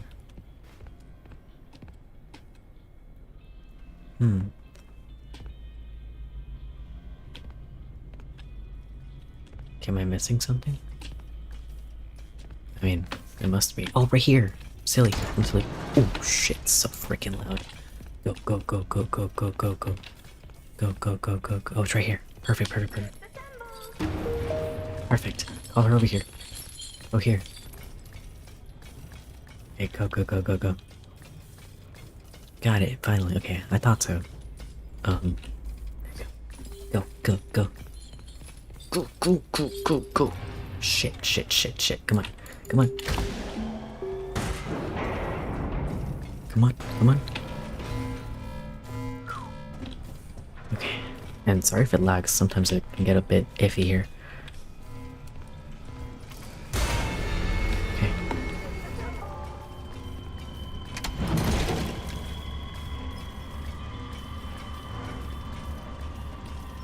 This part's pretty easy. Thankfully.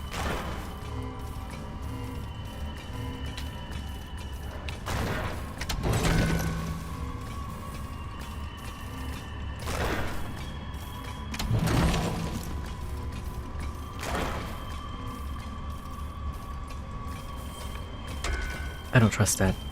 I need one more. Come on, come on, come on. Or two more. There you go, there you go, there you go. This should be good.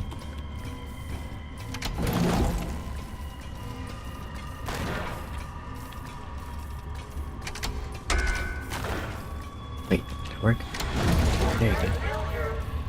And this again, it reminds me of Monsters Inc. Like, you know, Nervous made that comparison first. Hell yeah. Alright.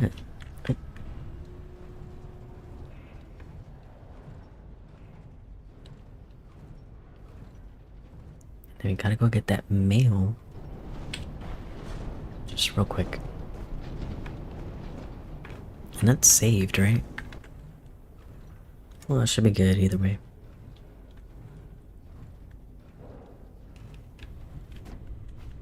There you go.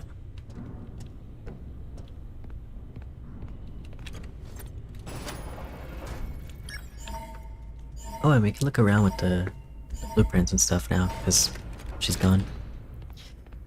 Although... I kinda need a drink, so... Let me grab this mail and find a... I don't know.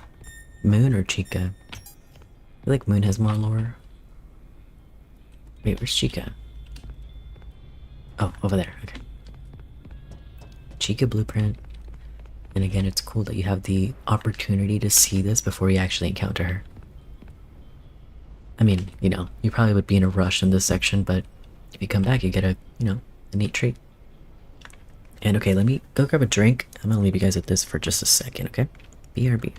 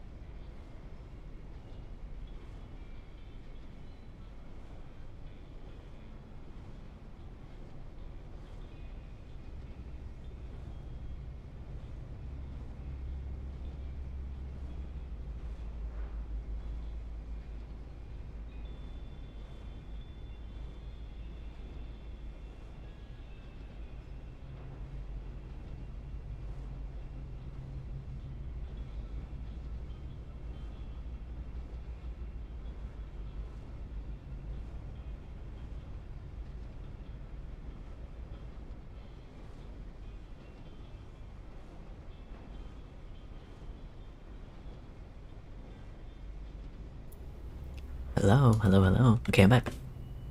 One sec.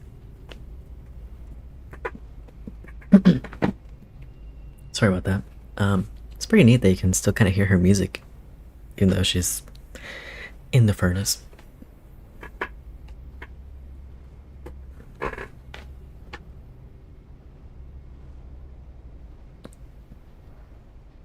Pardon me.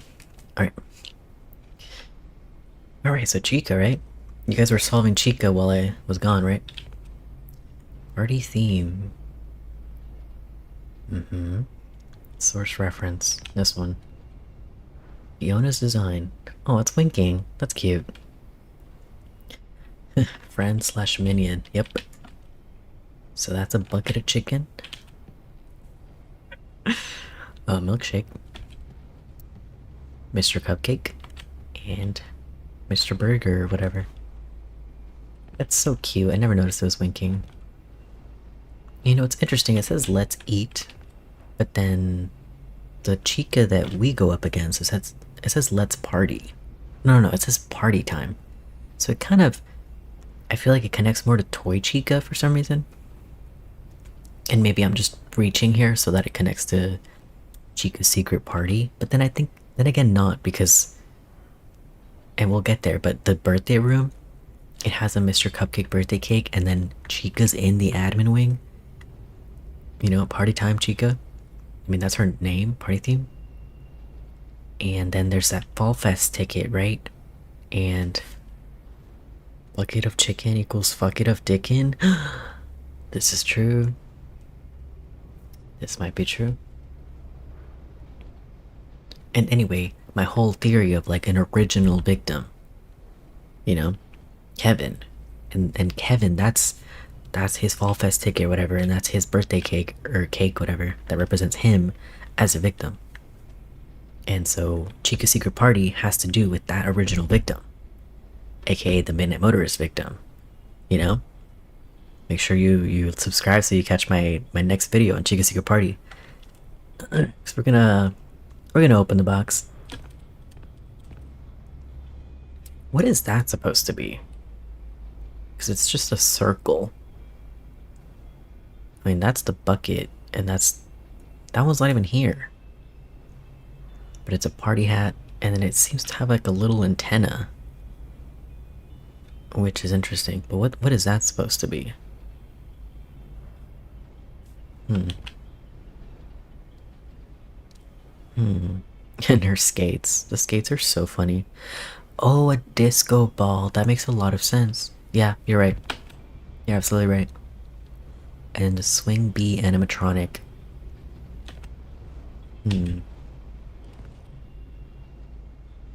Super cool. And yeah, like another thing, again, I'm one of those, this is an alternate universe sort of thing. Because, yeah, no, I don't think MCM made Chica. I think, you know, William and Henry, Fazbear Entertainment, I think they made Chica.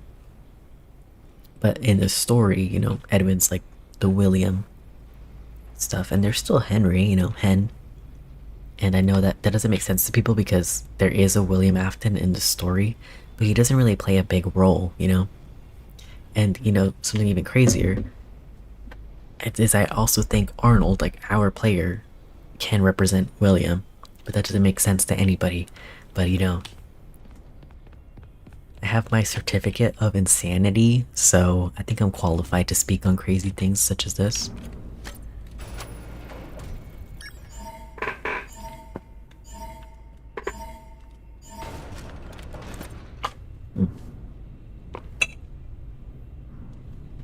Okay, we're going to escape the doll hospital, and then I was thinking, and I don't know if anyone would want to do this, because we just passed the puppet section, and I think that's how you solve security breach too. The, you know, Captain Foxy, Pirate Foxy, these doors work? Oh, no, I gotta power up the thing first. So I was thinking, because I don't have Help Wanted, I don't have Help Wanted 2, I don't have Security Breach. You know, my Ko-Fi is in my link tree if anyone wants to switch over to those games and make a generous donation, it's fine. But anyway, I'm happy playing this game. And I'm also, this is in the description, I was thinking of reacting to like Captain Foxy's log ride from Curse of Dreadbear, and then you know, Captain Foxy's log ride again in Help Wanted 2, and then maybe some security breach stuff with Captain Foxy. But I don't know if anyone would be down for that, or I might just end stream after getting out of the doll hospital. But I think that could be cool, considering it. But we could always do that next episode. I just felt like it might have fit more here because they just did the puppet show with First Mate Foxy. But you know, then again, I could go to the theater next time with the poster and connect that. We'll compare it. I'll think about it. Okay. Anyway, our reactor core. Cool. Oh, and then this thing, because I have admin permission now. So, yeah, let's hear what he has to say for admins. I have great news, admins. Say hello to Dolly. Now that the Dolly system is up and running, you can stop collecting time cards. She can work an unlimited number of hours without breaks or mealtime, always with a smile on her face. Dolly also can't be injured or need a sick day. Just imagine the money we'll save. You can begin laying off the sorting staff as more Dolly tracks are installed throughout the lower levels.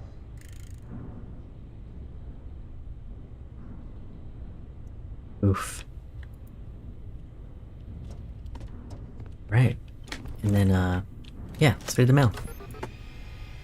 Before we get out of here and forget where we picked up the mail. Okay. Okay, I don't think I read this one. I can't take it. Oh yeah, okay. Barbara. I swear if I hear that song one more time, I'm going to tear that dolly off her hinges. I have no clue how much longer I can take it here. Right, so the employees, he did have human employees once upon a time.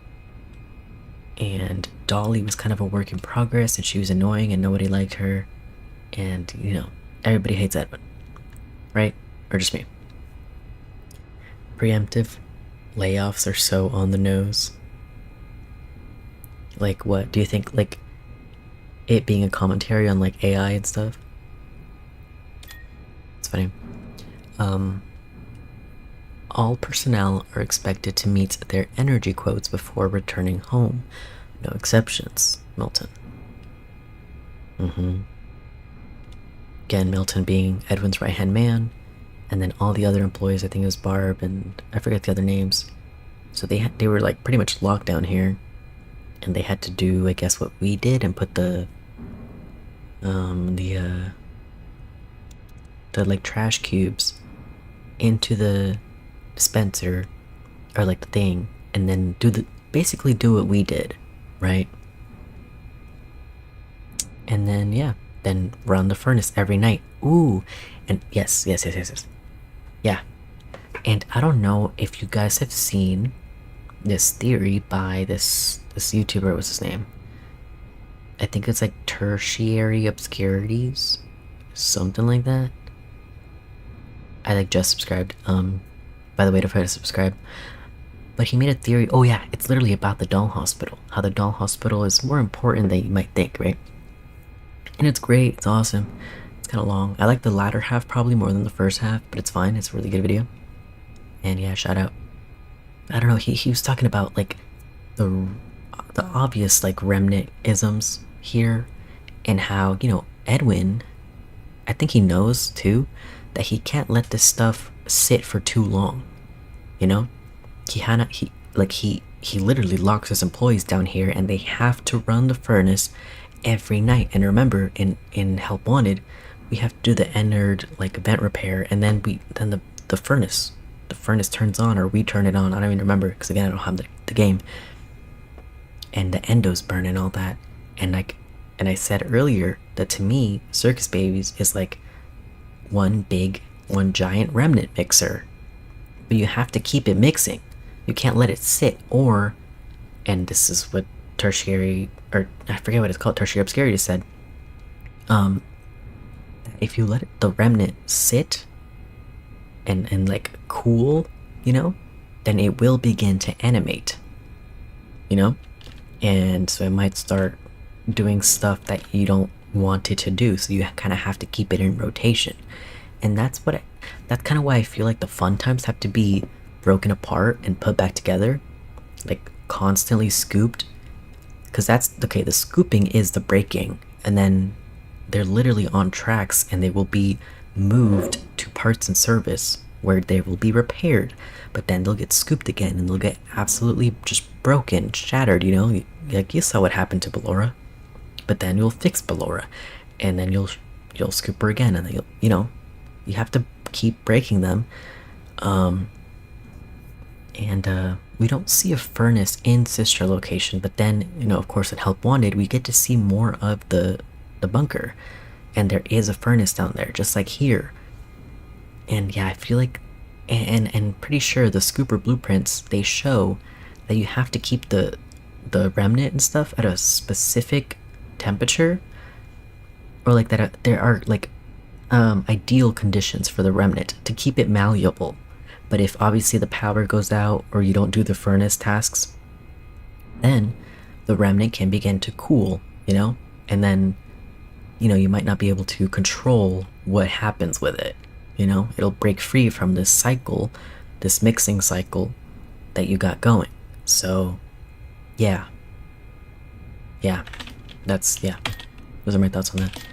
And if you reach number 4 and 5, we're missing number 3, but we'll find that later. Hey, I can't get the incinerator up and running. The chutes are getting clogged again. Gary. Wait. Oh, wait, Gary is an OG employee. That's what I was saying. Because look, down here. Wait, right? Or am I tripping? Power. Something about power. Power. There you go. Gary, I finally found the missing pieces of this stupid power device. Just got to head over there and turn the power on. I'll check in soon.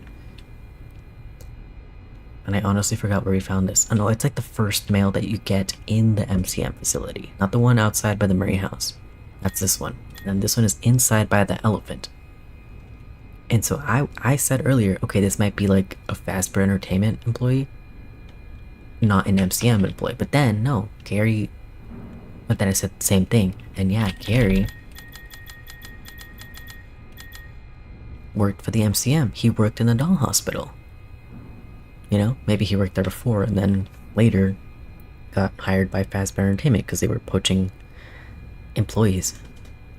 Okay, yeah, I can't get the incinerator up and running. The chutes are getting clogged again. And that's bad. Because you need to incinerate it, or, you know, you'll lose control. Alright, you're to number 5. Anyone notice? Sorry, guys. Anyone noticed that the door locks now? What are we supposed to do? Sleep here? Ralph. Yeah, it's weird. Okay. Let's skate out of here. What's on TV? Just a doll hospital. Mushroom lamp. Okay. Let's go. Ooh. Okay. Go. Oh, lagging. Looking.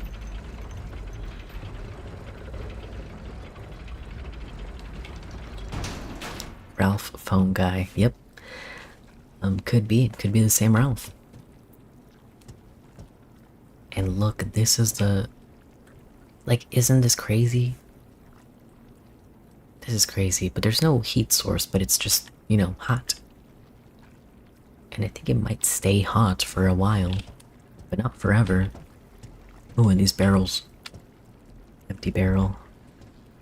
Bigger blue barrel. Okay, let's go.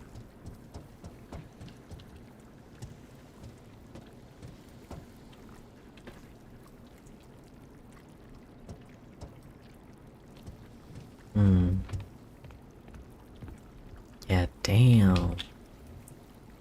So this is the power reactor core, and yep, the chutes sure are clogged.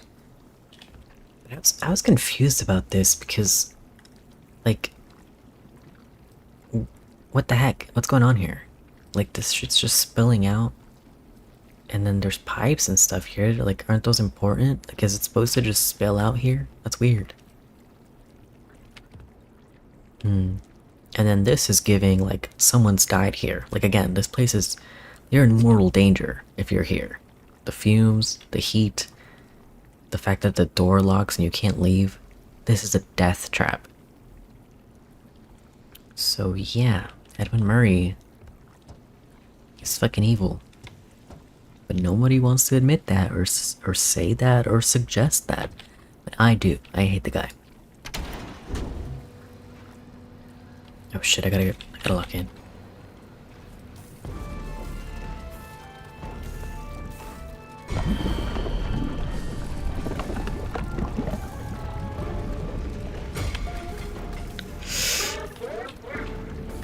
Go, go, go, go, go, go, go, go, go.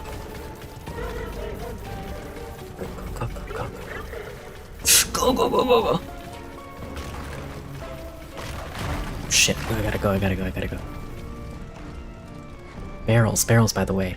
Barrels that fall into there. Shit, go, go, go, go.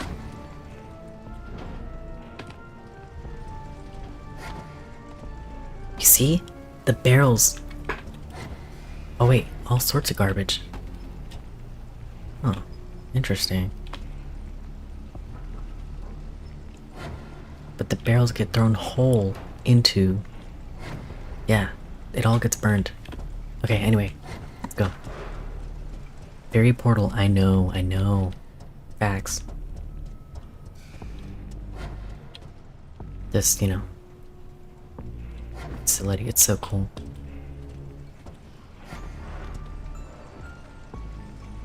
The music's awesome too. Those barrels, you know? Okay, shit. Oh, shit. Ooh. Scared for a sec there. Like, yeah, especially these places, like, it's so, you know, when you fall down in Portal and you end up, you have to find your way back up, pretty much. Yeah, it's just like that. So, anyone here really likes this game and the vibes and stuff? Portal 2, the Portal series, so freaking awesome. You will love it. I mean, you know, lots of puzzles too, though. Just a heads up.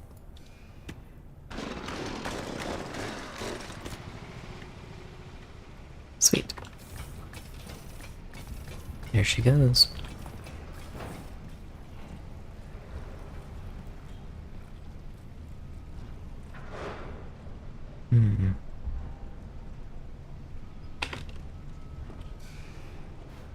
Barrels. Wish I could jump. It'd be cool if I could jump in this game. Yeah, let's... Oh, she ran through there. That's funny. This low-key reminds me of the automatic tracks in Princess Quest. Princess Quest 3, I think. Yeah, and then that makes sense because the princess is in the Mushroom Cave. That's half pizzeria, but that's also like the cave, the Mushroom Cave is Afton's workshop in the Twisted Ones. And so is like Afton's underground workshop would be the sister location, the bunker. So that would be this equivalent, you know? And you know, the technicians, they're like, it's all automated, we don't have to be here, just put her on the tracks and we can go. Oh, and look at all these cameras. This one goes out to, what was it? It was what's his name? Jackie the Guy Man. I'm pretty sure he liked the cameras or something, and he has like 50 of them. Shout out. They're funny. Just a truck full of, or a cart full of cameras. Oh, and I never connected this to the fast cam, but I guess you could. You know, since we're solving security breach 2. Edwin's son or Vanessa daughter? Vanessa daughter, duh. The question is that?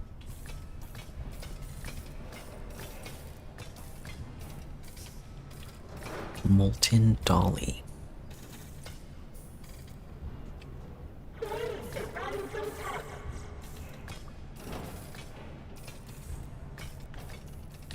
So freaking cool.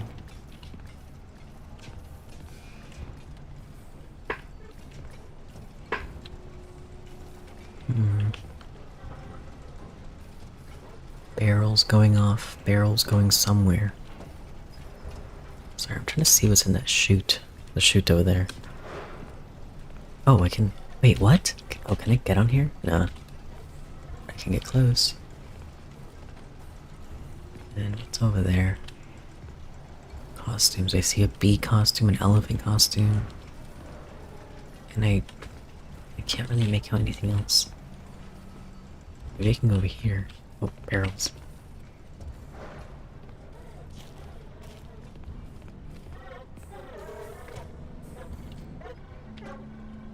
Didn't she come from here? Where'd she come from? Why do I hear like... It sounds like I hear forklift backing up or something, but it's like there's no people here. Oh, and look, a staircase down here. Interesting. Okay, that's gonna move on. Wait. Dumpster with more parts. Okay, let's go.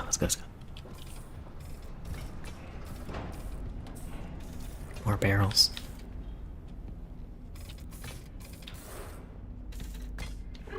Shh.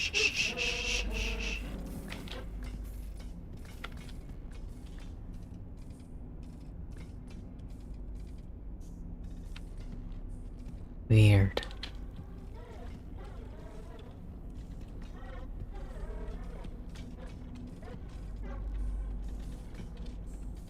She didn't see me, right?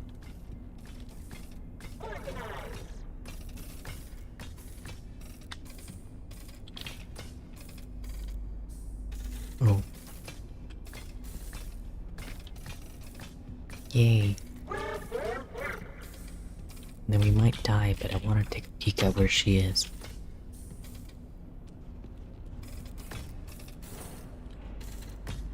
Oh shit. Shit, okay.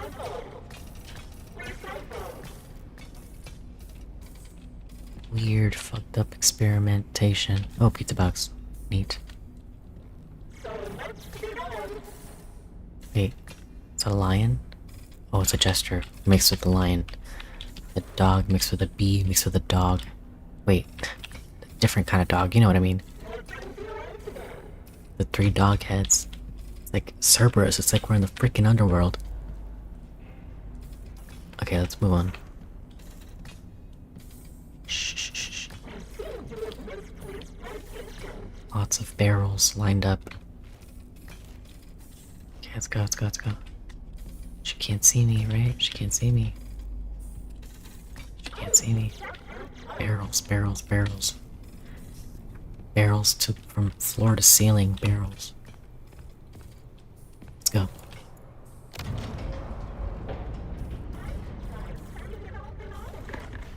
Come on.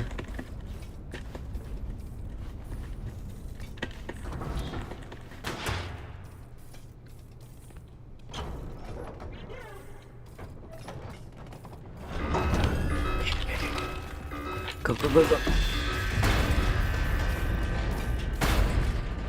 And it doesn't say what floor we're on.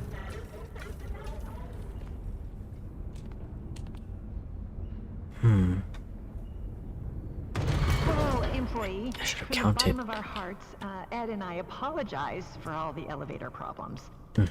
So there is some good news and some less good news. The good news is that you can make repairs from inside the elevator. You don't have to wait around until someone notices that it's stuck and fixes it. The less good news is that you won't have the lives of your fellow employees weighing on your conscience if things take a downward turn. Because you're in the elevator as well, which is still good, but less good. You can fix it as a team, and no one person is to blame. Okay, let's just hop right in. That scared me. Ready to take the plunge? Right. Great. Make sure the emergency brake is engaged. Now, turn the elevator off. I literally just called Edwin evil for having this area because people are clearly dying. I mean, it said days since last incident 0, and then it's like keep your body away from the incinerator. People have been incinerated, and then obviously I'm like he's evil. He's a murderer. If he's not murdering other people just for funsies, then definitely he's going through his employees. Fiona sounds so tired. Yeah. Anyway, this area exists. This really fucked up and twisted area exists before Fiona dies. Damn, there's some crazy thunder outside. Before Fiona dies. So even because she's recording this for this elevator. Right? And it's the one elevator where, like, she's talking specifically about you can fix it from inside. So it's this specific elevator. So this area exists. Edwin has already gone off the freaking deep end before she's died. So you can't blame his wife's death or his son's death for him going, you know, going crazy and doing fucked up shit. No, he's fucked up. He's a fucked up person, you know? That's my take. Anyway, turn the elevator off. Next, rebalance the elevator. That's it? No details? Ugh. We got this. Oh, it's bright.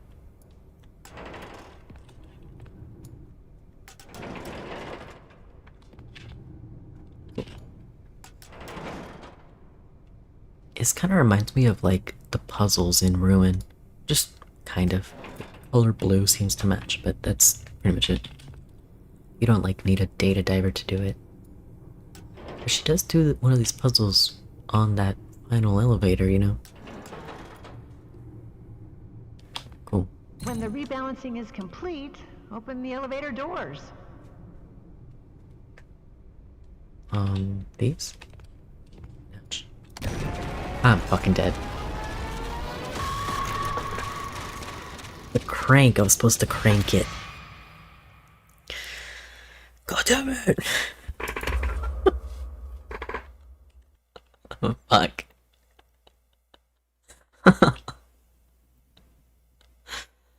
Alright. Hello, employee. From Yes, the bottom yes, I of got our it. hearts, Ed and I apologize for all the elevator problems. So, there is some good news and some less good news. The good news is that you can make repairs from inside the elevator. You don't have to wait around until someone notices that it's stuck and fixes it. The less good news is that you won't have the lives of your fellow employees weighing on your conscience if things take a downward turn. Because you're in the elevator as well, which is still good, but less good. You can fix it as a team, and no one person is to blame. Okay, let's just hop right in. Now, turn the elevator off. Next, rebalance the elevator. That's it? No details?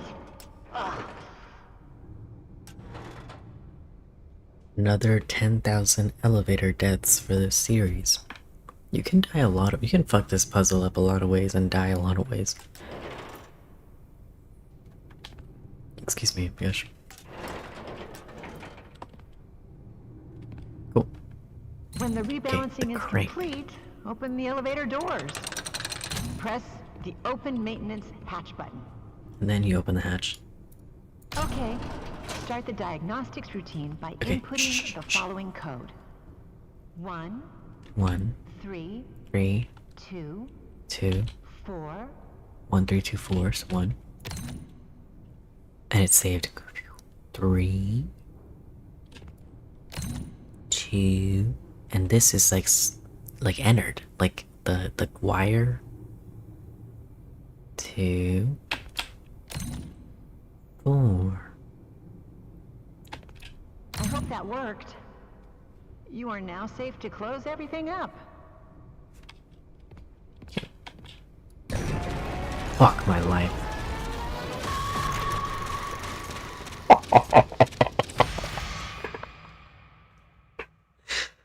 Oh my god, the hatch. Oh my god. Bro, I'm tired, okay? I might be tired. I can't believe Okay, I got a save point. I got a Inputting the following code. friendship coded thumbnail. Oh shh. 2, 3, 4, 4, 1, 2, 3, 4, 1, 2, 3, 4. Let's not fuck this up this time. 4 and 1. 1. There you go. I hope that worked. Me You are too. now safe to close everything up. Okay, don't pull the crank that kills you. Close the hatch. And then crank it. Turn on the elevator and disengage the emergency brake. If Yes. all went well, the elevator should start moving again. Hey. And welcome, Clavis. Don't forget to like the stream. And disengage the emergency brake. I can't believe that killed me, bro. Twice?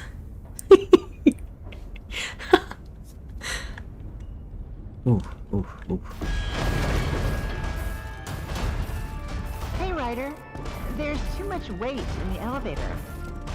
Really? I'm not here to shame. Just trying to help you fix the lift. Now, let me check. Wow, this is so disorganized.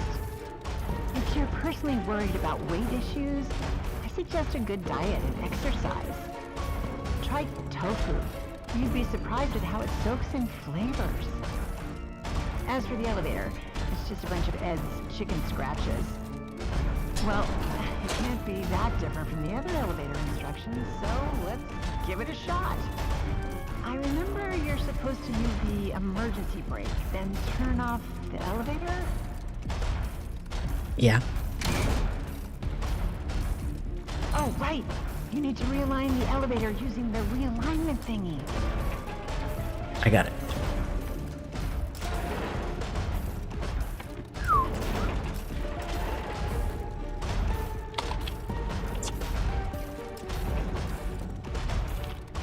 When that's done, increase the speed of the elevator to accommodate for any changes in carrying weight. So that part's crystal clear, but I can't read the next bit at all. Are you supposed to increase the speed? I guess you'll just figure that part out. I want you to know, this is not my fault. The instructions are that bad. Ed writes like a doctor. Once you've figured that part out, power on the elevator, disengage the emergency brake, and cross your fingers. Hallelujah.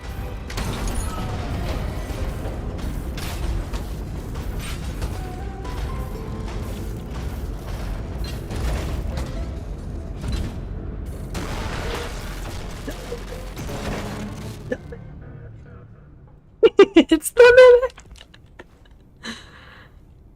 Wow.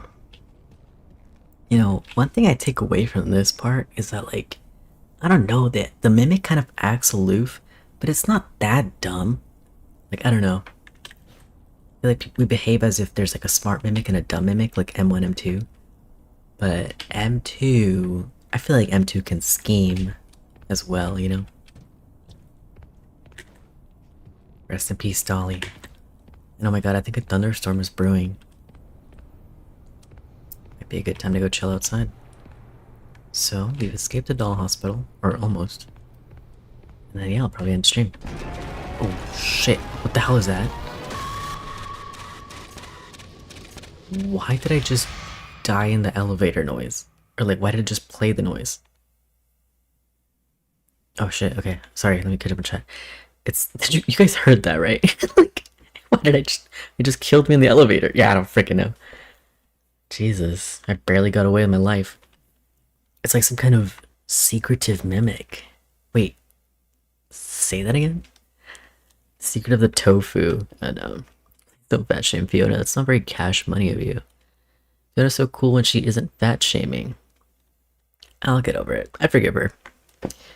It's her husband's Edwin Murray. Like, cut her some slack. It's Edwin's script. She's just reading it. Yeah. Thank gosh. I mean, if M2's glitch trap, he can clearly scheme. Secret of the elevator. Yeah, what was that? At least it didn't, like, kill me just then. It just played the noise. So... Oh. She's still giving me elevator instructions. Oh, it like respawned me. That's weird. Okay, I hope it doesn't break the game if I progress. And anyway, one last look at the doll hospital before we leave. Wait, hold on. Can I get over there? I mean, we already saw this, but... Yep. There's Dolly. Bye, Dolly. And then the ride's here. Which I guess, yeah, right. Oh, and anyway. Anyway, yeah. Yeah, just Edwin having this area while Fiona was still alive. And stuff. And making her do this stuff. Hello? Can I go or no? Okay. Wait. I can hear that door. I hope my game's not broken. My game might be broken. The only thing you can blame Fiona for is her taste in men. Yeah, I guess so. Poor Fiona. Please don't break my game. Crank it, crank it, crank. Oh shit. I can't hear anything. Can you guys hear anything? Hold on. Like, I can't hear anything. Okay. He's speaking, but I can't hear him. Let me know. Is it just like muted? Okay, let me get inside actually. Hopefully get a save point. Wait, okay, hold on. The first thing I noticed when I came out of the doll hospital, I like turned around. Wait, where'd he go? Wait, where'd he go? Where'd he go? I swear there was like a flower here. There was like the dad flower right here. At least on my first playthrough. Did they remove him? I know I'm not on crack. Nope, audio gone. Yeah, okay. Let me get a save point. And either way, I wanted to end the stream at this point, so it's been a minute. We did the puppet show, we did the workshop and then puppet show, and then the hospital. Yeah, okay. And let me get out of here. Wait, okay. Yeah, it's saved. It's weird. 3 AM. Let me get out of here. I'll come back in, see if it's fine. And then... Oof. Yeah, okay. Let's check it out. Before I call it a night, because I hope my whole freaking thing isn't, like, gone. So weird. I know. I mean, I guess... Maybe I triggered that by, like, going up to the elevator again. But, like, can't blame me for being curious. Okay, let me open up the game again. Just to check and make sure. Thank you, Steel Bull. I know. Oh, shit.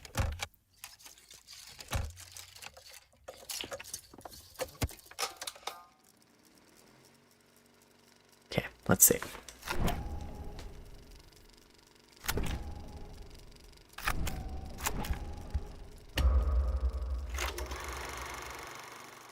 Let's hope the audio's back. And we'll hear Dispatch's sweet voice welcoming us back.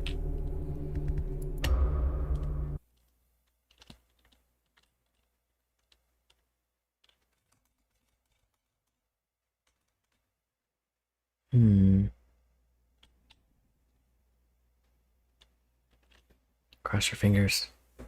Respond. Over. Okay, we're good. You know what? I'm gonna listen to him, because this might be where we get that cool Easter egg. You have access to the admin wing. That's where Murray's office is located. And most importantly, the schematics. The best way to the admin wing is through the warehouse. That's the big room you've been standing in front of all night. You can see it through that window. Guess you should have gone there first. But hindsight is 20/20, right? As always, try to keep quiet and don't draw attention to yourself. Do that and I'm positive nothing else bad is going to happen to you. Until the next time something else bad happens to you. The tiger! The tiger! It was there. That's like, oh my gosh, one of the coolest, like, little bits of foreshadowing here. The next time something bad happens to... Ooh. Something bad always happens. But I'm crazy. Alright, well, yeah, I think it's been a great stream. Thank you everyone for joining. Don't forget to hit like and subscribe, because we will pick up where we left off, hopefully soon. And yeah, this has been a blast. Thank you everybody who contributed. And yeah, we'll see you next time. Have a wonderful night. W stream, thank you. I'm glad you think so. Thank you. And we will solve a security breach too. There's so much to think about. Yeah, thank you everyone. Have a wonderful night.